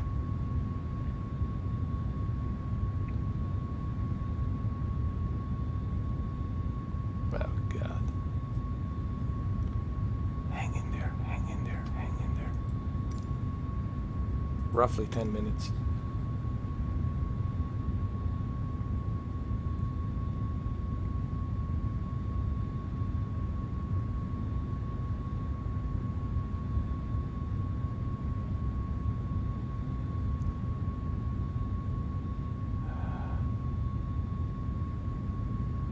There's another opening here I can go through. I know I can make it.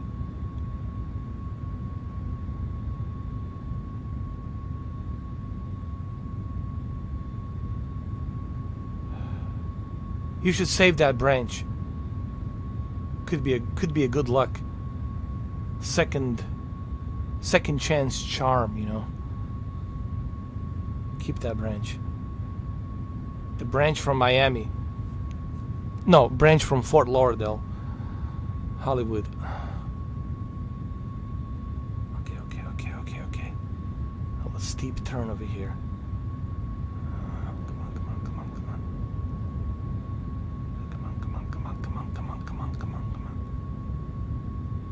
I don't want the turbulence. I don't want the turbulence. Come on.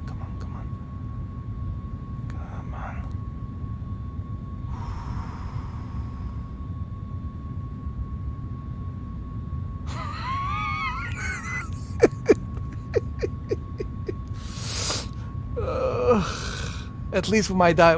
If we're gonna die, we can die with a comedy, with laughter. Oh, God. Right? If we're gonna die, we're gonna die with comedy.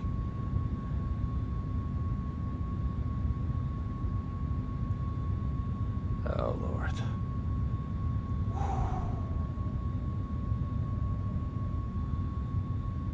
I believe I can fly.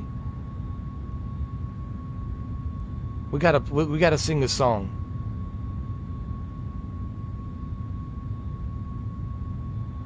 Well, what do I want to listen to? I want to listen to The Doors. Break on through the other side.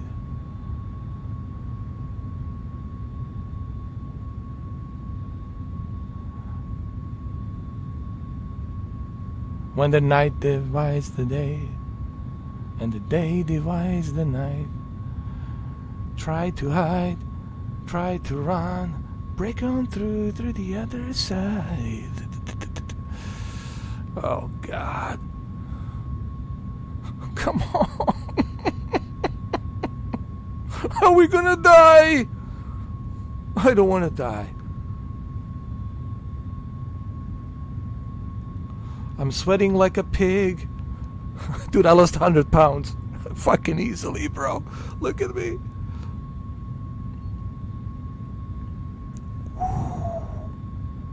God help us all.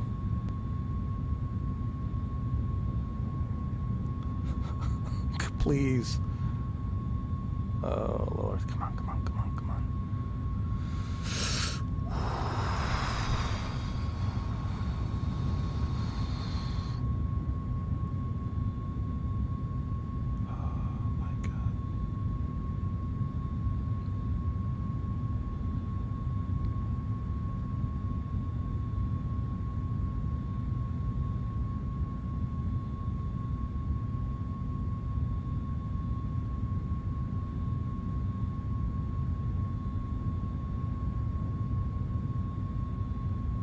Oh, there's another song I like.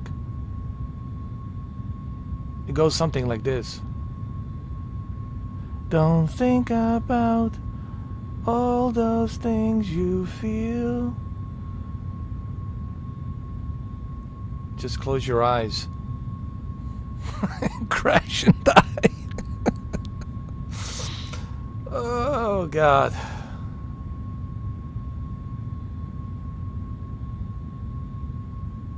No regrets. Robbie Williams. I agree. We'll be alright, man. We'll be alright.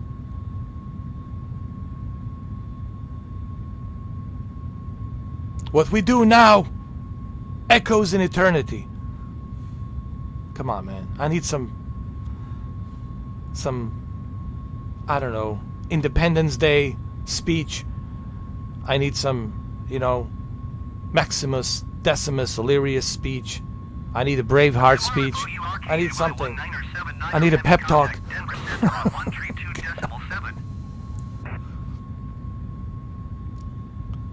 132.7 for MRFO URKAY 19er79er heavy.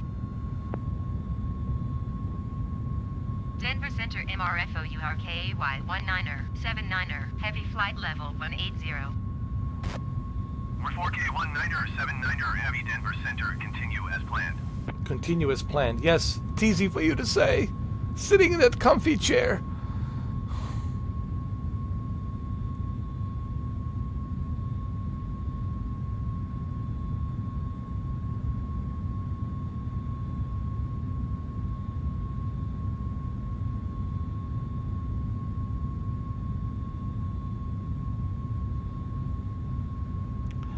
Yeah, a lot of farms in Denver. But that's on the city. City's kind of flat. But when you go outside the city, it's Rocky Mountains high. You got Boulder, you got, Colorado Springs. A lot of mountains.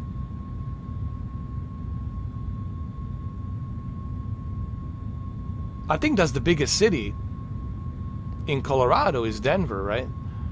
I don't think there's anything bigger than that. And that's a big-ass airport. That's the good thing. It's a big airport. So that's refreshing, What's not refreshing is this. There's a big cloud of storm right above the airport. Look at this. Right above the airport. Right here.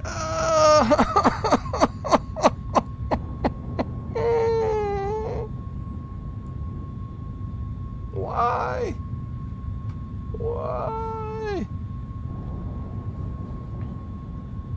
I never asked for this. Why? Why? Alright, we can land here.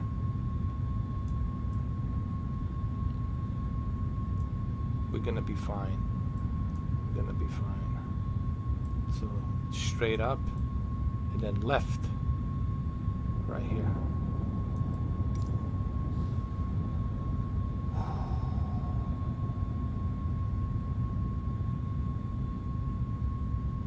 Generic 10 Foxtrot, you are 50 miles east. Descend and maintain 6,700 feet. Expect vectors, visual runway 29er approach.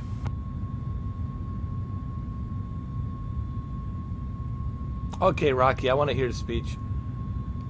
I need to hear a speech. Say it. Descend and maintain 6,700 feet. Expect vectors, visual runway 29er approach. Generic 10 Foxtrot. I need to hear it right now. More than ever. More than ever, I want to hear the speech. Look at this is doomed, man. Purposely, there's a big storm cell right above the Denver International. I couldn't make this up even if I wanted to. Maybe you are right, Rocky. Make that doom speech, man. I want to hear it. And don't delete that recording. Your wife and kids, they need to see it. Not yet. Don't delete it. But man, this is definitely doomed. We're fucking doomed, man. From the beginning, I knew it. Something was off about this airplane.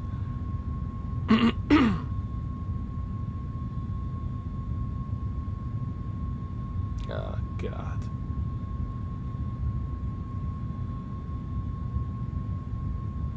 Is there any hope for us here? Let's hear the speech before we die. Just land the fucking plane.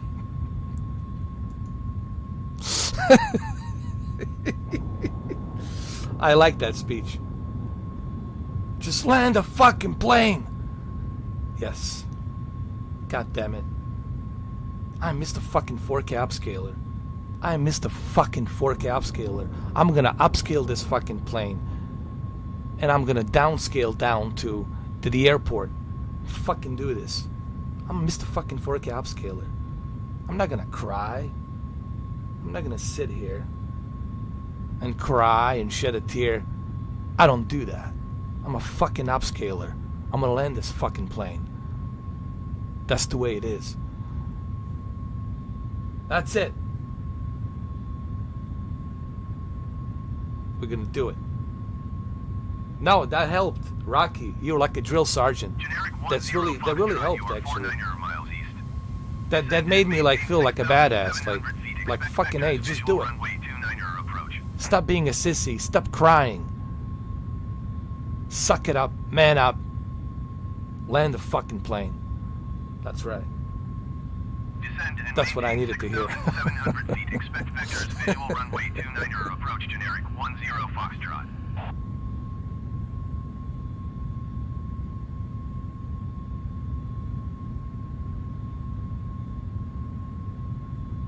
We're gonna do it. We're gonna land. I'm confident now. We're landing this thing.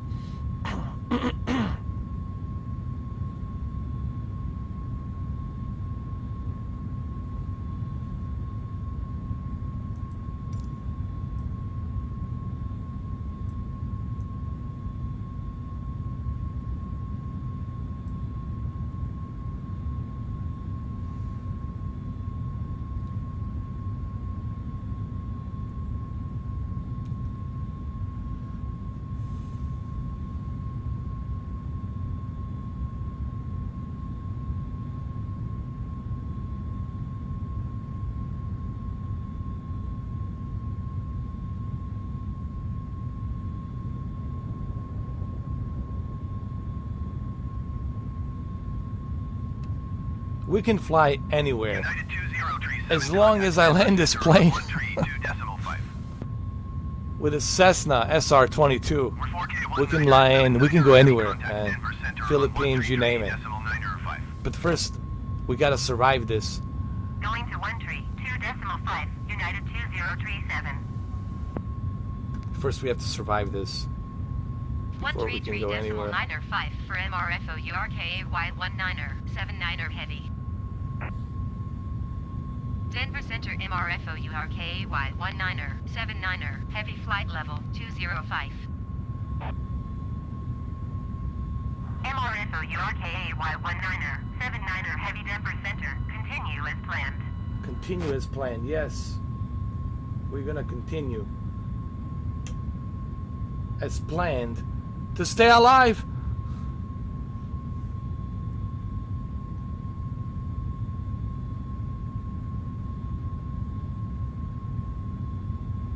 My goodness.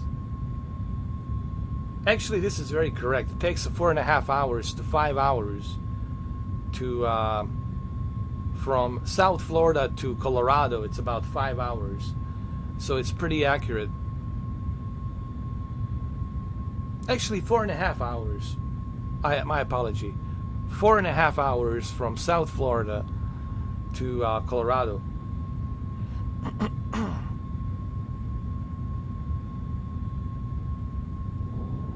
Oh, look at this. Look at this. There's a big storm cell right here. Right here where the airport is. Look at that. Look at that.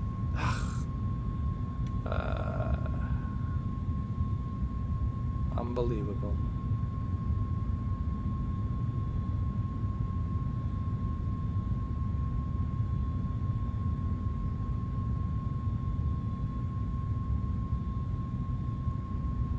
I know.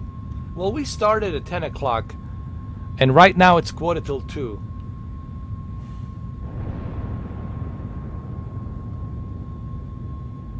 Actually, we started 9:30, my bad. 9:30.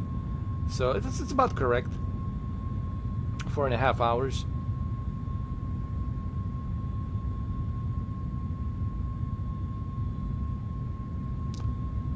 Is this normal for Denver, Colorado, to have so many storms during the summer?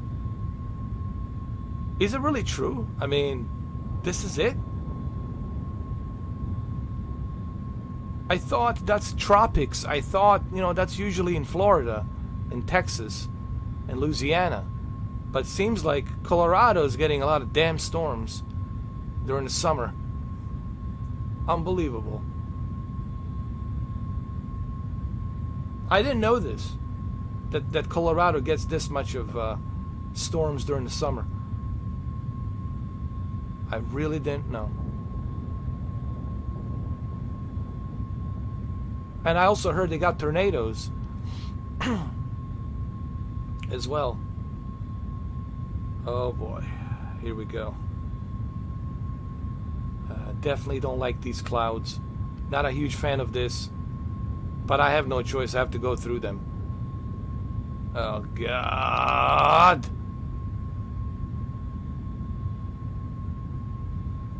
Oh God. Oh Lord.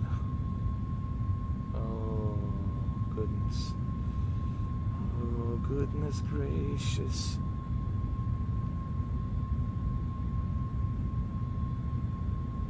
Oh my God.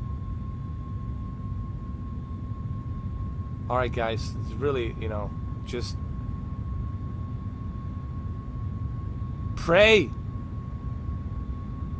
Pray to something, anything. Doesn't matter, whatever. A lady squeezing a goat testicle, whatever. Anything. Oh, fuck me sideways. Fuck me sideways. Oh my God. Oh my God. Oh fuck, man. Look at this. Purposely, there's a big storm right above Denver. I got it. Let's go.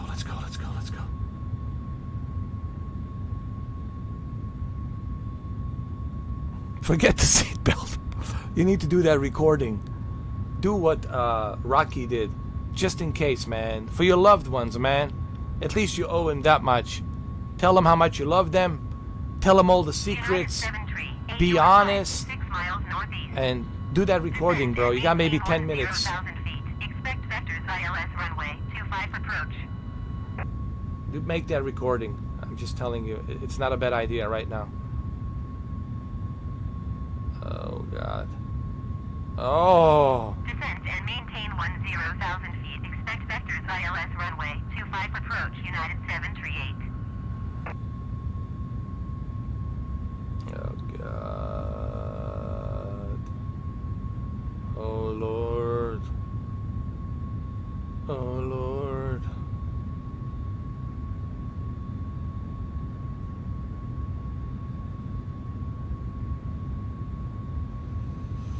Oh. God help us all.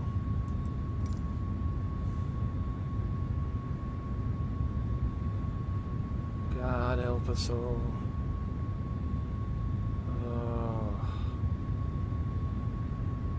I've never been this nervous in my entire fucking life, man. United 219er, 7 you are 44 miles northeast. Oh. Descend and maintain 10,000 Just do it, do it, do it, do it. Just do it, man. Just do it, do it, do it, do it. Do it for... Fuck, man. Do it for big titties with big nipples and big ass. Do it for something. Just do it. Come on. Just do it. Just do it. Oh, guys, dude. Panic attacks, big time. Jesus.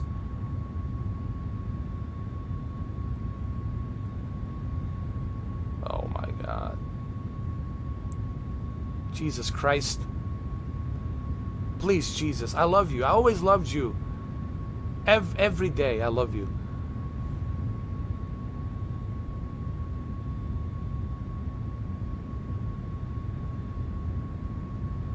Oh, thank you, Jesus. Oh,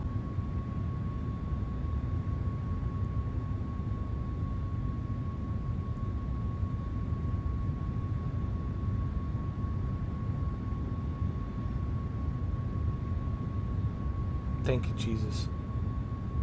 I believe. I believe.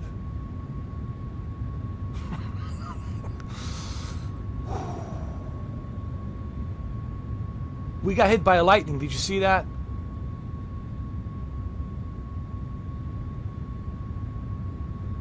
Oh my God. Come on, come on, come on, come on, come on, come on.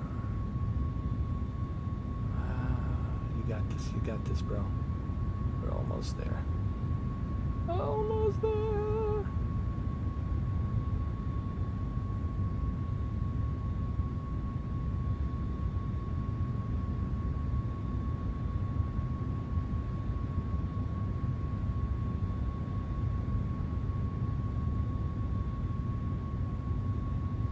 Oh, look what we passed.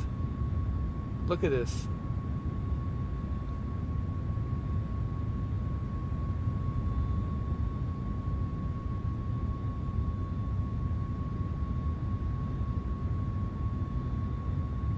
Come on. You got this, bro. Get the flaps ready. Get the handbrake ready, all that shit.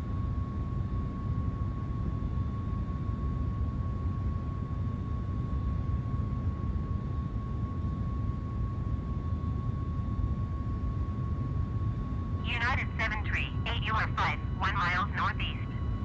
Descend and maintain 11,000 feet. Expect RNAV Zulu runway 26 approach via FUZZZ transition.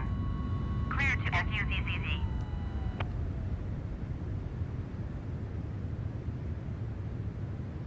I hope this works.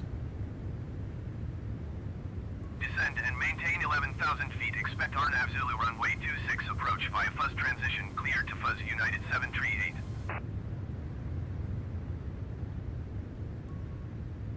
I hope this works.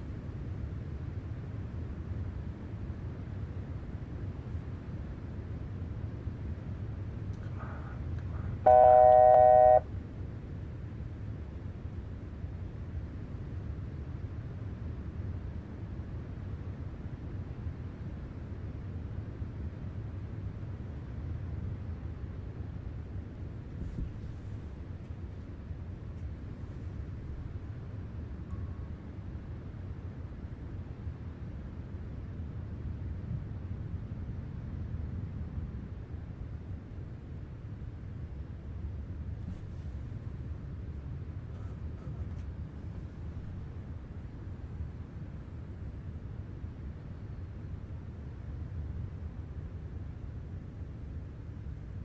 MRSO URKA Y19er, 79er, heavy contact Denver Center on 125.905.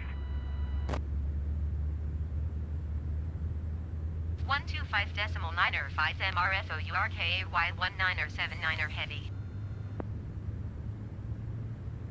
Denver Center MRFO URKA Y19er 79er heavy 15,900 feet. MRSO URKA Y19er 79er, heavy Denver Center altimeter 29.76 continue as planned. Come on, come on.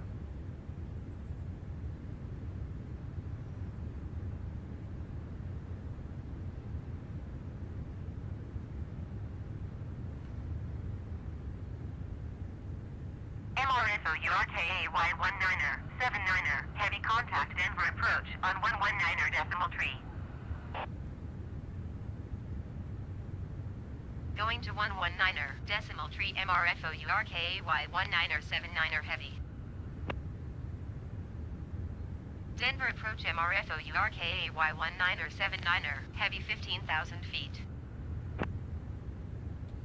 MRSO URKA Y19er 79er, heavy Denver approach altimeter 29.76, continue as planned.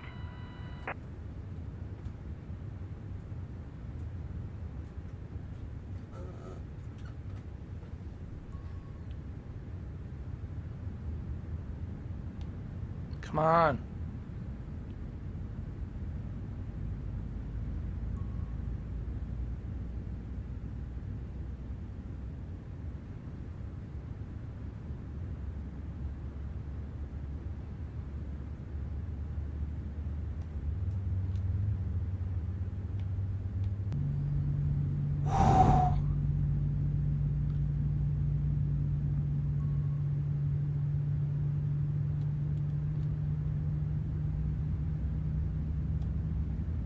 Denver approach, MRFO URKA Y1979er heavy. Request clearance to transition, Bravo airspace. MRFO URKA Y1979er, heavy Denver approach. Cleared through the Bravo airspace. Cleared through Bravo airspace, MRFO URKA Y1979er heavy.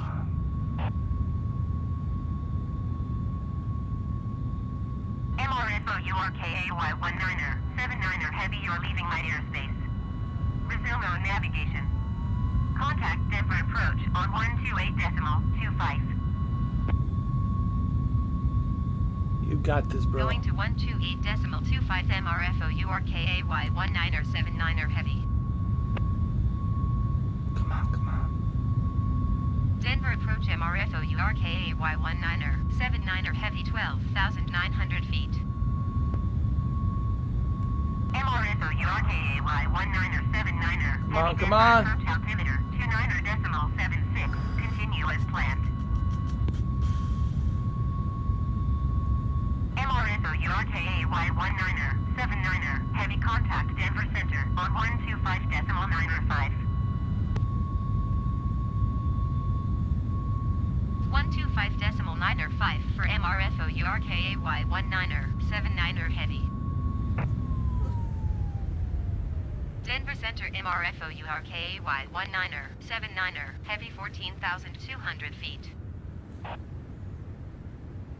MRFO URKA Y1979er. Heavy Denver Center altimeter 29.76. Continue as planned.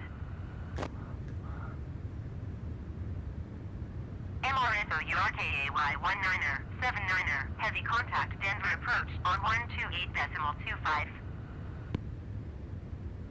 Denver Center MRFO URKA Y1979er heavy. Come on, Request come on. clearance to transition, Bravo airspace.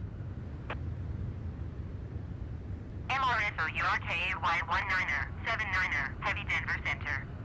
Cleared through the Bravo airspace. Come on, come on. Cleared through Bravo airspace MRFO URKA Y1979er heavy. What's going on? What's... Oh. Come on. Make that sharp turn. Got this motherfucker. Got it.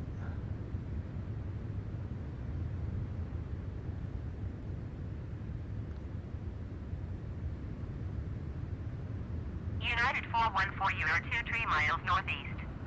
Descent and maintain 11,000 feet. Expect RNAV Zulu runway 26 approach via FUZZZ transition.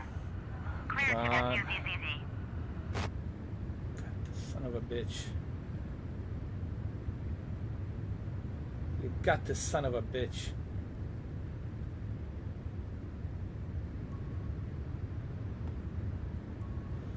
Descend and maintain 11,000 feet. Expect RNAV Zulu runway 26 approach via FUZZZ transition. Cleared to FUZZZ United 414.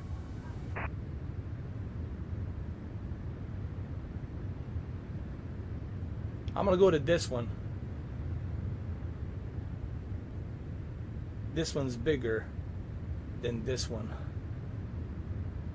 Can I make it this one? I think I could make it. I think I could.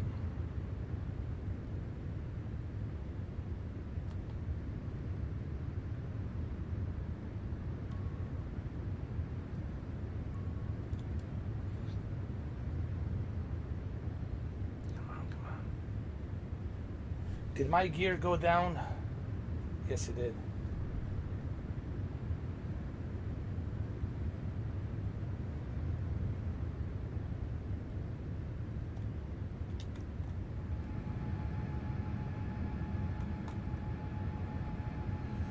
Come on, come on, come on. Come on, come on. Come on,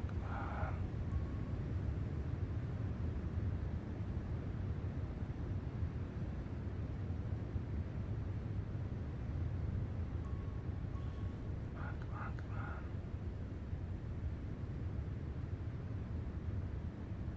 got it. You got it.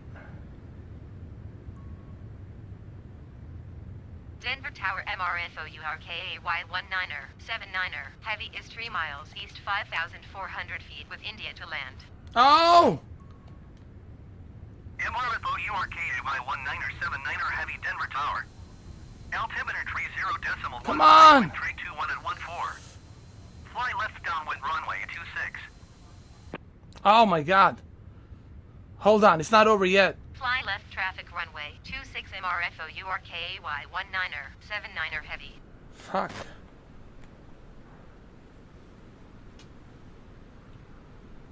The fucking...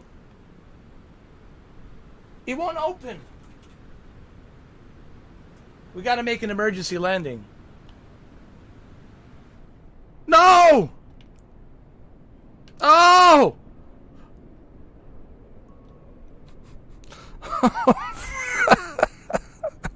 The fucking gear wouldn't open, bro. MRFO URKAY 19er, 79er, heavy contact ground on 121.85. The gear wouldn't open. Can you believe that shit? 121.85 for MRFO URKAY Oh my God. 79er heavy. The gear wouldn't open. Can you believe that shit?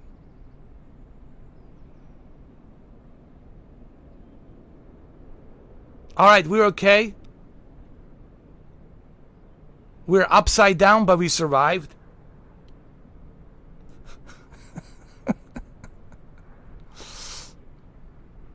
Well, you're welcome. You're welcome, Rocky, man. It was definitely a nerve-wracking. It was doomed. It's still, the airplane was doomed. The fucking gear wouldn't open.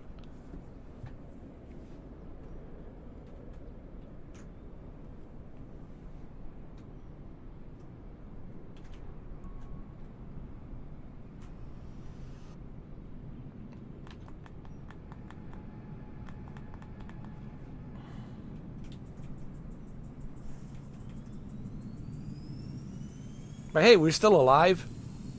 We're still alive.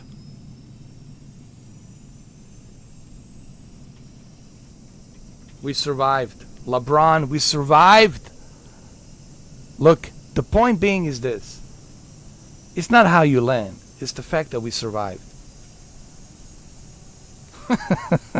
Well, thank you. Thank you, Mark. But this plane was doomed. First, it was the flaps, and now the gear wouldn't open. Rocky, you were right. Rocky was right. This plane was doomed from the beginning. This 737 was doomed from the beginning. The gear wouldn't open. Even right now, it cannot open. Hold on. Let me go inside. Hold on. Let's assess the damage. We gotta assess the damage. We gotta look at this. We have to figure this out. Hold on. We're upside down. Can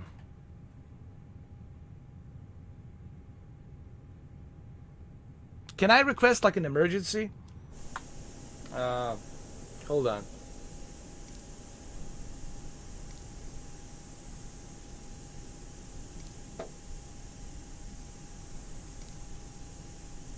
Denver ground MRFO URKAY 19er, 79er, heavy requesting pushback.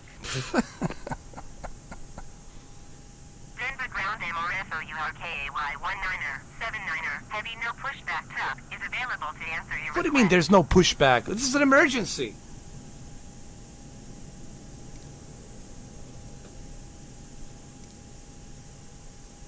Denver ground MRFO URKAY 19er, 79er, heavy taxi to parking. They're gonna taxi me out to parking. MRFO URKAY 19er, 79er, heavy taxi to general aviation parking via taxiway Delta Whiskey Delta cross runway 16 left Foxtrot 8 Foxtrot Foxtrot 6 Whiskey Charlie Golf Charlie November Juliet. Taxiing to general aviation parking via taxiway Delta Whiskey Delta. Cross runway 16 left Foxtrot 8 Foxtrot Foxtrot 6 Whiskey Charlie Golf Charlie November Juliet MRFOURKAY 19er79er Heavy. Wow.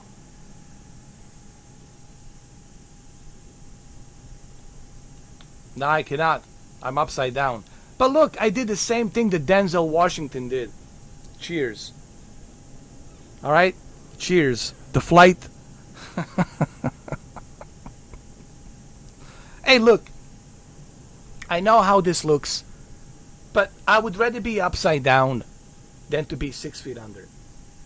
Can we all drink to that? Would you rather be upside down, rescued by fire rescue, or 6 feet under? I would prefer upside down being rescued by fire rescue than 6 feet under, right? But you were right, Rocky. But look, we're alive. You can delete that message. We are alive. But you were right. Something was, I swear to God, watch the beginning of the live stream. Dude, I took every precaution as I was taxiing out to the runway. I was checking everything, my rudders, my gear, my flaps. Everything was legit.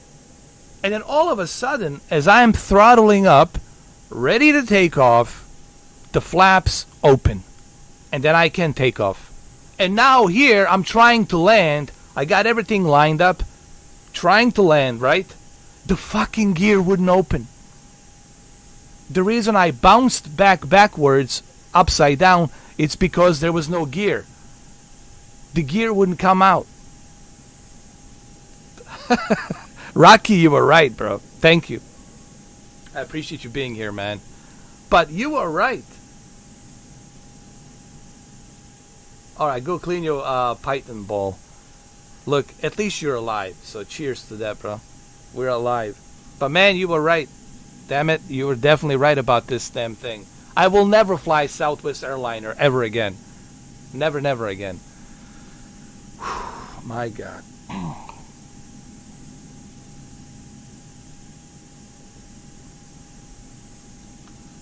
I'm going to change the...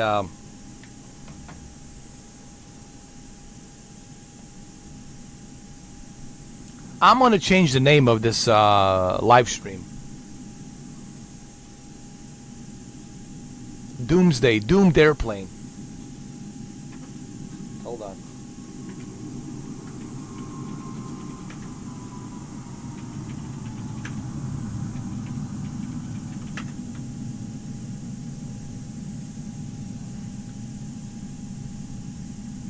Cursed Doomed Airplane.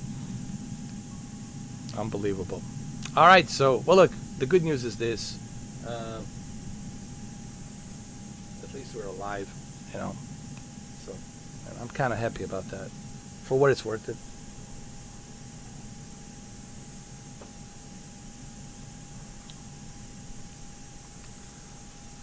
All right, so let's turn up the engine.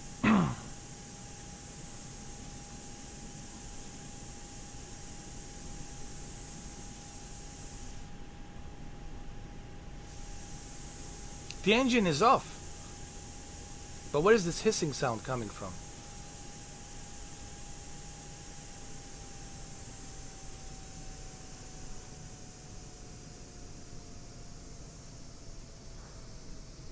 Dude, this airplane is defective. I'm telling you. Extreme Gaming, this airplane was doomed. This 737, like, there's no passengers. Like, there's no seats. There was so much wrong about this airplane. This airplane is truly cursed and doomed. Do not buy this airplane. The 737, it's doomsday. Do not, I'm telling you, do not.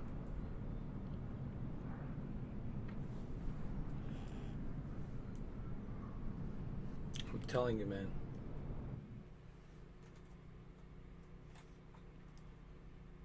Hold on.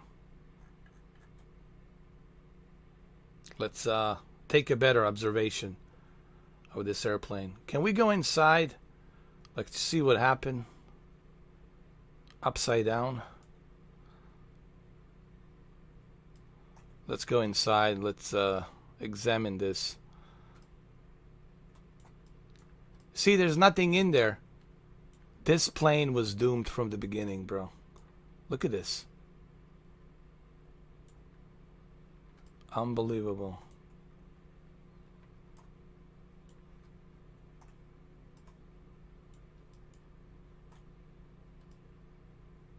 Hold on.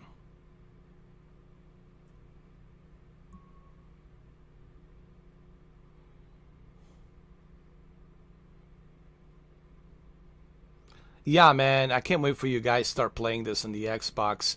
Multiplayer, you flying with your father. You know, this is an airliner. This is very difficult airplanes to fly. They're difficult to land.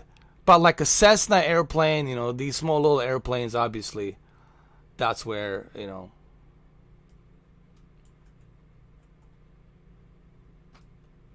I gotta change my...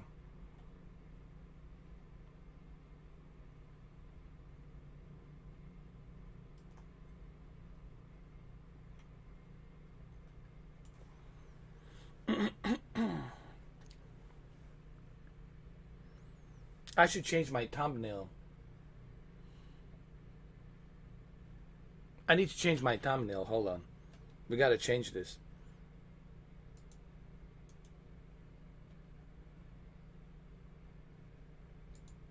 Hold on. I'm gonna do it right now. I'll do it like this.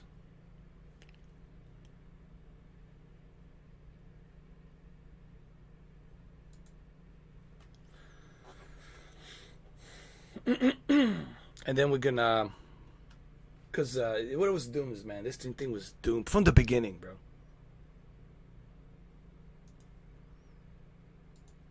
And let's go ahead. Let's change the thumbnail. We have to change it because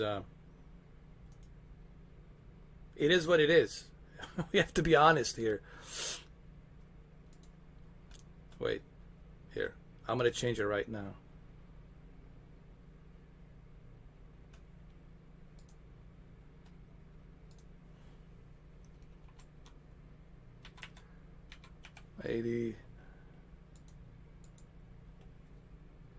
Mark, don't forget to pre-order that Turtle Beach Velocity Comprehensive Controller. You're gonna need that.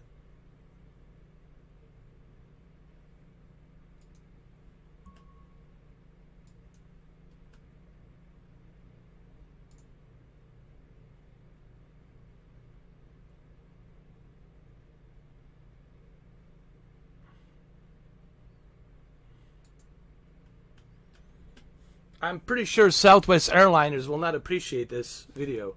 But I think Southwest Airliners should appreciate this video.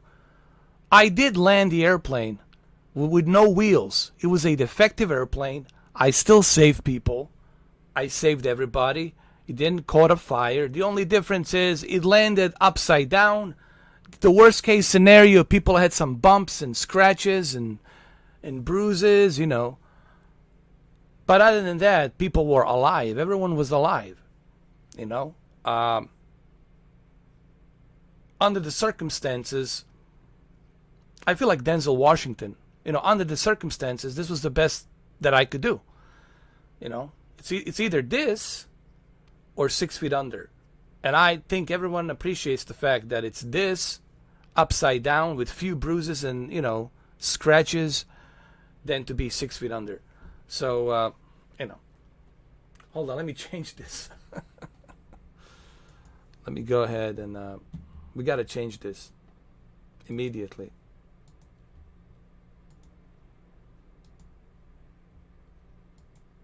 People need to see this. Let me look at the Doomsday, the thumbnail. It's not going to show up till later on. Let's see. Man, oh man.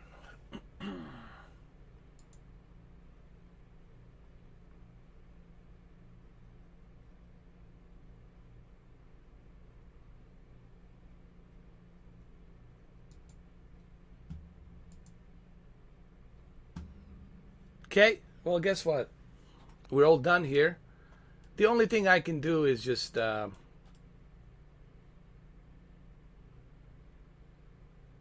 observe it from maybe a different viewing angle.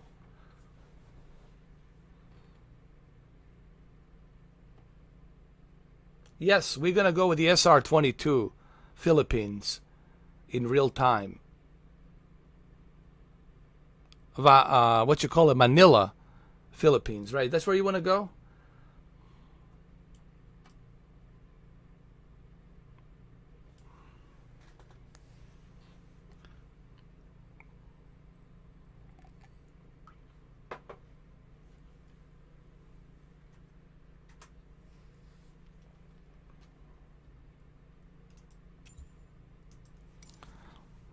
Let's go.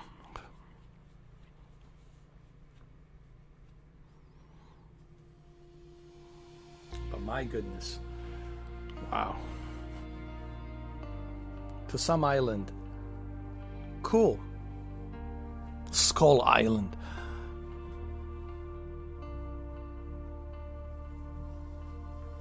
But this time we're going to go with SR-22. With a Cessna airplane. With a Cessna, dude, I can land blindfolded. Should be no problem.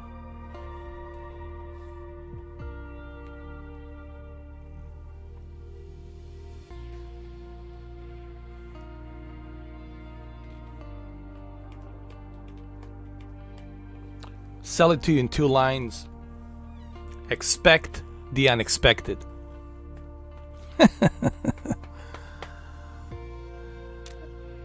The best way for me to sell it is you get to explore the entire planet in real time, real weather, real geography. Everything you see, it's exactly what you would see in real time. You know, it's really mimicking the real world as you're flying, with the real dynamic weather, the real geography, the real terrain, buildings, locations, landmarks, even the constellation. It's in real time based on where you are, on which side of the planet. Dude, I mean, this is as real as it gets. I don't know how much more real can they get. So this is a must-have, you know. This is a must-have.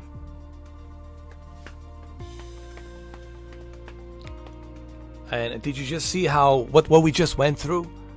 The gear wouldn't open, and we had to go through these unexpected storm clouds. It was just nerve-wracking. And it's gonna be even more fun flying with your friends, talking to each other on the microphone, you know, on a headset as you're flying, you know. Using that comprehensive velocity controller. Brian, you know, right here, you need to check this out, bro. Check this out, man. Right here.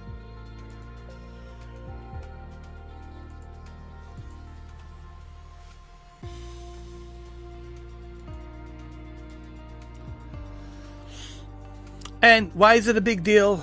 Again, this is the very first time in 40 years video game consoles have never ever gotten might have a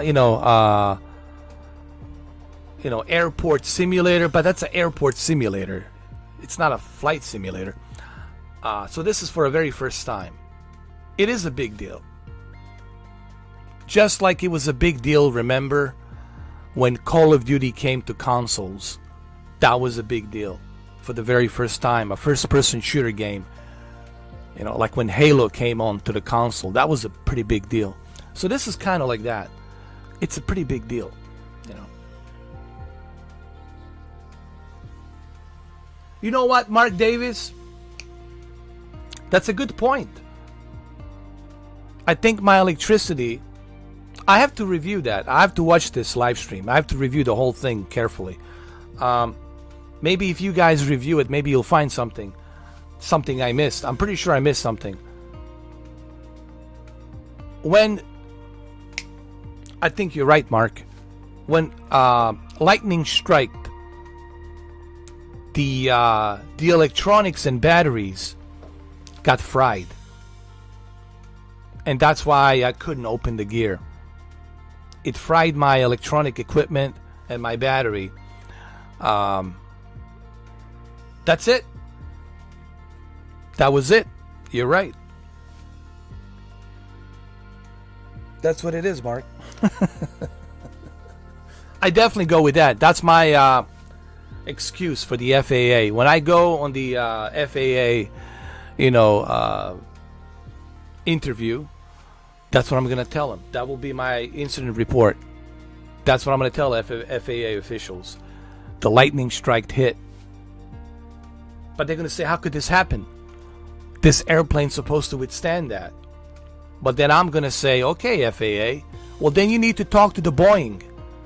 Don't talk to me. Talk to the Boeing. Boeing 737, someone screwed up when they were creating this airplane. They didn't properly protect the surge from the lightning bolt, which is the, thunder, lightning. So, yeah, you see, I have a good argument to argue this case, so it's all good. But they're going to get me with this. But, Mr. 4K, sir, you're not allowed to drink alcohol while you're flying. That's how they're going to get me, bro. The fucking alcohol, man.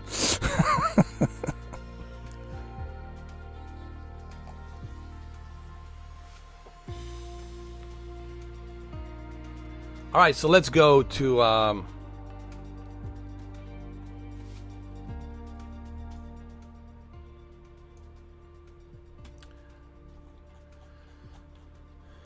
let's go to Philippines. We'll have to do it during the day.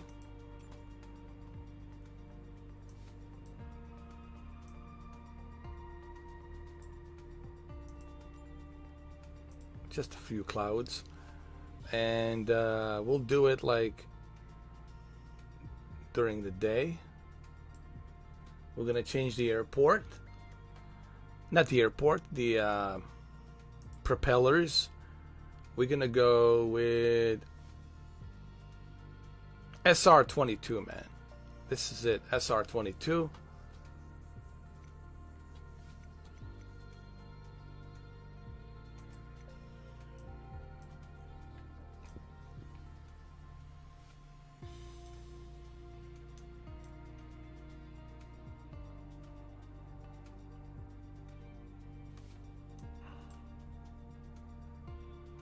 All right, where's the Philippines?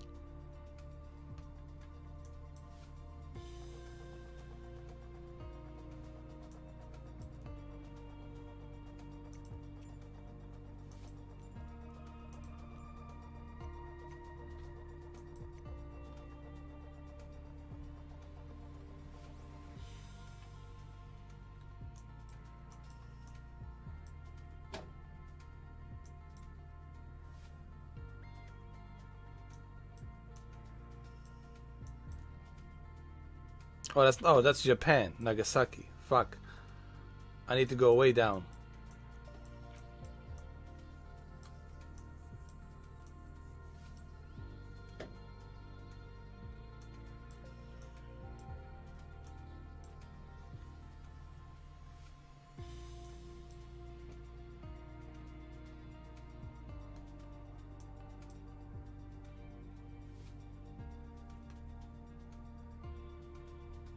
This is Vietnam, right? Vietnam's right over here. So, Philippines should be right here.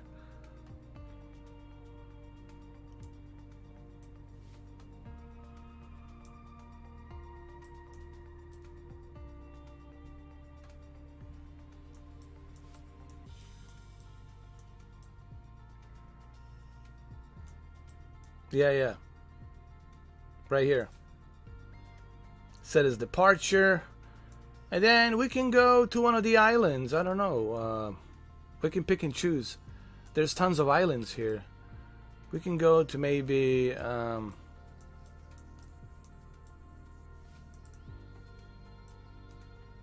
we can go to this island, Masin.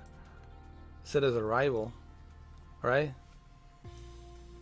There's a bunch of islands here.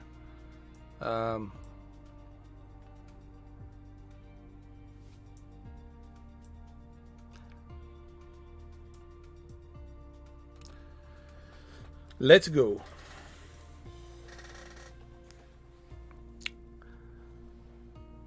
This should be good.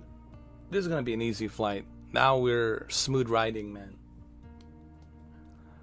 Smooth riding.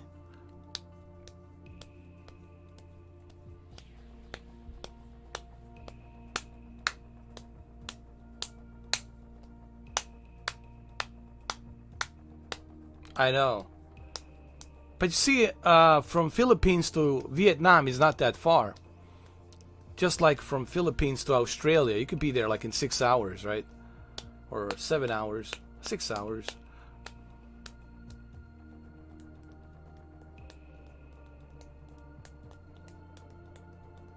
I know. They need to work in Southeast Asia. Like Pacific Islands and Southeast Asia, they need to work on that more.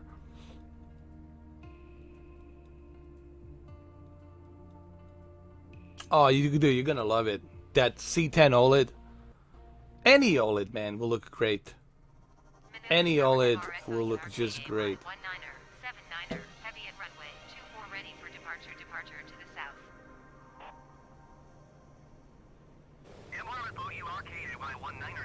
We're ready for this.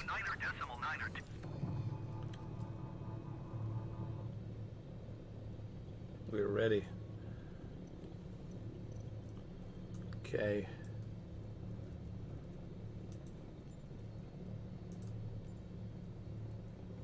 We'll be alright here.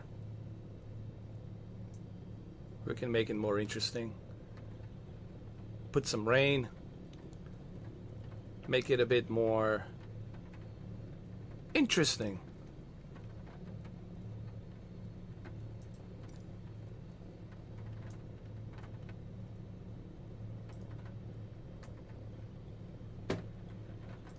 There we go. That looks good. Got some nice weather over here. Cool. Put this over here too.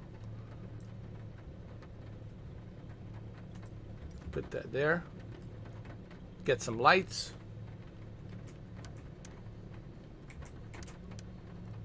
Got all the lights. Let me turn some more lights over here.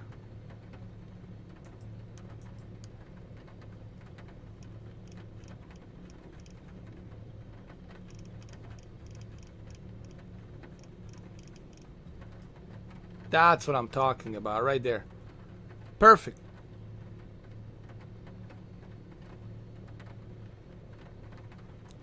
This thing doesn't have any wipers. Hold on.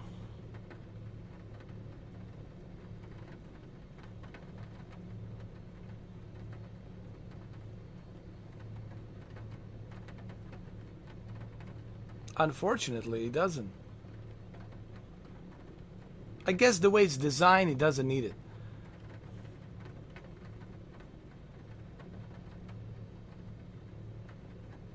All right, let's do this.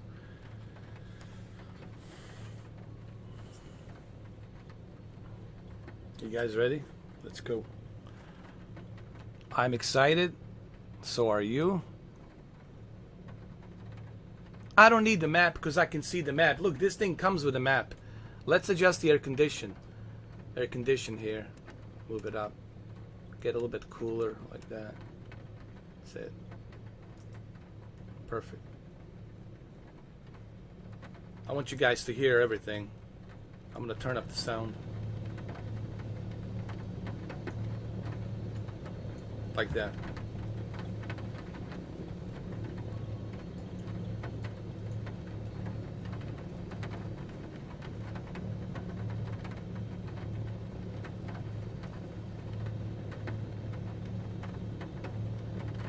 All right, let's go.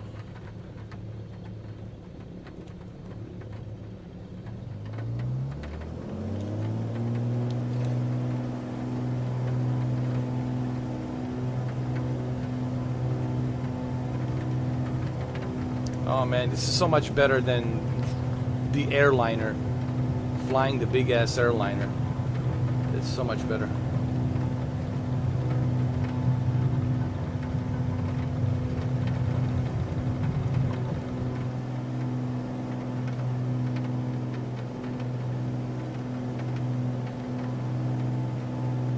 Look, it has a tinted window. That's cool. Has a tinted window. Cool. Nice. A lot of nature here.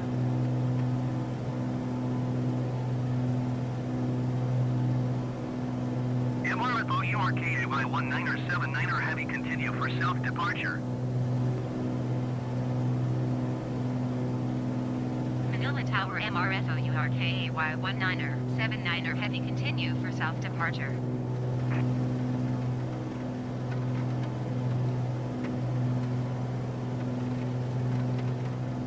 Is this a Manila? That's a pretty big city, bro.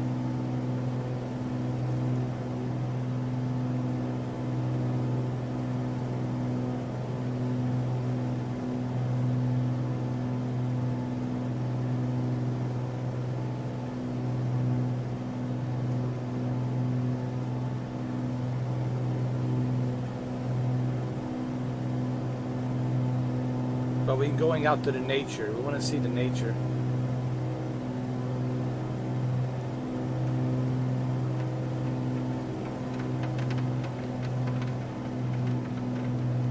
That's where we're going. MRFO URK by 1979er heavy leaving my airspace. Frequency change approved. Manila Tower MRFO URK Y19er 79er heavy frequency change. Approach MRFO URK Y19er 79er heavy is type Cirrus SR 22 3 miles south of Manila 1,800 feet. Request clearance to transition Bravo airspace.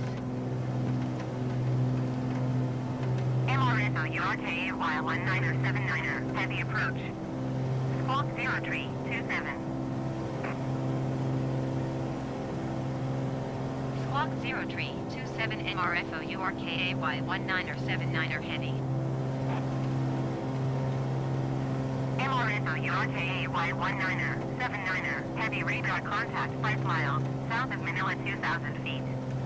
Cleared through the Bravo airspace. Cleared through the Bravo airspace MRFO URK Y19er 79er heavy.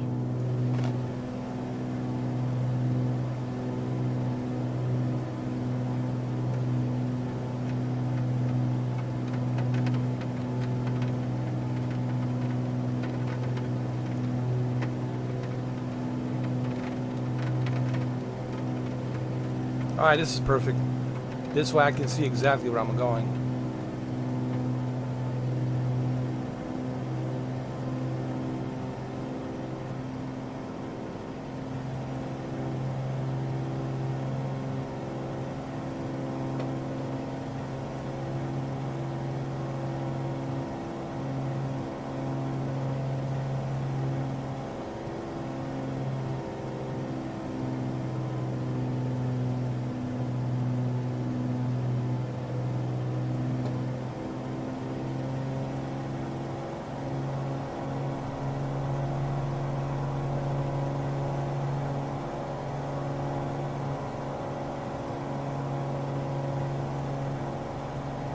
So we're going to this different parts of islands to the Pacific here, and we're dodging the clouds.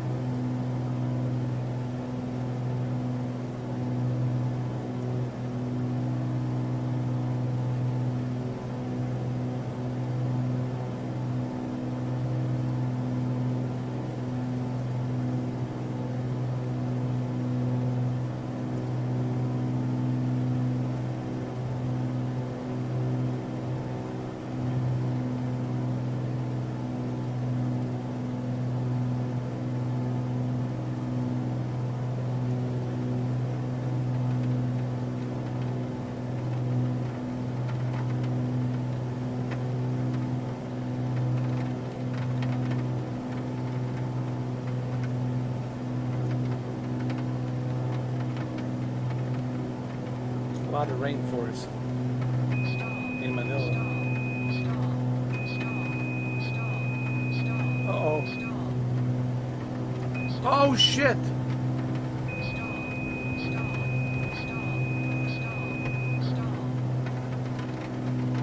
God damn it, this airplane is not designed for this. Hold on. Fuck that. We gotta go around this storm. We have to go around it. This airplane is just not... It's not designed for it. So we're gonna make a loop. We're gonna go around it.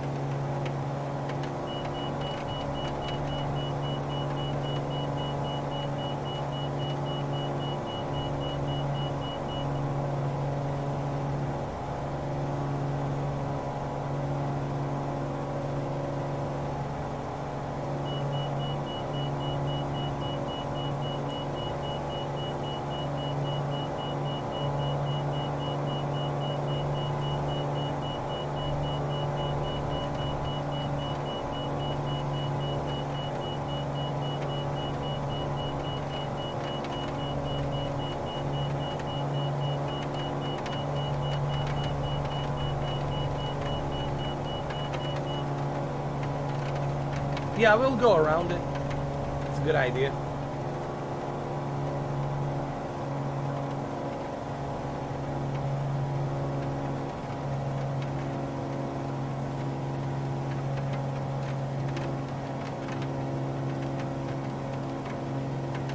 It's a big storm cell.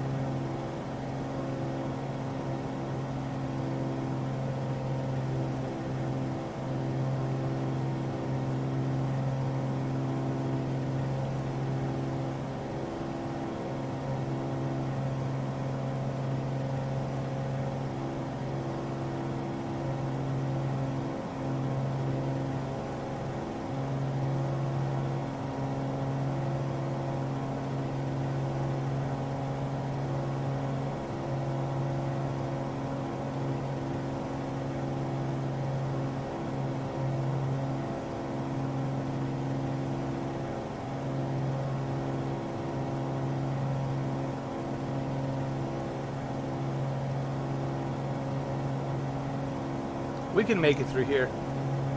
This is good. I can go below the cloud. Should be all right.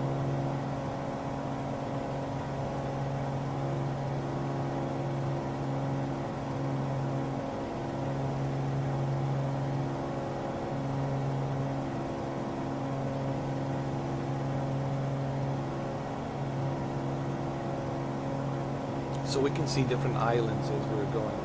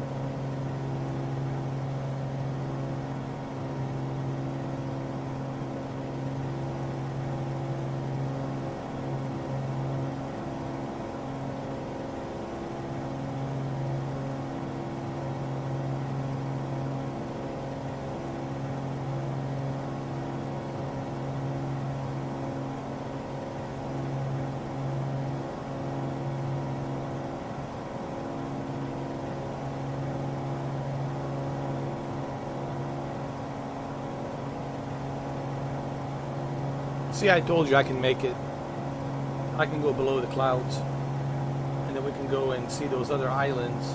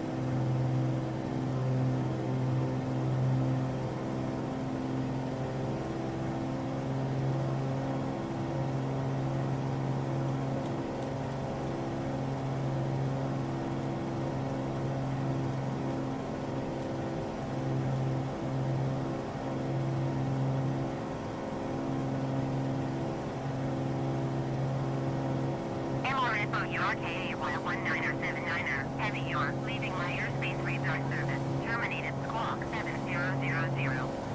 Frequency change approved. Squawk 7000. Frequency change approved. MRFO URKA 19er 79er Heavy.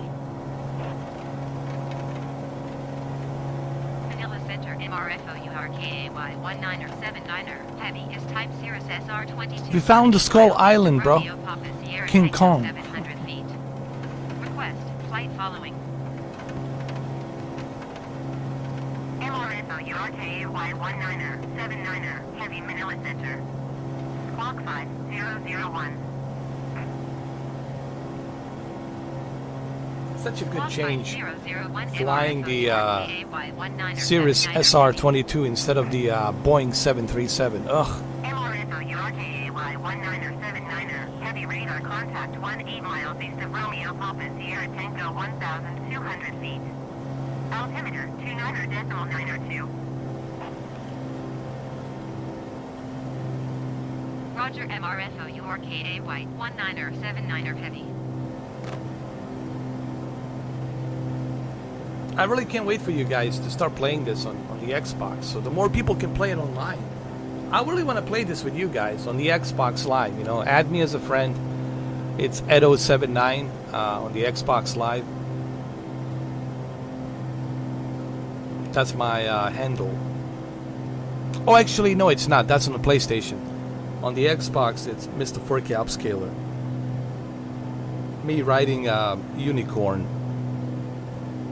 That's me riding a unicorn. Yeah. For real. That's me there riding a unicorn.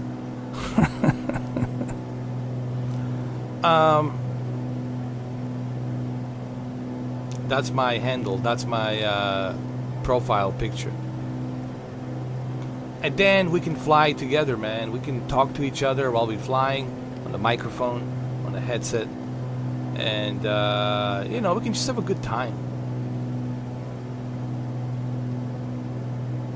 Especially with that Turtle Beach Velocity controller, man. Ah, dude, it's gonna be sick. This thing right here, Turtle Beach Velocity. You have to sign up for a pre-order notification.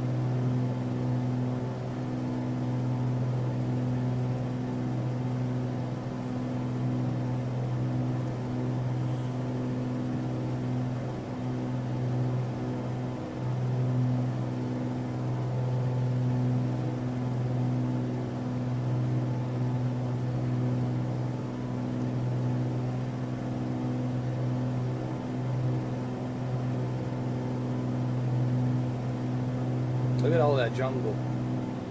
You can film a Predator. You can film a Predator movie here.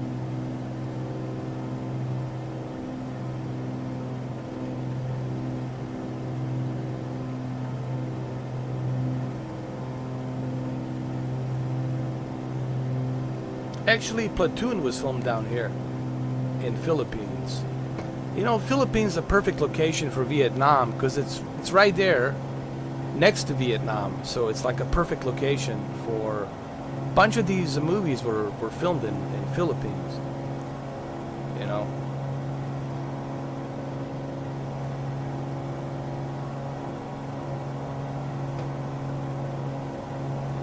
Obviously we couldn't, the filmmakers couldn't gone to Vietnam to film Vietnam War movies because of you know, the Vietnam government, you know, not allowing them to film there.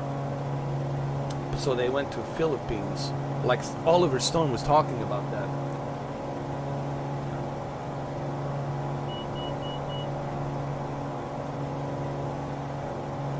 So it was a perfect location for the Platoon. Besides, you know, Oliver Stone has been in Vietnam War, so he pretty much knows the whole area there of Southeast Asia.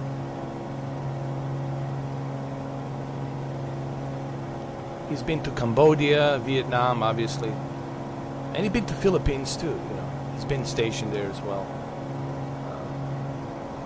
I listened to a lot of his interviews, man. He's a very interesting guy, very intelligent.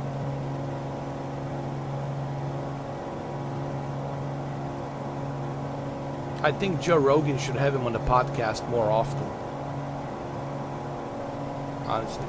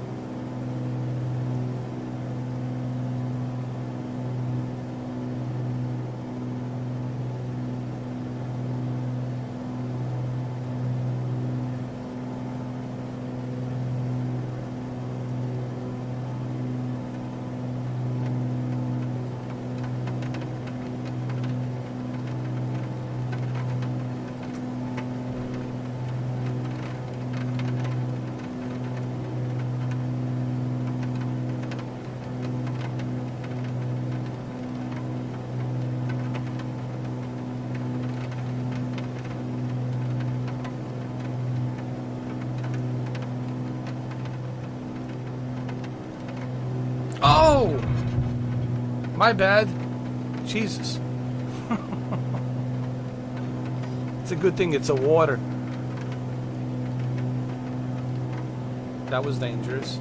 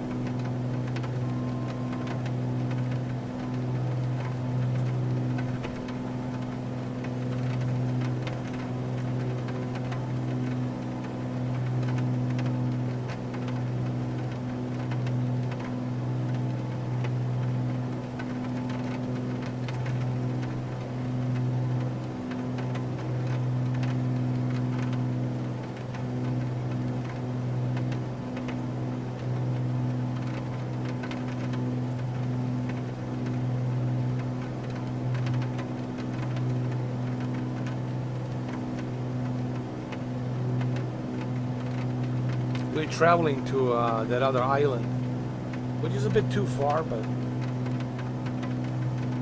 it should have a lot of mountains on it.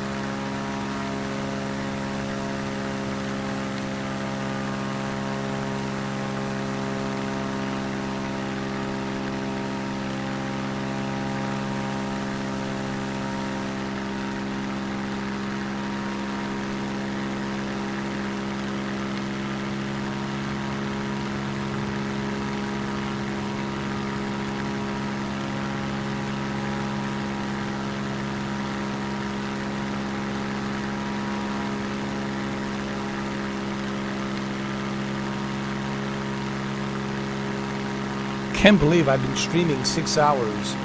So I started my stream at 9 a.m.? I don't think anybody has the longer live streams than me. Honestly, I haven't seen it yet.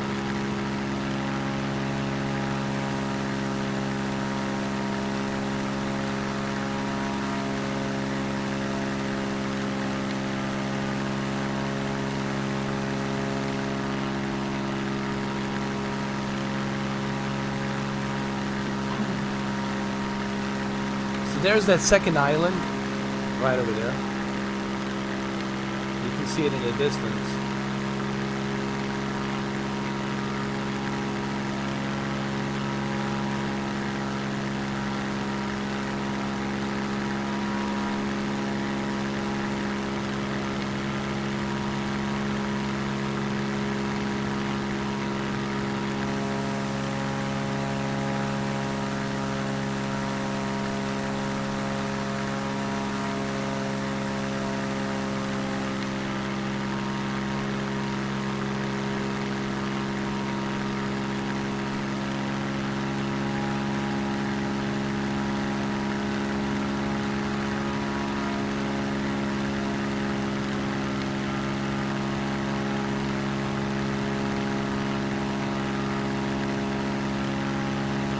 Actually, it was a good choice. Extreme Gaming. That was a good choice to go to Philippines. I gotta to admit.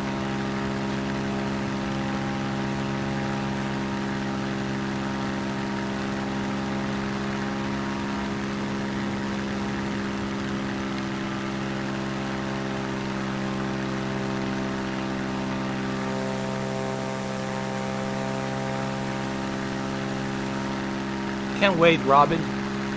Dude, there's so many cool places on this planet for us to explore, dude. You could play this forever, you know. And I can only imagine hundreds of millions. Maybe I'm exaggerating. Okay, let's say 20 million, 30 million Xbox Live subscribers, all jumping in on Flight Simulator. Dude, that's a lot of pilots. That's a lot of people online playing this with a Turtle Beach Velocity comprehensive controller. And then we can communicate, we can listen to our favorite music, we can even listen to Sirius XM, dude. Think about that. You can listen to Joe Rogan podcast as you are flying. I mean, dude, there's so much you can do. And a lot of people are saying this is therapeutic. Some people are saying that it helped them with their depression. And I'm entitled to believe that. I'm entitled to believe that. Greetings from Belgium. Cheers, Belgium.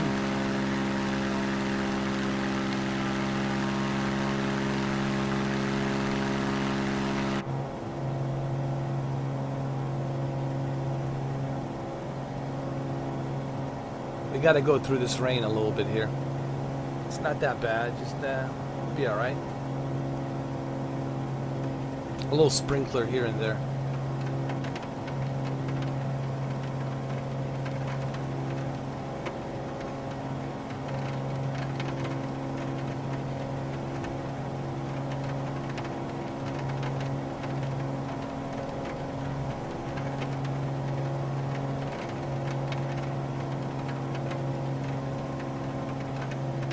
Perfect. There's the island. Right there. Perfect.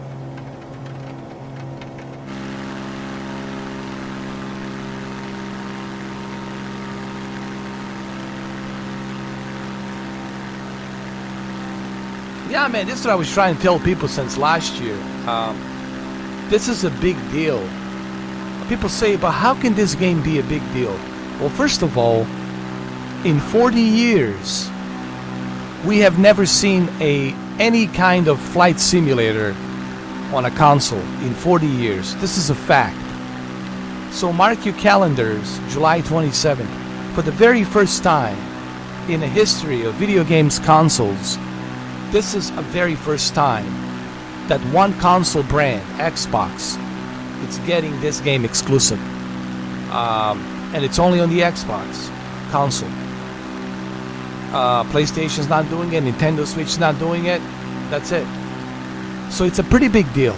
But not only are you getting a flight simulator for the very first time in 40 years on a console, but you are getting the best, the most realistic, the most comprehensive realistic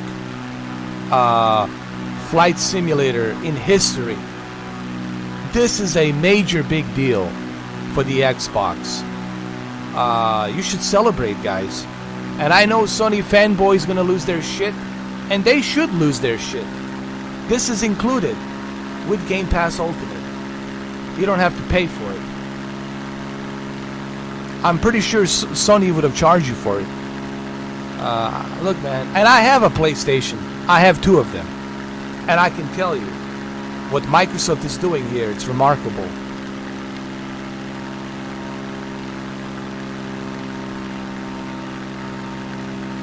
Just like with what they're doing with Forza Horizon 5, you'll get to experience Mexico, the entire country of Mexico, with the Azure satellite rendering exactly the way it looks.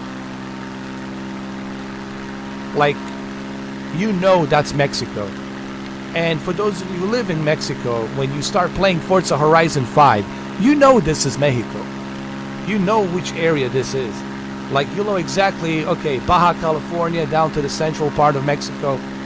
You'll know exactly where everything is. That's also groundbreaking. And guess what? It's included. Part of the Game Pass Ultimate. That's awesome, Robin. That's great, bro. I'm happy for you, man. You need to take a day off for this game, dude. It's July 27, Tuesday, right?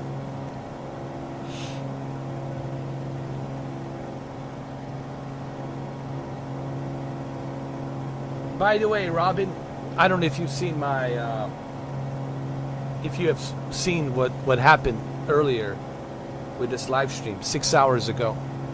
Originally, I was making a trip with the Southwest Airliners from Fort Lauderdale, Hollywood International to Denver International, and my goodness, all kinds of problems with that airplane.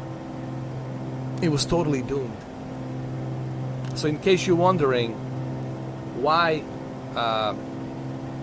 the title of this stream, it's called Cursed Doomed Airplane, well, you're gonna have to watch it from the beginning and you will understand why.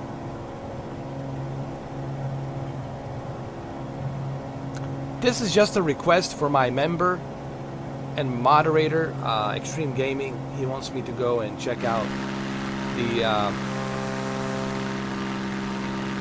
Philippines islands, and a bunch of movies were filmed here.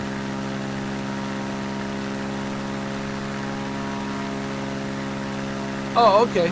Oh, you a drummer? That's cool. Thank you, Robin. Appreciate it.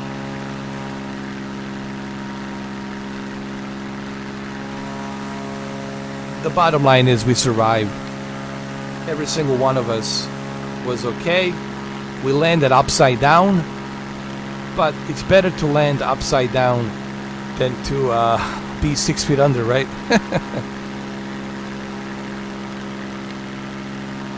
Now imagine on your OLED TV, on your C10, on your E8,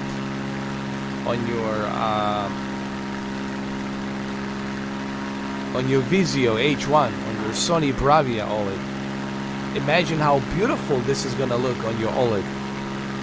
You know?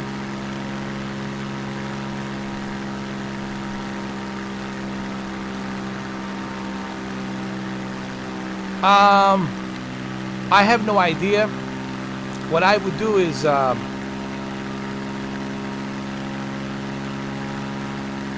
'cause I think probably 12 o'clock noon, around there somewhere, or 11 a.m., 12 o'clock noon, July 27th.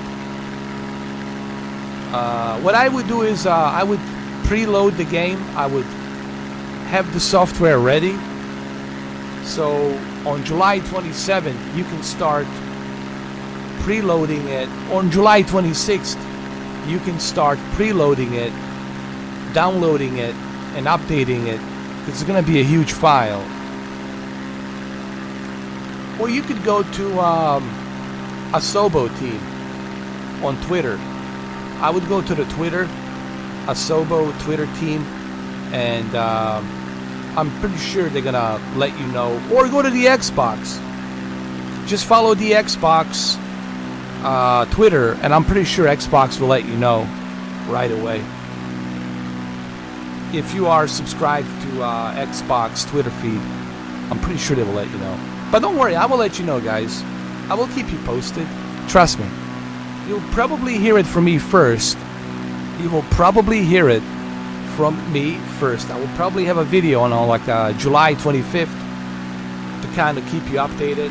3 days prior to the release of the game, I will let you know. Go ahead, download the game, have it preloaded, have it ready for 27th. So I'm thinking 12 o'clock noon.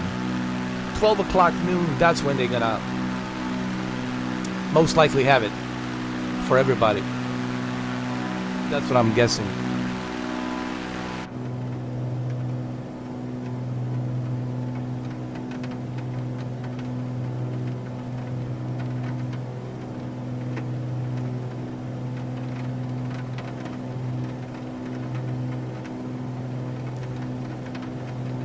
All right, let's get to this airport.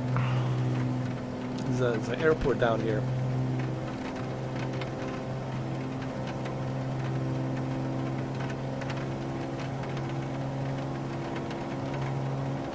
It's about 200 miles. We still got a long way to go.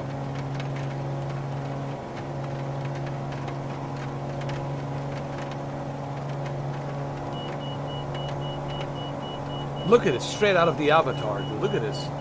Straight out of the Avatar movie, bro. The way the jungle opens up and everything. Look at this. It's unbelievable.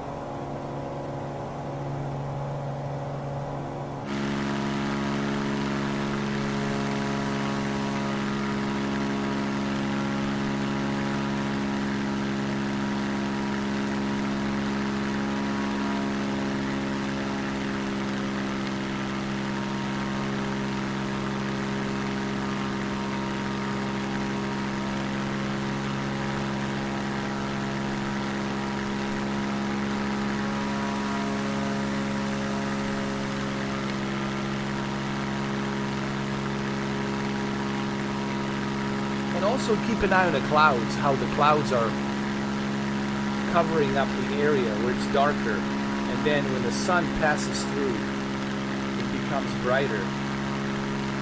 All of these little touches and details, man, it's just remarkable.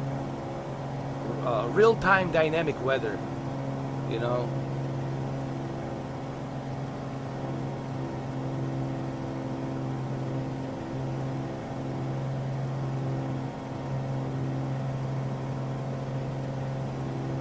This one specifically, it's not, because in Philippines it's night right now due to the time zone change. In Philippines it's night, so I had to change it to during the day. But my previous flight from Miami to Denver, that was real time. That we did that in real time. The first 4.5 hours of this live stream was in real time, 100% real time. Everything was real time, from ATC, air traffic control, everything was in real time. But this is a little special request for my friend Extreme Gaming.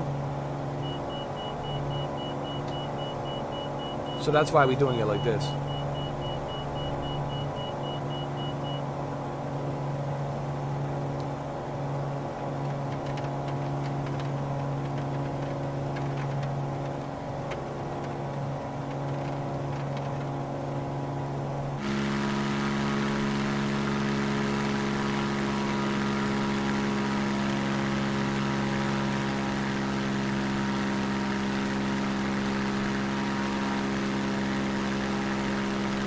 I'm really curious to see how this is going to look on Series S, and to compare.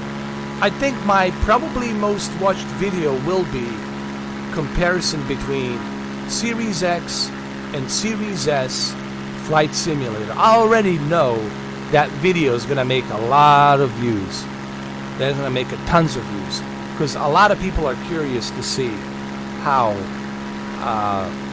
Series X version versus Series S version stacks up as far as the Flight Simulator comparison on the C10, especially on the C10. So I know that video is gonna shitload of views. I already know it. But it's also gonna bring a lot of haters from Sony camp, from Sony fanboy camp, obviously. But that's okay. I already expect that. I pretty much already know which way it's gonna go. But I can't wait for that video too. I'm excited about that video as much as you guys are excited. People ask me what happened to the Avatar Dolby Vision processing video.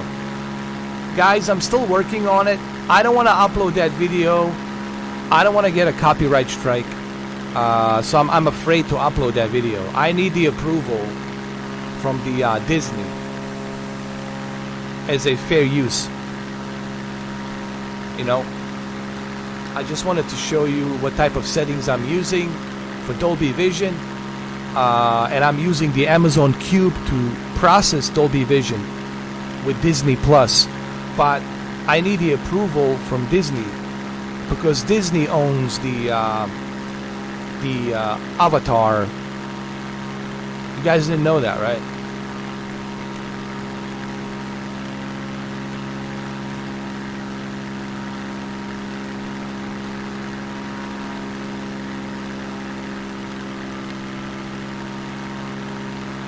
Any advice?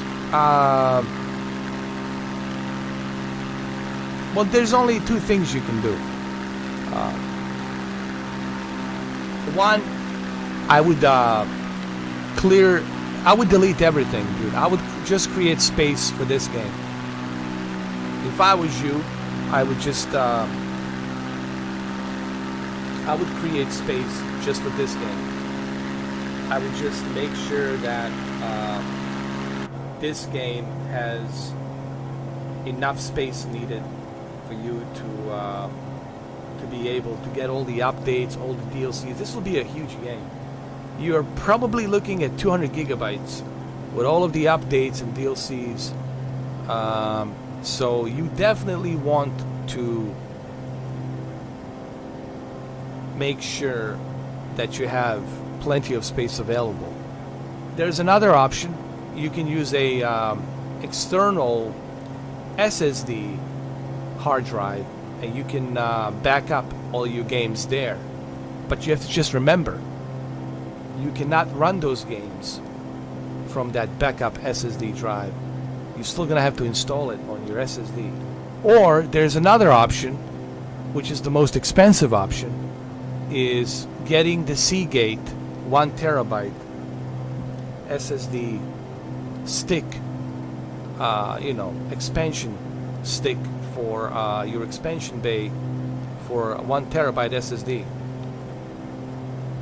which is NVMe SSD. So those are your three options, honestly, at the moment. That's the only thing that kind of sucks, is the space, the hard drive space. But you're gonna need it for this game. I'm gonna tell you right now. It's as big as Call of Duty. Call of Duty is about 280 gigabytes. Like, Call of Duty alone just eats everything. Modern Warfare, Call of Duty, it eats like 300 gigabytes, like it's no one's business. And this thing too will eat a lot of hard drive space. Thank you, Extreme Gaming. Well, this is for you, brother. I'm glad you're enjoying it. If feels like we're in Jurassic Park or something. Even though Jurassic Park was filmed in Hawaii, but you know what? Philippines, it's in the Pacific, so.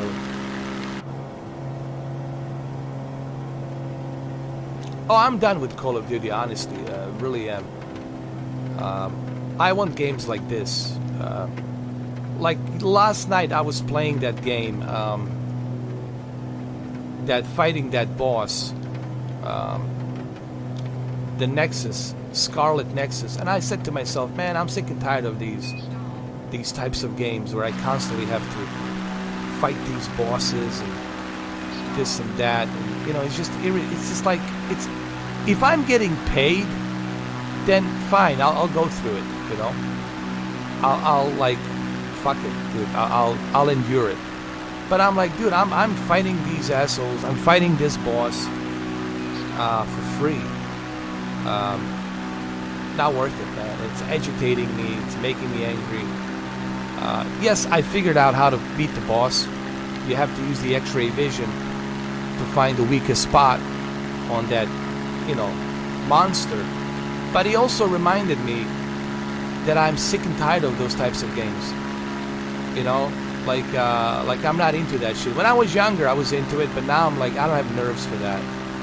You know, these ridiculous, because Japanese developers, they just have this fetish for difficulty, for like very difficult bosses. And I have nothing against that, you know, that's what they like, that's what they enjoy. But for me personally, I don't find it enjoyable, man. I find it irritating. Clearly, you can see me being irritated last night. Like, I wasn't acting, that was really me fucking irritated, pissed off. So I find this more therapeutic. I find this type of experience more therapeutic, more relaxing, you know, instead of being irritated. And this is the same reason why I don't play Returnal, why I will never go back to Returnal. People will have to pay me like $50 an hour. That's like the only way. I swear on my father's grave, you have to pay me $50 an hour to play Returnal, and I'll play it for 12 hours, but you gotta pay me $50 an hour. If I don't see a $50 the next hour, I quit. And when I see another 50, I continue. I swear on my father's grave. That's the only way you'll see me play Returnal. I will never touch that fucking game unless people pay me $50 an hour.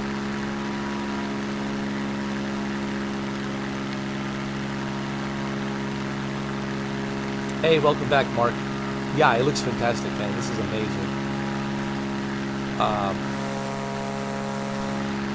We're almost getting closer to the other island where the airport is.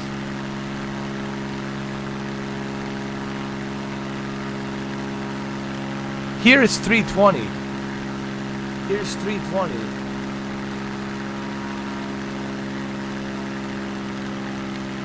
So you're probably somewhere in Europe, right? You're in Europe somewhere. I see a 6-hour difference, so you're probably in Europe, Robin. I'm assuming Europe, because it's a 6-hour difference. Here's 3:21 East Coast,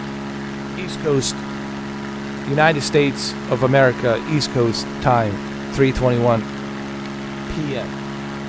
So you're 21:19 p.m. So you're 9 o'clock and 19 minutes. So I'm guessing Europe, right? Europa. Oh, Belgium. Yeah. Belgium, Europe. Yep. My bad.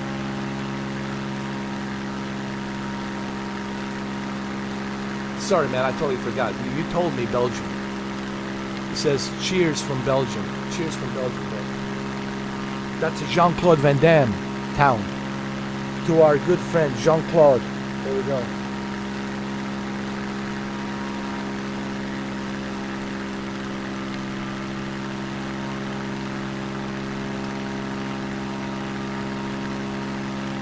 This is like straight out of Avatar. Look at this. straight out of Avatar. Like Avatar movie, dude. Straight out of Avatar movie.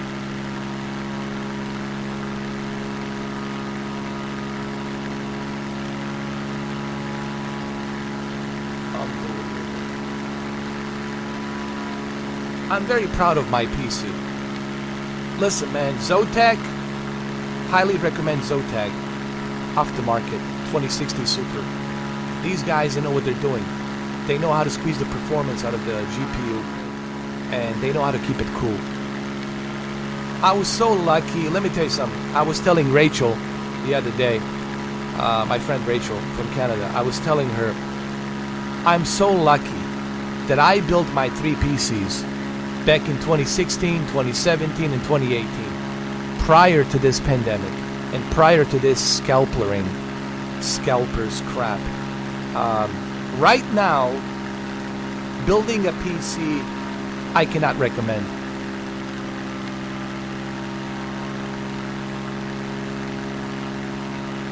I cannot really recommend building a PC right now. It's ridiculous, honestly. And I'm also very lucky that I was able to buy Alienware R417 laptop that was originally $1,800, and I bought it for $900 used from someone. So I'm very fortunate that I was able to do that earlier, prior to this madness. But right now, I cannot recommend building a PC under any circumstances. Right now, I really cannot recommend. The amount of money you're gonna spend. Listen, you can have the best TV in the world. You could have a 77-inch OLED from LG. 77-inch OLED from LG. Imagine 77-inch OLED. Imagine that beauty. That's a big screen, 77-inch OLED. You could have the amount of money you're gonna spend building a PC. So I cannot recommend right now building a PC. And that's why I'm so blown away by Series S. People say to me, why are you so impressed by Xbox Series S? Because of the price tag for $300, what's inside a console, all the features that it has, the fact that you can play this game for $300 on Series S.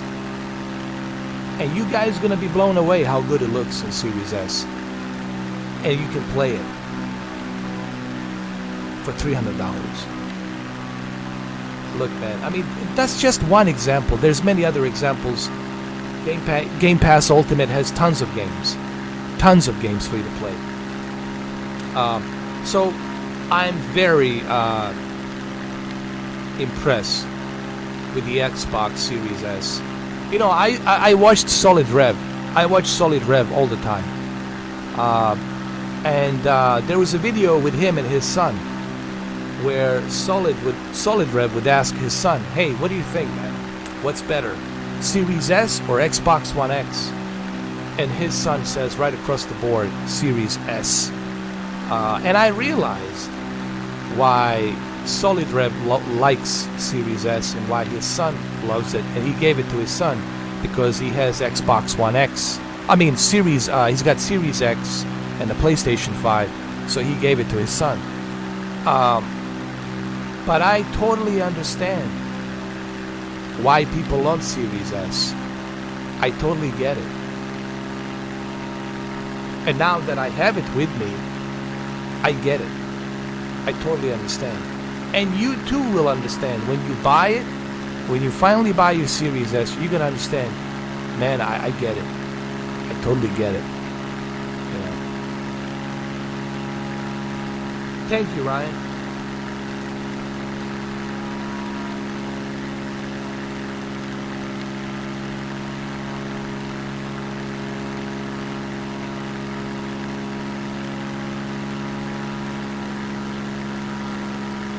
Actually, you guys should thank Extreme Gaming, my moderator XG. So give thanks to him because he's the one who recommended go to the Pacific Islands, Manila and Philippines. Go to Philippines.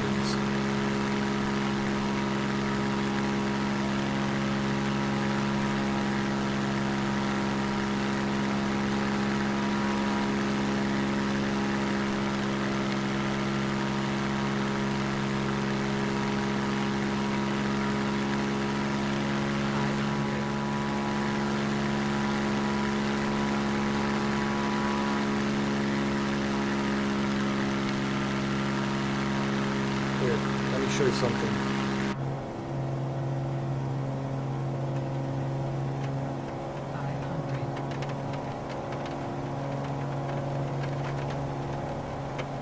By the way, this is 60 FPS, in case you guys are wondering. How am I achieving the 60 FPS? Well, I'm using a bit of tricks here. I'm using 1440p rendering.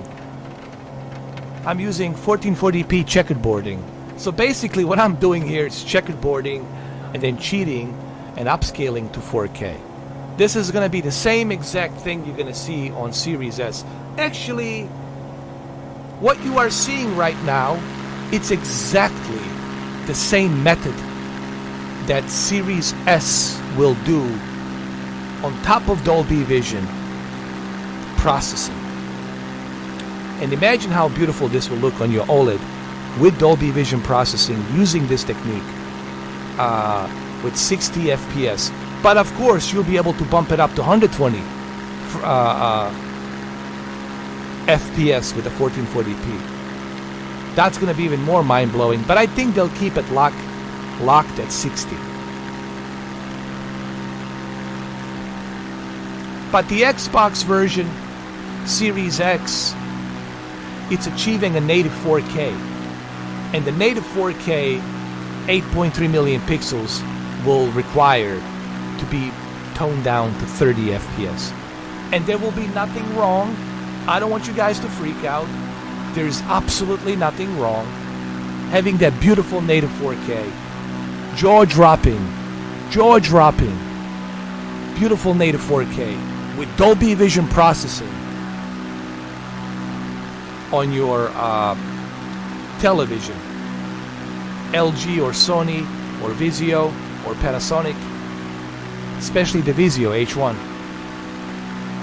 There will be nothing wrong with 30 FPS. You're going to have a beautiful clarity. Like outstanding clarity.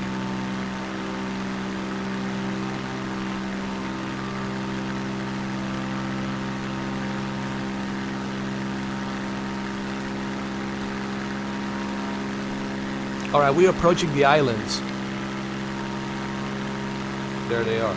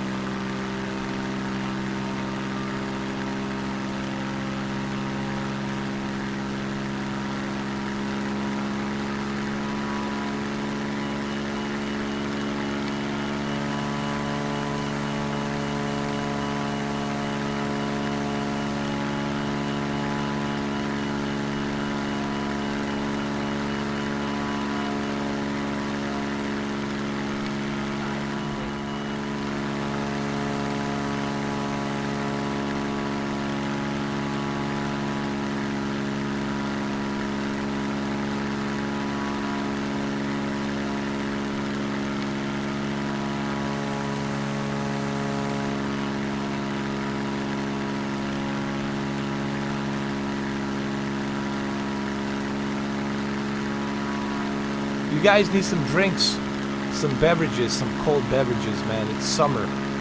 Cool off and enjoy the flight.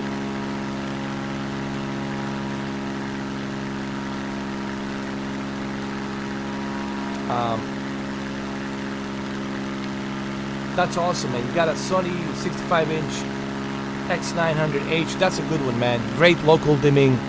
You'll enjoy the peak brightness on that one, bro. Hey, I didn't know that, Extreme Gaming. You never told me.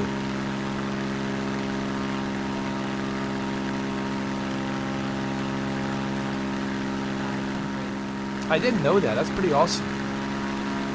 It's so ironic because we were talking about Jean-Claude Van Damme and Steven Seagal, and back in the 80s, apparently there's a rumor that Jean-Claude Van Damme and Steven Seagal bump heads at Sylvester Stallone house.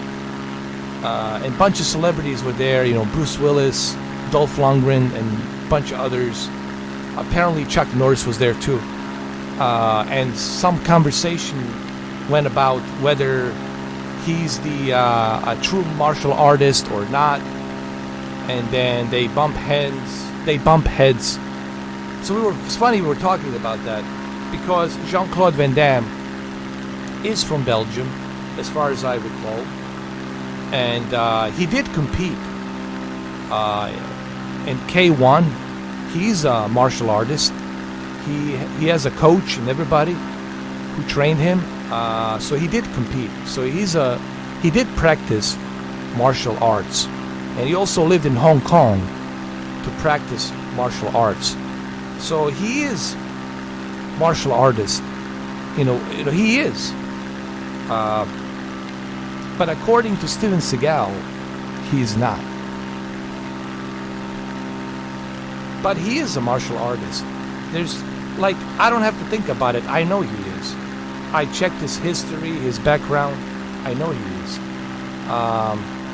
When he was younger, he used to wear glasses when he was competing, and then he took them out. And, you can ask anybody in Belgium; they'll tell you exactly what you guys know. I see Extreme Gaming, Robin. I don't need to tell you. You guys know this better than me. I don't know why I'm telling you. You know this. So you know that Steven Seagal is full of shit when he says he's not a real mixed martial artist, you know, whatever. And I can see why Jean-Claude was pissed off. Like, who is this guy telling me I'm not a mixed martial artist? Who is this clown? So let's just say Steven Seagal was a bully. He was a bully.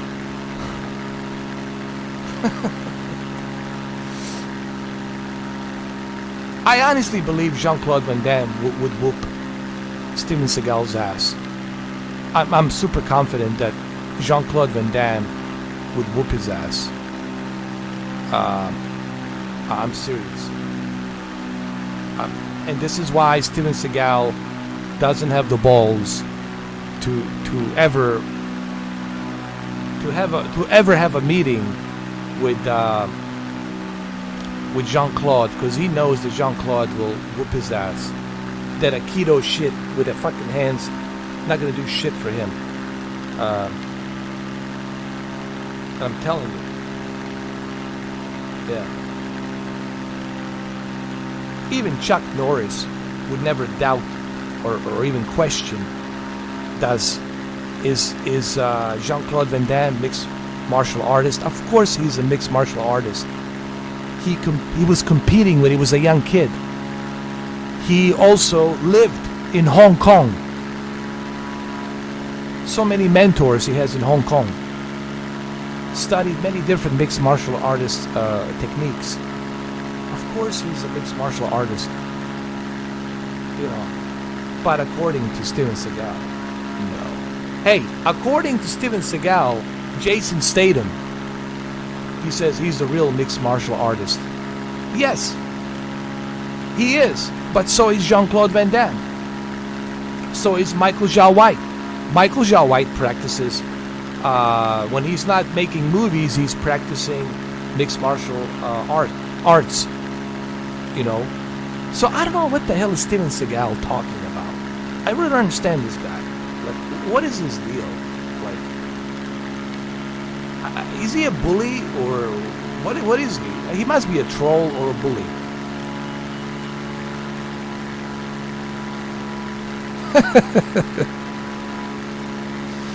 I think he's in Russia, somewhere in Russia, making some movies in Russia or whatever.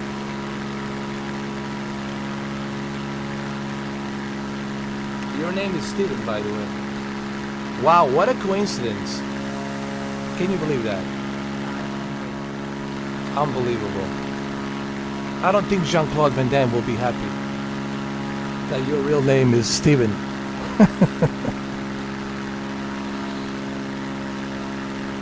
So how dare you, man? How dare you have a name called Steven? Same guy who's been shitting all over me, questioning my mixed martial artist's career. He's in Russia.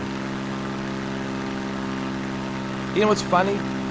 He talks all this shit about Jean-Claude Van Damme. Jean-Claude Van Damme, it's always in great shape. It's always in great shape. Even at his age, at his old age, he's in great fucking shape. Look at Steven Seagal. Has to wear some kind of a fucking coat to cover his belly, to cover his man boobies, you know, saggy titties. Right? Right? Jean-Claude Van Damme, man, he fucking comes out in a tank top. He's ripped. The guy's ripped. Even at his age, he's ripped. Besides, he makes better movies than Steven Seagal.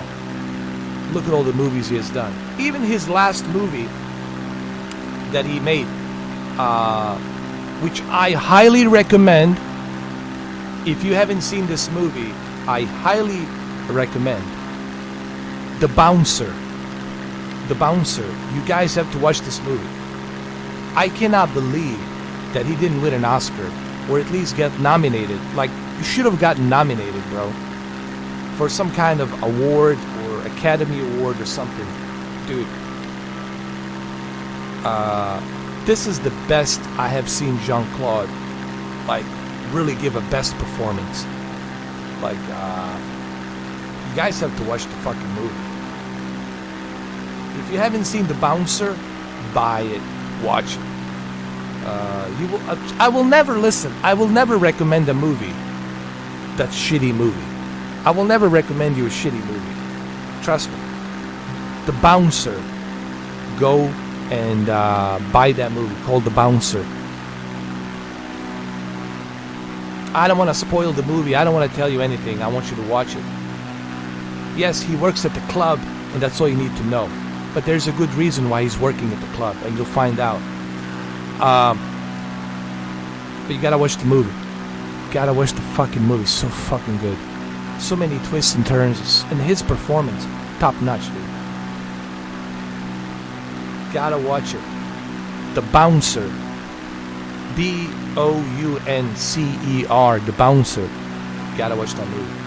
I don't know what they call it in Belgium. Maybe they call it something else in Belgium, you know. But here in America, they call it The Bouncer.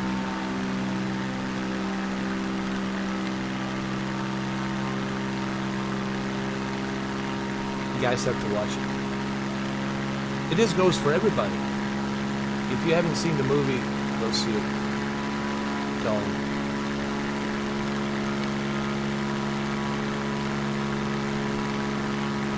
I haven't seen that. I'm gonna watch it. You see, you recommended a movie for me now too. I'm gonna watch that tonight. Wrong bet. I'm watching it tonight. I don't care if I have to pay for it, buy it, rent it. I don't care. I'm gonna watch it tonight. Wrong bet. Cool. Thank you, Robert. See, I like that. Nice little exchange. I recommended a movie for you, and you recommended the movie for me. It's okay. That's fine, dude. I haven't seen it. I gotta watch it. That's even better. That's probably the movie that I haven't seen from Jean-Claude Van Damme. Wrong bet. So thank you. Well, thank you. See, if I never met you, I wouldn't even know about that movie. But thanks to you, now I know about the wrong bet.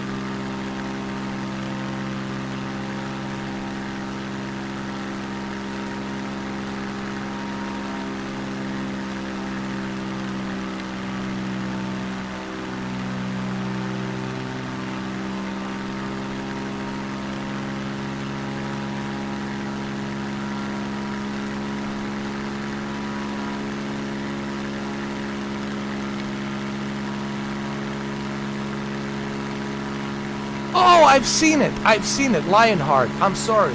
I've seen it. He was one of those French legionnaires, right? And he deserted the Legion, and he went to America to help his niece, right? His niece, because his brother died or something. So he went fighting, street fighting or something, to make the money to help his niece, to help his sister-in-law, right? And he went to New York. Yes, that was a great, Lionheart. Yeah. This is kind of like that. The Bouncer, it's kind of like that, but my God, the Bouncer, it's really,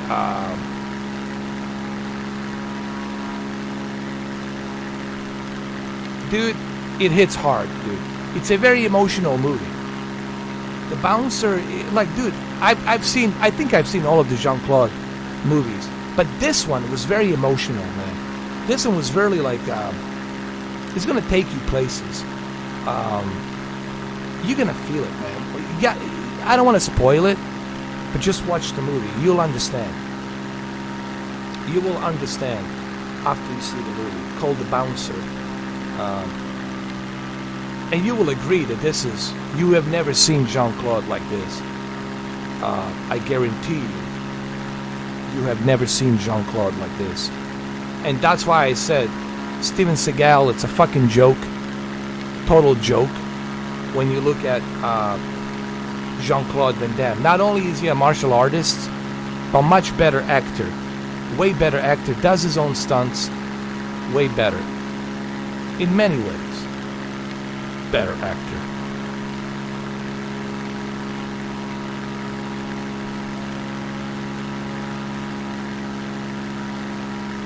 I'm pretty sure he plays Xbox.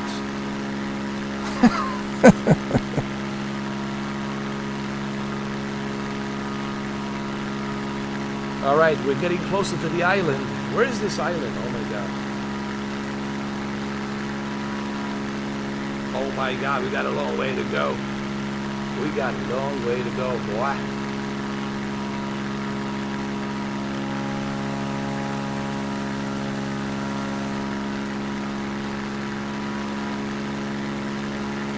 Oh my god, 6 hours and a half.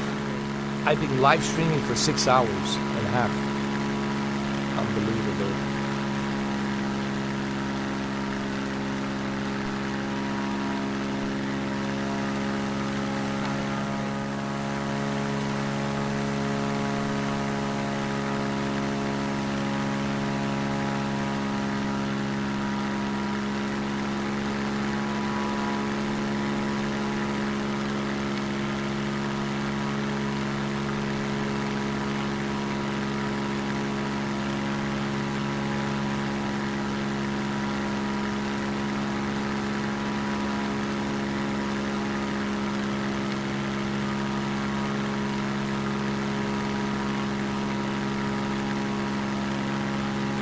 Thank you.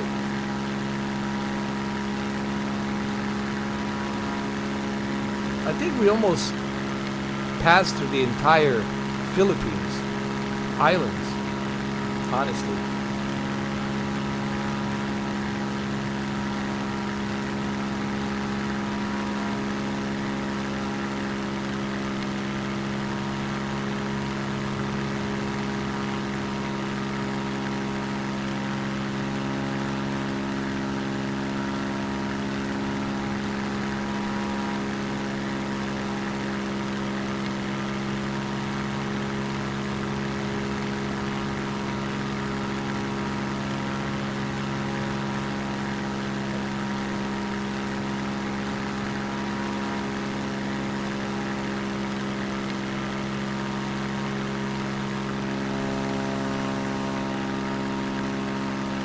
We gotta make this interesting. It's a long ass flight.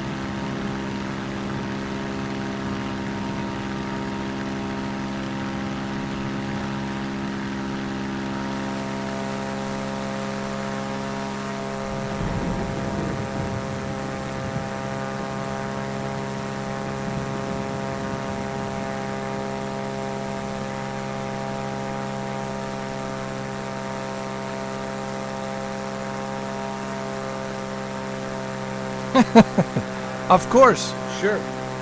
Cheers.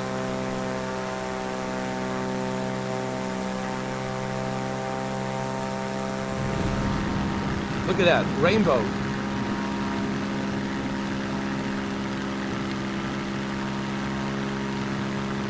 Look at this. Is this even real? I mean, is this really happening?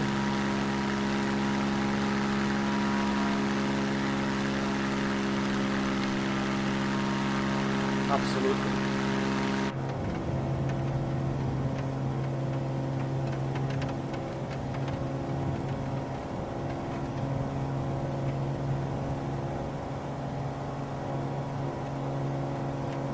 There's the island. There it is. Got it. But this one's flat. This one looks a bit flat.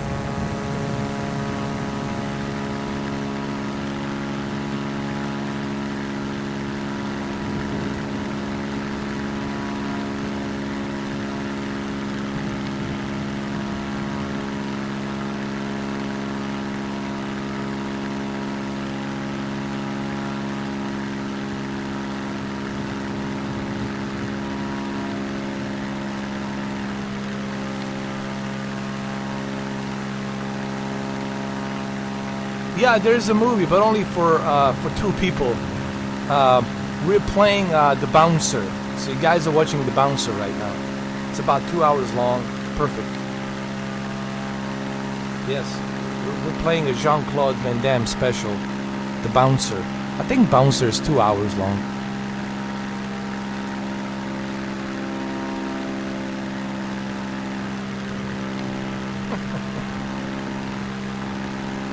Sorry about the noise, it's a Cessna airplane. Yeah, right here in the back, you know, you guys are good. Right there. It's one of those small little 8-inch screen with the headphones. You know. Little panels, but it's better than nothing, right? It's better than nothing.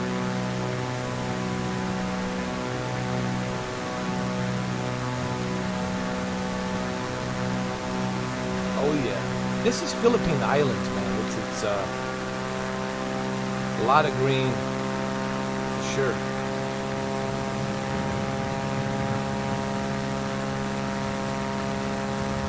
The Thin Red Line was filmed here as well. A lot of war movies were filmed here. Vietnam War movies, Pacific Theater type of movies, you know.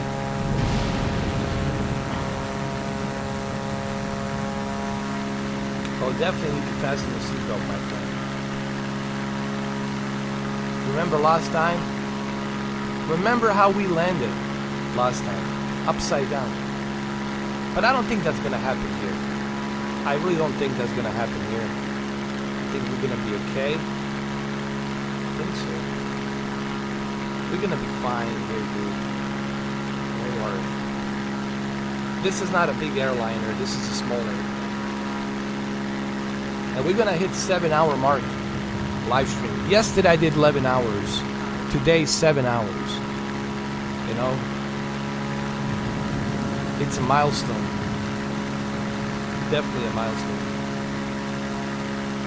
Let's do some singing. Jurassic Park.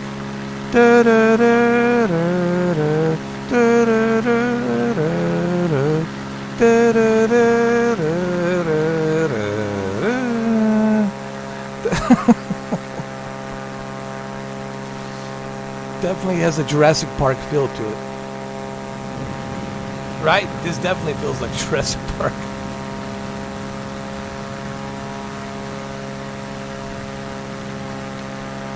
Ian Malcolm, The Chaos Theory.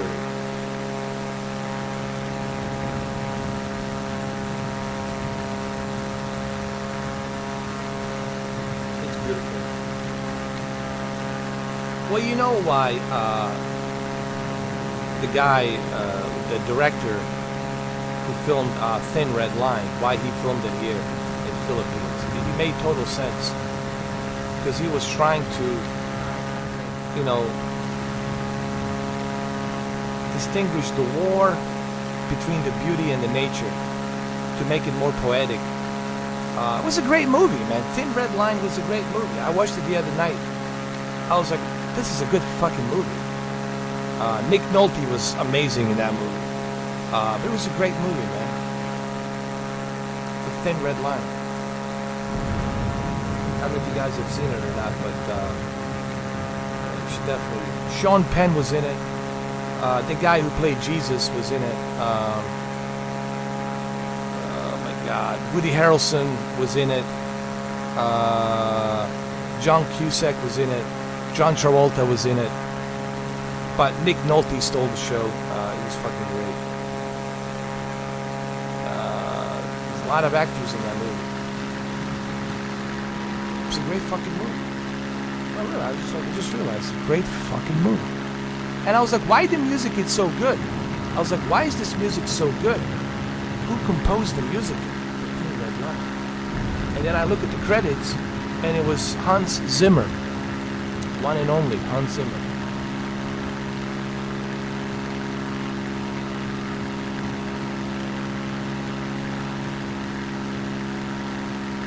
That movie needs to come out in 4K Blu-ray.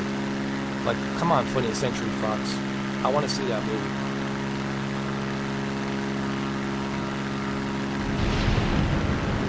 Like in 4K.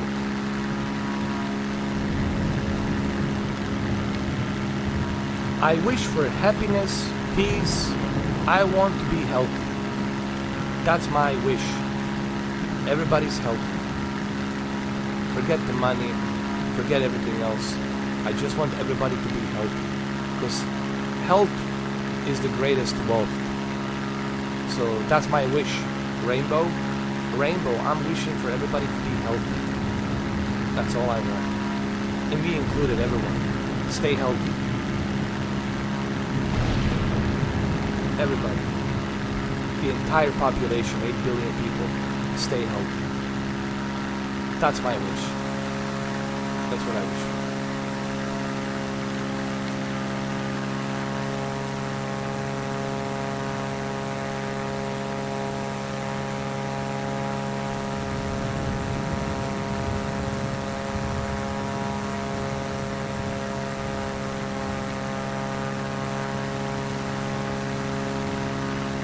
You guys can make a wish too. The rainbow's still here. There it is right there.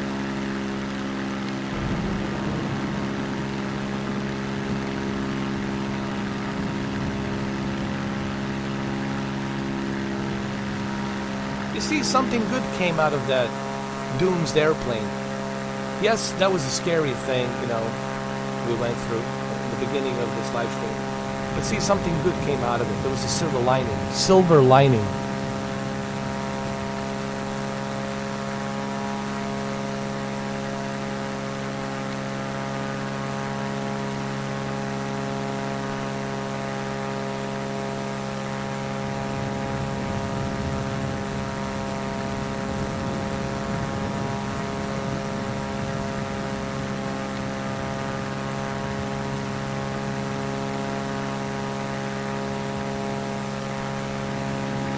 I know. Me too, man. A lot of people are here helping out. All of the firefighters from different counties are going in there, working around the clock, helping out. How could that happen? You know, was the building inspected properly? Someone has to take responsibility for that. You know, like, how could this happen? Was the building maintenance properly? How old is the building? Did they do any renovation on it? That investigation needs to be done properly. So that way, so something like that doesn't happen again. What was the error? What happened? You know, and we should have the full disclosure, the full investigation, thorough, full investigation. It doesn't matter how long it takes, but we need to find out what happened. Like, all of these things needs to be thoroughly checked and looked upon, which I'm sure they will. They already are sending federal government's coming down here to thoroughly investigate, just to make sure that no one's tampering with the evidence, that, you know, so it's good that the federal government is getting involved.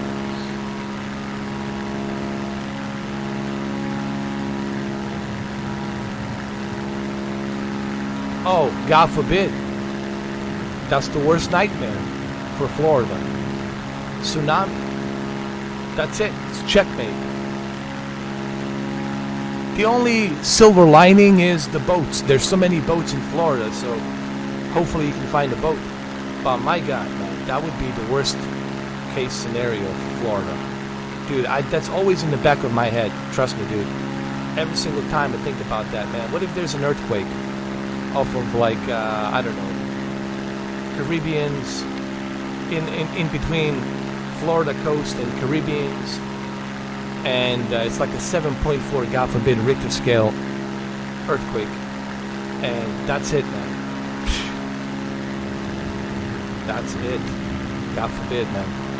And this could happen this could easily happen, God forbid. And people don't realize that, because we don't think about it, you know. I understand you can't live in fear. You know, you gotta live life. You can't live in constant fear. I totally understand that. But, you know, in the back of my mind, you know, there's always that, you know, like, this could easily happen.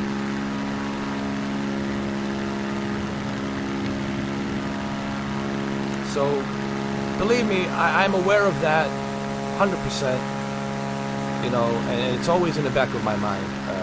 It's not something I forget, you know. And I've been thinking about moving out of Florida, man. I've been thinking about going to, like, upstate New York, small town somewhere in the nature, you know. Of course, living in nature has its own problems, too. You got the ice storm, snowstorm, freezing weather. It's miserable. You know, everything has its ups and downs. You know, nothing is perfect. You know what I mean? So there's that too. But, you know, tsunami in Florida and these hurricanes. Let's say there's a Category 5, God forbid, and the levee breaks in the Okeechobee. Like Okeechobee Lake, the levee breaks, God forbid. We're talking major fucking floodings of South Florida. You know, it would behoove you not to think about these things, because you don't know what Mother Nature's going to do. We don't have a crystal ball. We really don't know what Mother Nature's going to do. And, you know, that's the risk you take every day, knowing that, hey, at any given time, Mother Nature can just, at any given time. So it's like Gypsy King says, you know, what's his name, the boxer, Gypsy King, Tyson Fury. I live in the moment. I live in today. Tomorrow is not guaranteed. Well said, man. Well said. Live in the moment. Live in today, because tomorrow is not guaranteed. And it really drives me crazy that some people are so greedy, all about themselves, you know. All they look is for money, money, money, money, as if they're going to live forever, you know. Hopefully they will bury them with the money when they grow old, you know. I don't understand these people. I really don't understand these people. And I'm sad. I'm very sad to report there's a lot of people out there, not everybody, Not everybody, not you guys, not everybody, but there's a pretty good number of people out there. All they care, it's money. And they think they're going to live forever. All they think about is just the damn money. Fucking money. Here, take all my fucking money. I'll live in the woods. Take it. Take everything. Fuck it. Really, man, I don't understand those people. What about experiencing the life? Having a friendship with somebody. Sharing life with somebody. Sharing this life experience with someone. No. Money. I'm selfish. I want money. I will not even talk to you without money. You have no interest in me. You provide nothing. Therefore, you're nothing. Right? Isn't it crazy? Look, I don't mean, look, you guys are cool. You guys are awesome. And there's a lot of good people out there. But my God, my goodness, there's a pretty good number of people out there. Selfish, only caring about that dollar or that euro. Just money, money, money, money, money, money. Money, money, money, money, money, money. You know?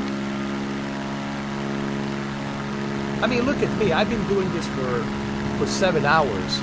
Do you see me asking people, hey, donate the money, give me money? No. It's a free will. If you want to do it, you'll do it. If you can, you will. If you can't, you won't. I don't force anybody to do anything. I don't force people to subscribe. I don't force people to share my videos. I don't force people to do anything. It's a free will. You know, if you feel like you want to do it, you're going to do it. If you don't, you're not. But some people out there are just looking for money, you know? They will not even call you to ask you, hey, how you doing? How you been? Sorry, I have no interest. There's no interest. I have no use of you. So therefore, I will not call you. Dude, I have relatives. Bro, I have relatives, which is so fucking sad. So fucking sad. It is beyond sad. I have relatives who won't even bother calling me because they see no interest in me. I contribute nothing to them. There's no interest. They don't give a shit that we're related. They don't give a fuck that we're, benefit. Right? I have relatives like that. Relatives. Unfucking believable.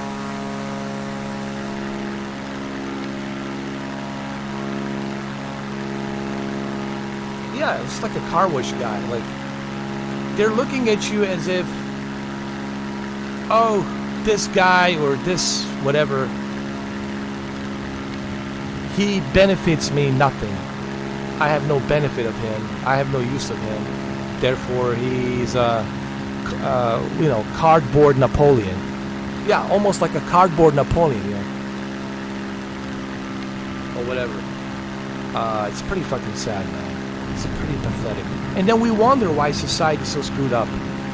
Why everything's so screwed up. Why everything's so backwards. It doesn't surprise us, man, why everything's so backwards. Because we are reflecting. We are like the mirror that reflects what we create in our society. You know?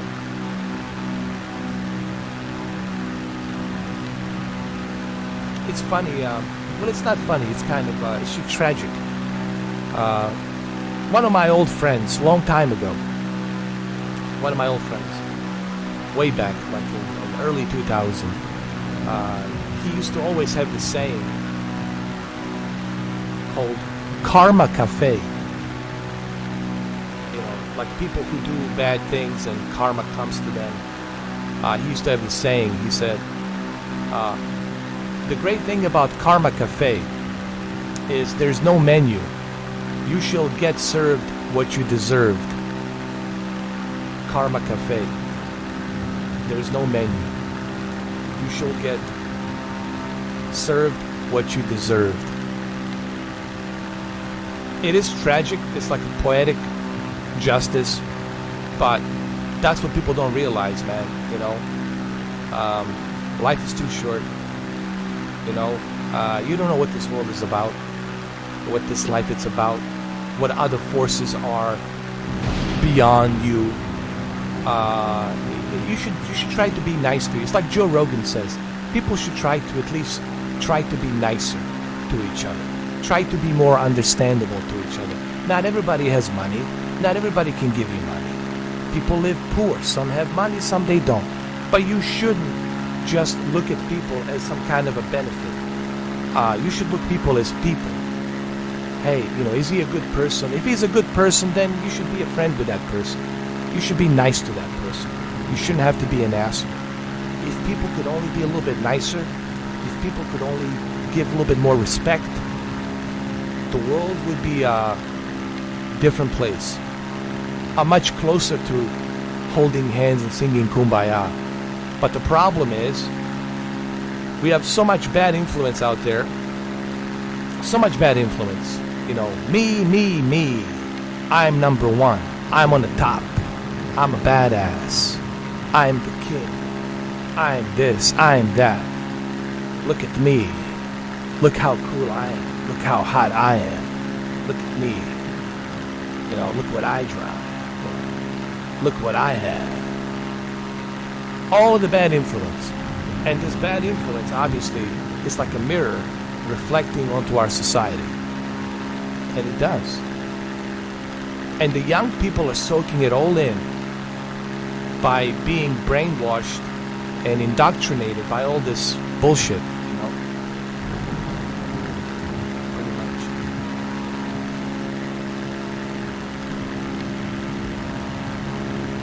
But don't expect this to change. It will not change. Sure, there's good people out there, but the influences and powers to be are very strong, and these influences influence pretty big. And they target younger audiences to indoctrinate them, you know, to think a certain way, to be greedy. Greed is good. Hustle's good. Ripping people off is good. Making that money no matter what. Who gives a shit how you make it? Just make it. All the kind of bad influence that you can think of, it's being indoctrinated. Lying, cheating, learn how to lie. Be a good actor. Learn how to lie. Be a good speaker, but lie. You know, all of these bad influences, dishonesty and all this bullshit. So now you know why I never became a Freemason. Now you know why I never joined any kind of fraternity club. Now you know why I never joined neither one of them. And I've been approached many times when I was younger. Obviously, I was much better looking when I was younger. Not right now. But I never accepted it. You know what? I'm glad that I didn't. Like I said, I would rather live in the woods by myself with a little cabin.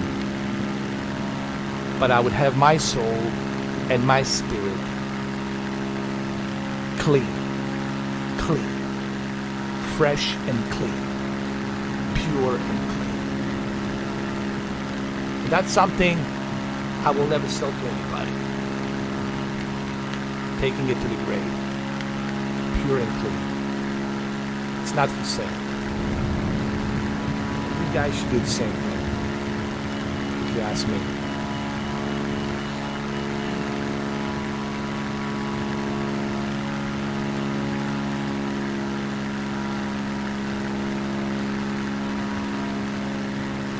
Look how beautiful this is, man. Look at this. How beautiful the nature is, right? Beautiful planet, right? Beautiful, beautiful planet. But what a shame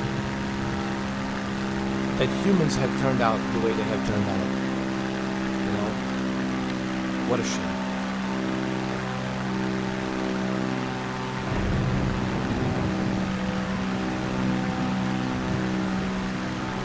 It could really be a paradise. This world could be a paradise But it cannot be because of the powers to be. The powers to be, they want to control everything. You know, Nikola Tesla, like I was telling this the other day to Rachel, said Nikola Tesla learned that the hard way. Nikola Tesla wanted to help people. He wanted every village in Africa, every village in Amazon to have electricity. He wanted to give people the necessity to live better. But he realized you can't do that. There goes J.P. Morgan. There goes the, all these other groups reminding Nikola Tesla, sir, we appreciate your hard work, sir, and your inventions of the alternative current. But, sir, that's not how things works. We have to control, we have to profit from this energy. And we need to learn what else can we do with this energy. Not only can we profit money from it, but how can we weaponize this energy? How can we weaponize it? How can we make a ship disappear? How do we do that? Come over here to Philadelphia Experiment, Philadelphia Shipyard, Navy Shipyard, and you will help us create that technology on our wonderful Eldridge ship, warship. Tesla have realized that. Tesla took a lot of secrets with him. Tesla knew a lot. Nikola Tesla knew a lot. And that's why he was depressed. That's why he died alone. He didn't want to be around people anymore. Not because he didn't like people, but he was just disgusted. He was disappointed by what people have become. You know? And he was just disappointed. And he really died of, I think he died of depression. He was just depressed. He really hoped for a world. He did leave a mark, obviously, but he also realized that many horrors will come from human hands in terms of technology, like atomic bomb, nuclear bomb, hydrogen bomb, chemical weapon bombs, all this other shit. He realized that this technology will be weaponized.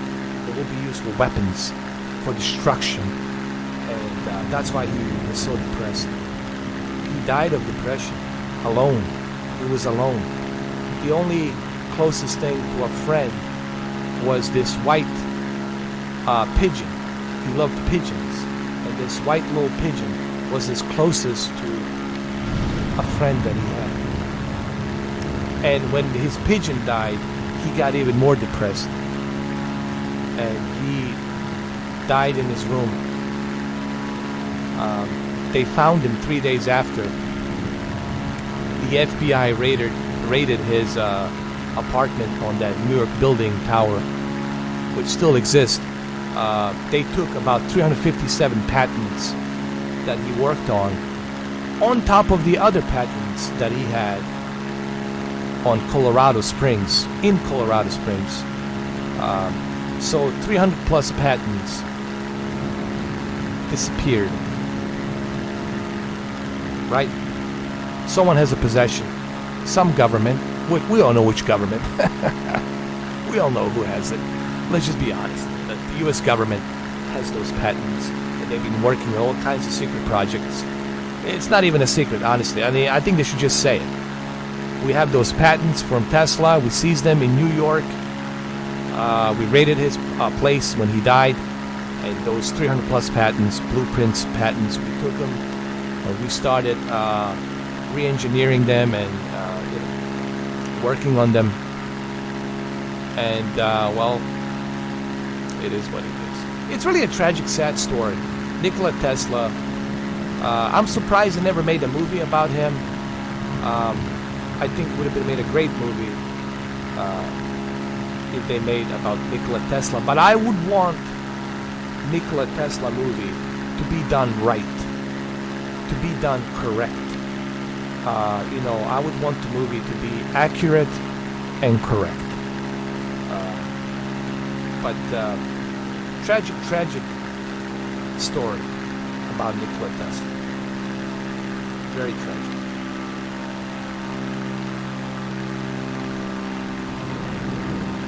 Well, you know what? Nostradamus was right. We are going to destroy ourselves. It's not going to come from nature. It's not going to come from some asteroid. It's not going to come from some alien civilization from another star system. It's going to come from us. From us. I mean, even this COVID-19 came from us because we wanted to test to see how, certain viruses work with bats and how they, react to these certain viruses and how they spread the virus. It all came from us too. We created this nightmare, this pandemic. Where did this pandemic come from? From us. We created it because we want to weaponize viruses, use it for whatever. See, everything has to be weaponized. Every technology has to be weaponized. Whether we're talking about chemical, whether we're talking about virus, creating a virus, everything has to be weaponized. This is why Nikola Tesla was so devastated when he learned what we're all about. Weaponizing. Using technology to weaponize it. Scary stuff, bro. And we're living in it right now. Fucking scary stuff. Horror.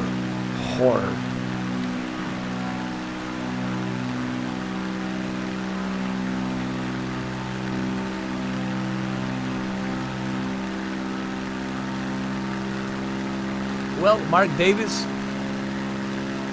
how do I use the fuel? Well, I don't. I do this thing called cheating. Cheat codes. No, I put that I have unlimited fuel. Now, you don't have to do that. You don't have to have unlimited fuel. But I like the fact that the game gives you that option to have the unlimited fuel. But if you want to make it realistic, you could do that. You can have a certain amount of fuel for a certain trip. So you have that option to do that. But I like that they give you that option. That they're not forcing you to be some super realistic experience. Now, if you want super realistic experience, you have that option too. But it's also good that they give you the option of choosing a different approach.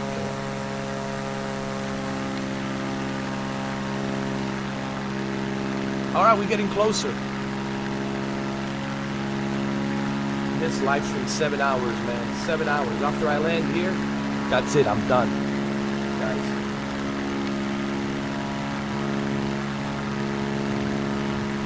My favorite plane has to be Pipe Arrow 3. Pipe Arrow 3 is one of my favorite planes. It's fast, great for maneuvering, excellent.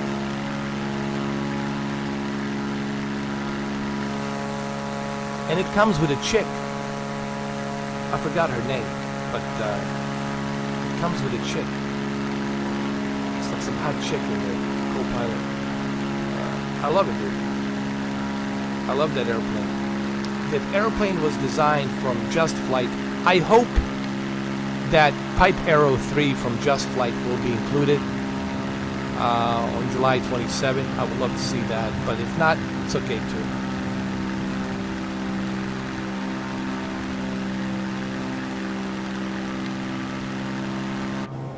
We're getting so close, my friends. My friends, we are getting so close.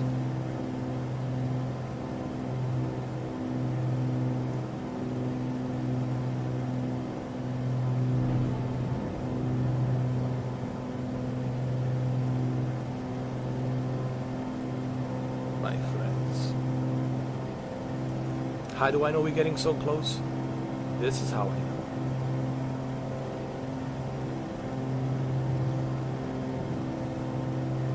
But why is it taking so long? Because this is not a fast airplane. This is a, Cessna, Cirrus SR-22.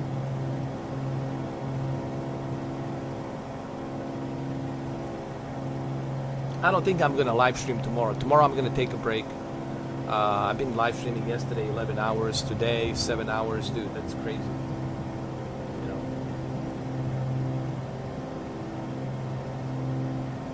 But we had fun today, right? We had fun yesterday. We had fun today. I always try to make it entertaining. Try to make it interesting. Plus, you learn something. You learn a little bit about history. Learn a little bit about Tesla. Learn a little bit about this. Learn a little bit about that. But hey, I'm not a big influence, I'm not out there sucking cocks and licking balls and licking a-holes. So therefore, they're not going to put me on that algorithm. They want a loyal cocksucker is what they're looking for. Yeah, man, these YouTubers, man, it's a joke. The only YouTuber I watch, it's Solid Rev, because he's funny. He's creative, he's funny. He's just a cool guy, man. I love his interaction between him and his son, and his daughter, and his wife, and his neighbor. He's just a fun guy. Actually, there's two YouTubers. There's two YouTubers that I watch. One, it's Solid Rev, and the other one, it's Camping with Steve in Canada. I love that guy. It's so cool watching him camp, watching him, set up a camp and then prepare the food and other things. Such a laid-back, pretty cool guy, man. I like him a lot. He has this thing where he calls, when he opens the beer, it's called a step 2. Step 1, it's setting up the camp. Step 2, opening the beer. Step 3, getting the food. And step 4, hunkering in. I like him. Camping with Steve, pretty cool fucking guy. And then Solid Rev. That's it. Solid Rev and Camping with Steve. Everybody else.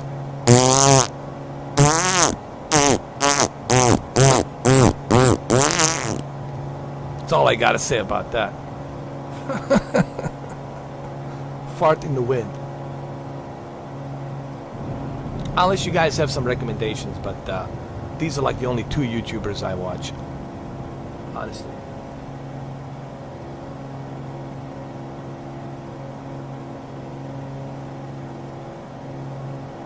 You guys are probably laughing your ass off. That was the most epic fart I ever heard. The most epic fart.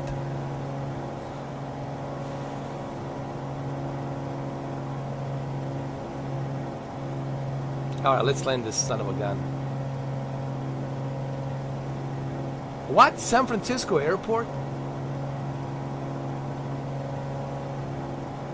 Oh, that's 5 million. That's what? 5,000 miles.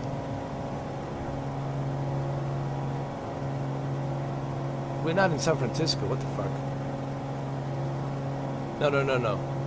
That's letting me know how far. Like 5,000 miles. San Francisco airport.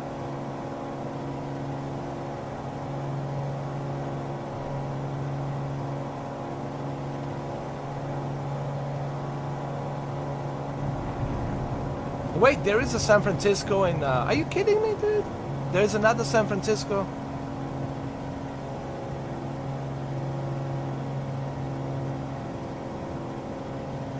This can't be right.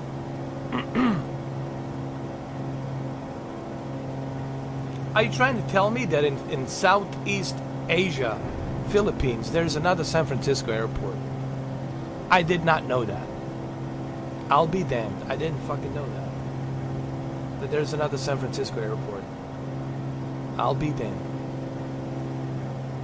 for real? For real?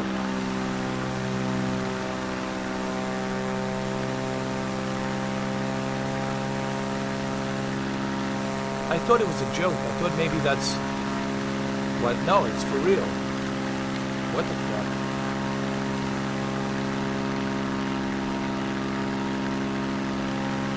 Well, I guess there is. There is the airport. In Philippines, there's another San Francisco. Couldn't believe it. This guy, San Francisco, man, was all over the place. He traveled everywhere from California. Maybe that's what happened.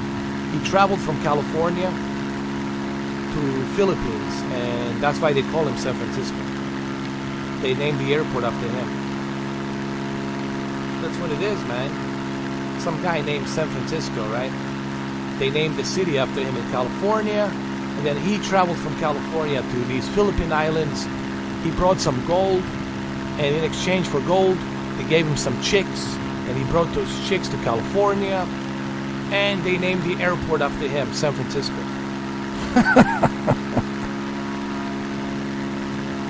That's what I'm guessing.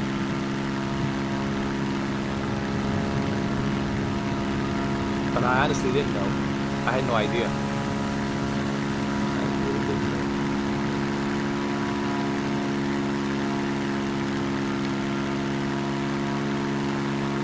Alright, we're getting closer to this airport. We're gonna land. 7 hours, man. 7 hours. What a stream, huh? 7 long ass hours. Yesterday, 11 hours, man. And I have yet to find a YouTuber back to back, live streaming like I do. Back to back.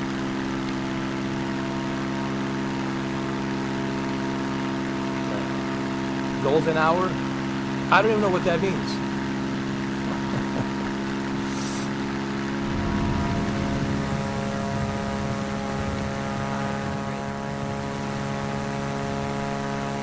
We're gonna land pretty soon, and I'm out of here, guys. I'm out. Once I land this plane, that's it. I'm out. You guys had enough of me. 7 hours and 11 hours yesterday. It's enough. Enough of me.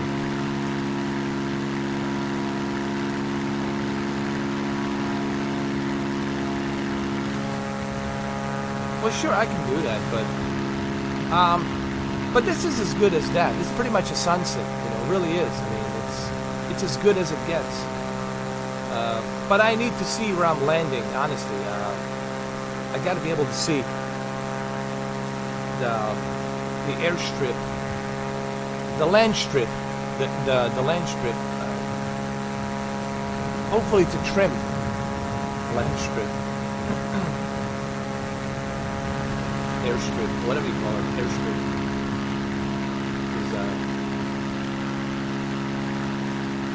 Yeah, man, I've been streaming since 9 o'clock this morning. Yesterday I did 11 hours of Scarlet Nexus, and I did my damn best to explain that anime, and people still don't get it. What's Scarlet Nexus all about? I don't get it.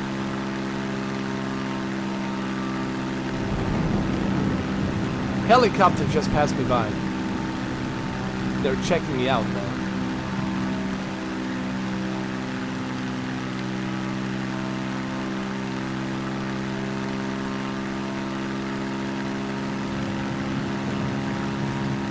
They're gonna land right on my porch. We have an important news. We have a mission for you. This mission's classified, Mr. 4K. It's not negotiable. You need to agree to it immediately. You come with us right now. We have no time. You gotta come with us.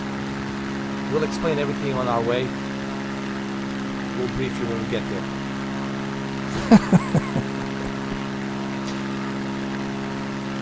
I think that was, dude, that definitely sounded like a Black Hawk.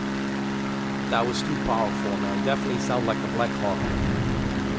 I don't know if you guys heard it. You probably didn't hear it, but the house was shaking. It was a Black Hawk.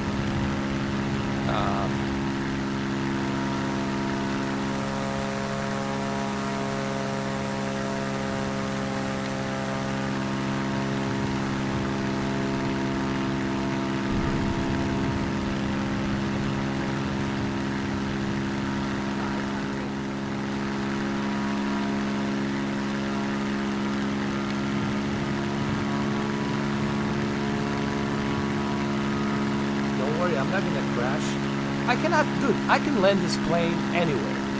This is so easy to land, you know? It's very easy to land this type of airplane. The airliner is very difficult, dude. That's the one that's really hard.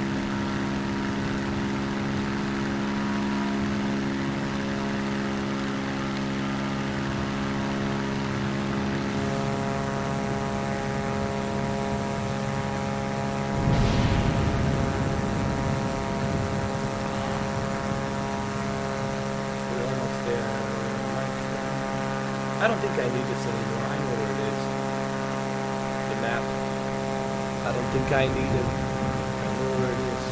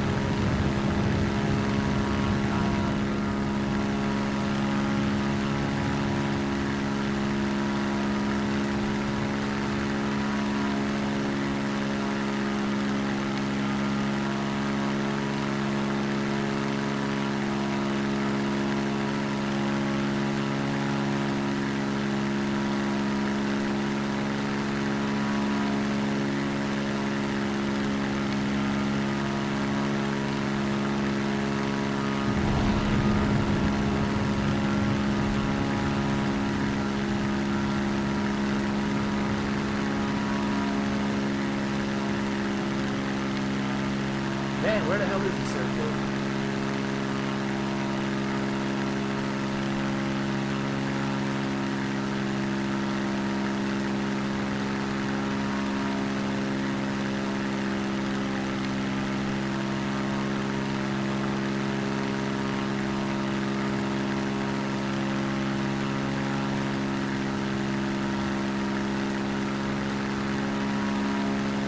Hold on a second. I gotta check something here on the map.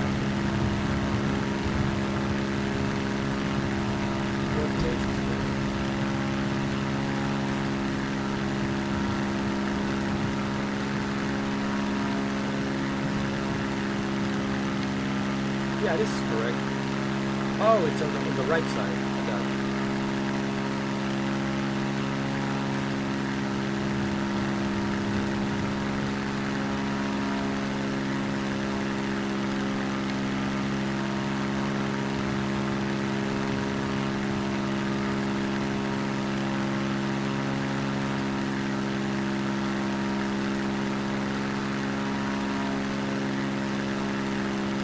Got it.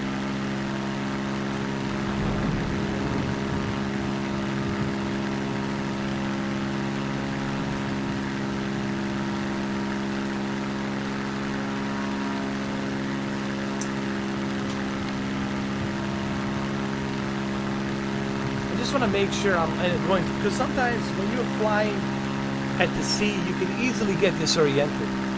It's so true. So I just want to make sure I got it right.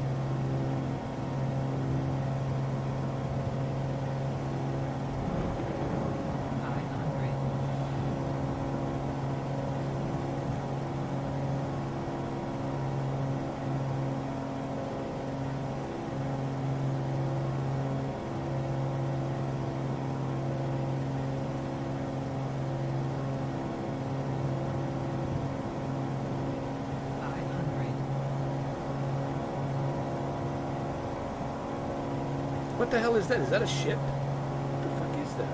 See that? Dude, it's some deserted island, bro. What?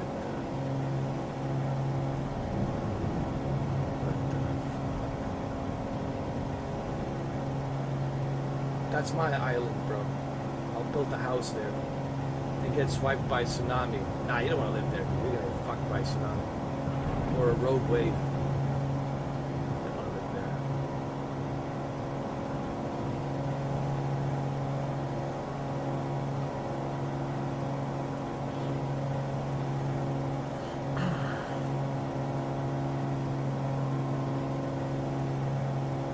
Alright, now I know where to go. I know where this thing is. Should be able to land here without any issues. Make a wish, guys. Make a wish.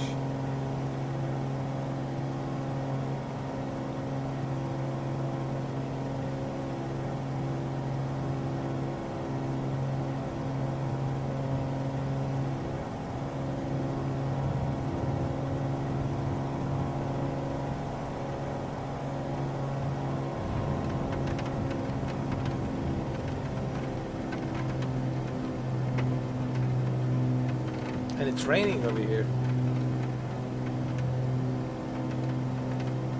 A little bit.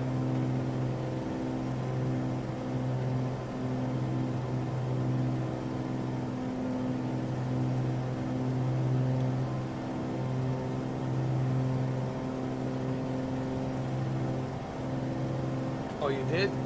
That must be a cool experience seeing that.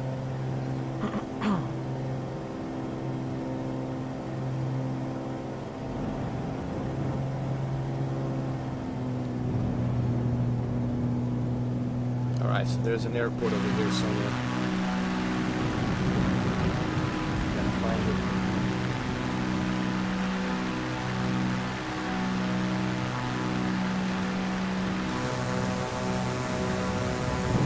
There it is, right there.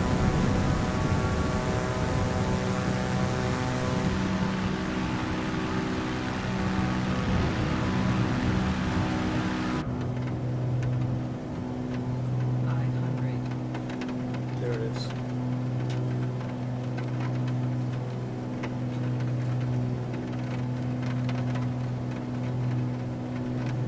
There's the airport right there. I see it.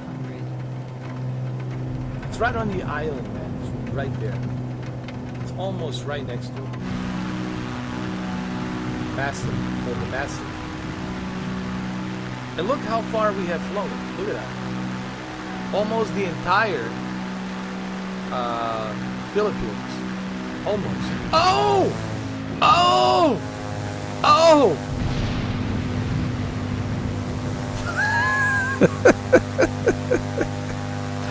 We have landed the same way. Guys, unfortunately, this is doomed. Unfortunately, it's a doomed. Both of the planes were doomed. Both of the planes were doomed. Wow, man. Can you believe this? Both of them doomed. It's a shallow water. It's so close to the beach. That's it, man.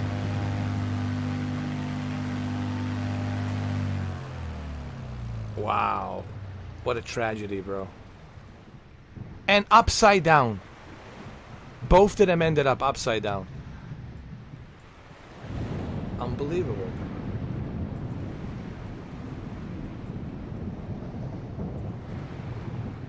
Can you believe this shit? You better believe it. Wow, dude, this is sad.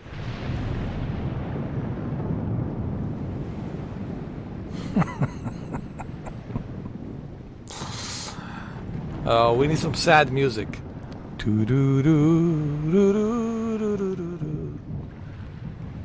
Well, after all, it is a called Cursed Doomed airplane. This is like a Halloween version of Flight Simulator. What are the odds? Can you believe this? What are the odds?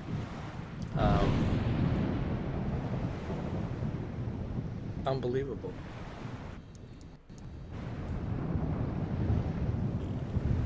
Can you at least get out of there? Can you open? No. It's over. It's over, man. It's over.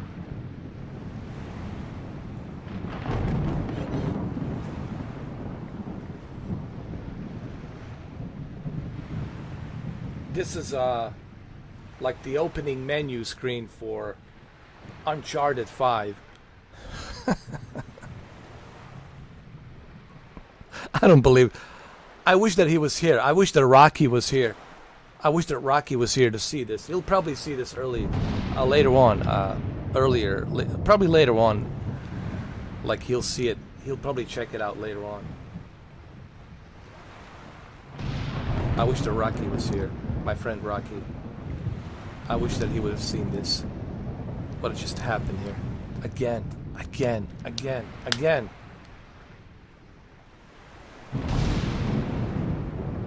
This is some strange thing, man.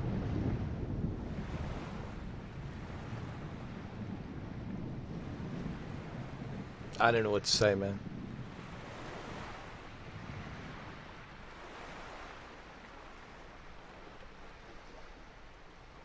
I'm just right now shocked.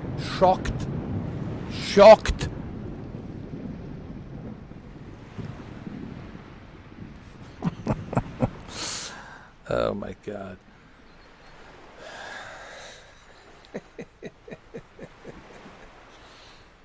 My goodness. Well, what are you gonna do? Yeah, what are you gonna do? It is what it is. We'll make a good night.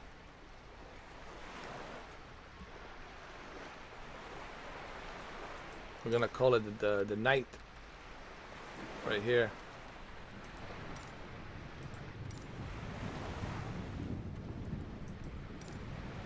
That's it.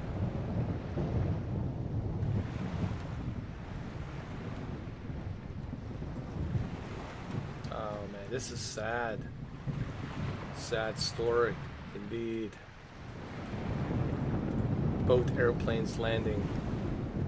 Both of them landing upside down. Both of them landing upside down.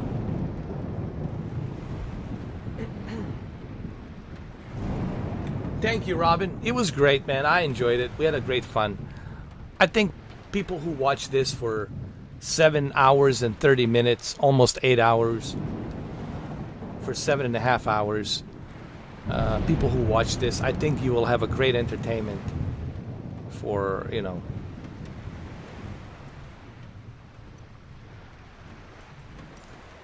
It's just sad, man. And we're going to make it even more sadder now. We're going to include a thunderstorm. We're going to add wind, gust and speed, and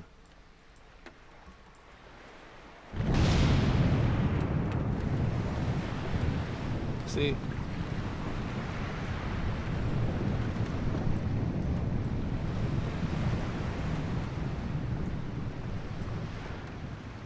We're gonna make it even more sad.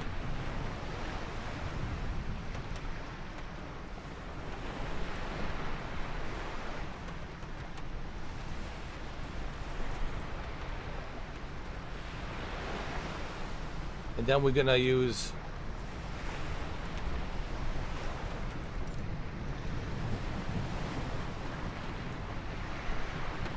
rain.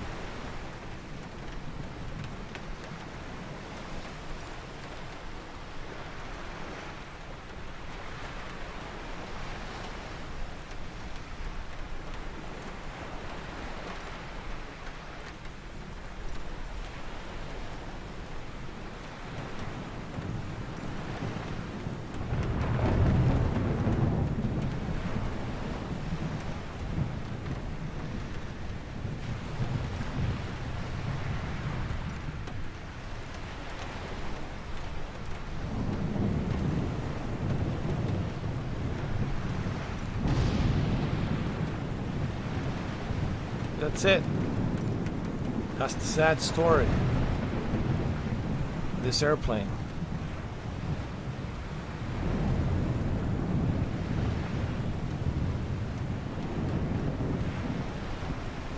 That's what happened. It was lost in the sea. The airplane was never recovered. It was lost in the sea. Forever and ever. A big tsunami came in. Took him away.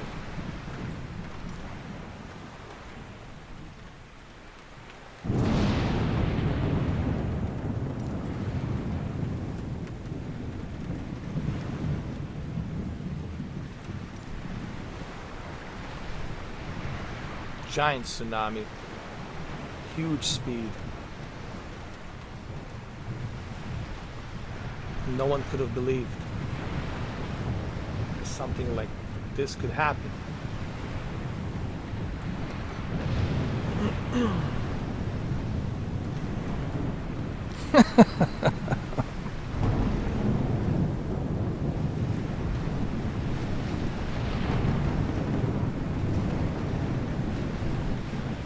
Well, I'm glad you guys had fun.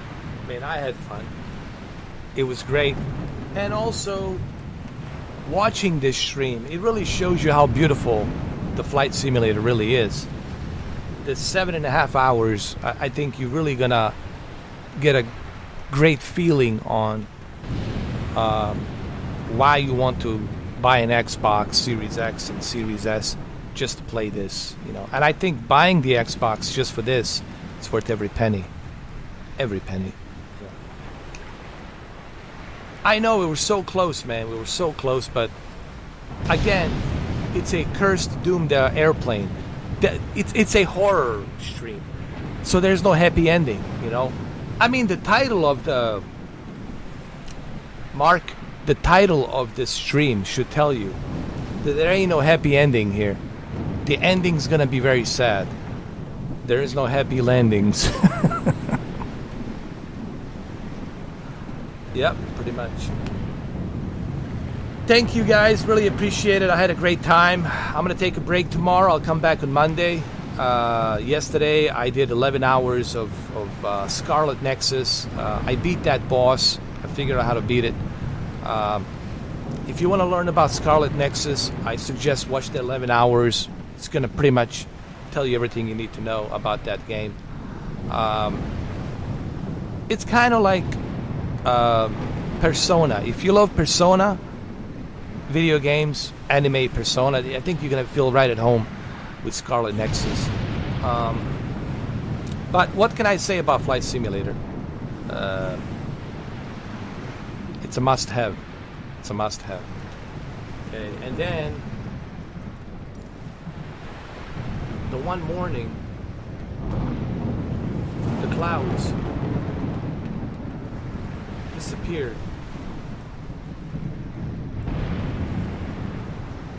The cloud disappeared.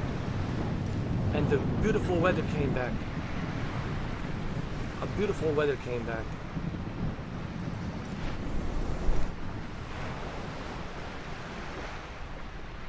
Not so beautiful weather came back. Even worse, tsunami came back. I'm really making this into a horror. Oh my god. This is really turning into a horror story.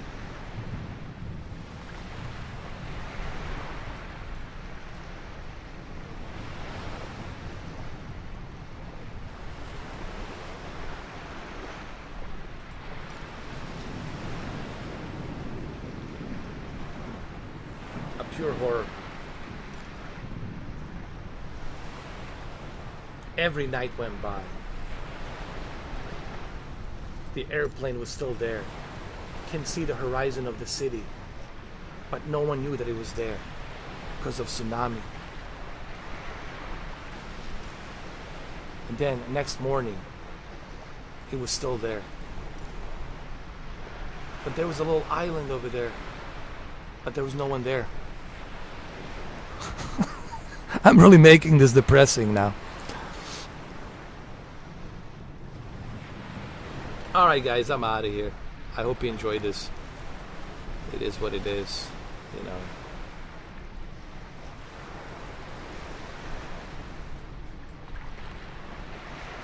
and everything went back to normal. The clouds were gone. The clouds came back. Just briefly. Just briefly they came back. And then it was good again. It's all good again.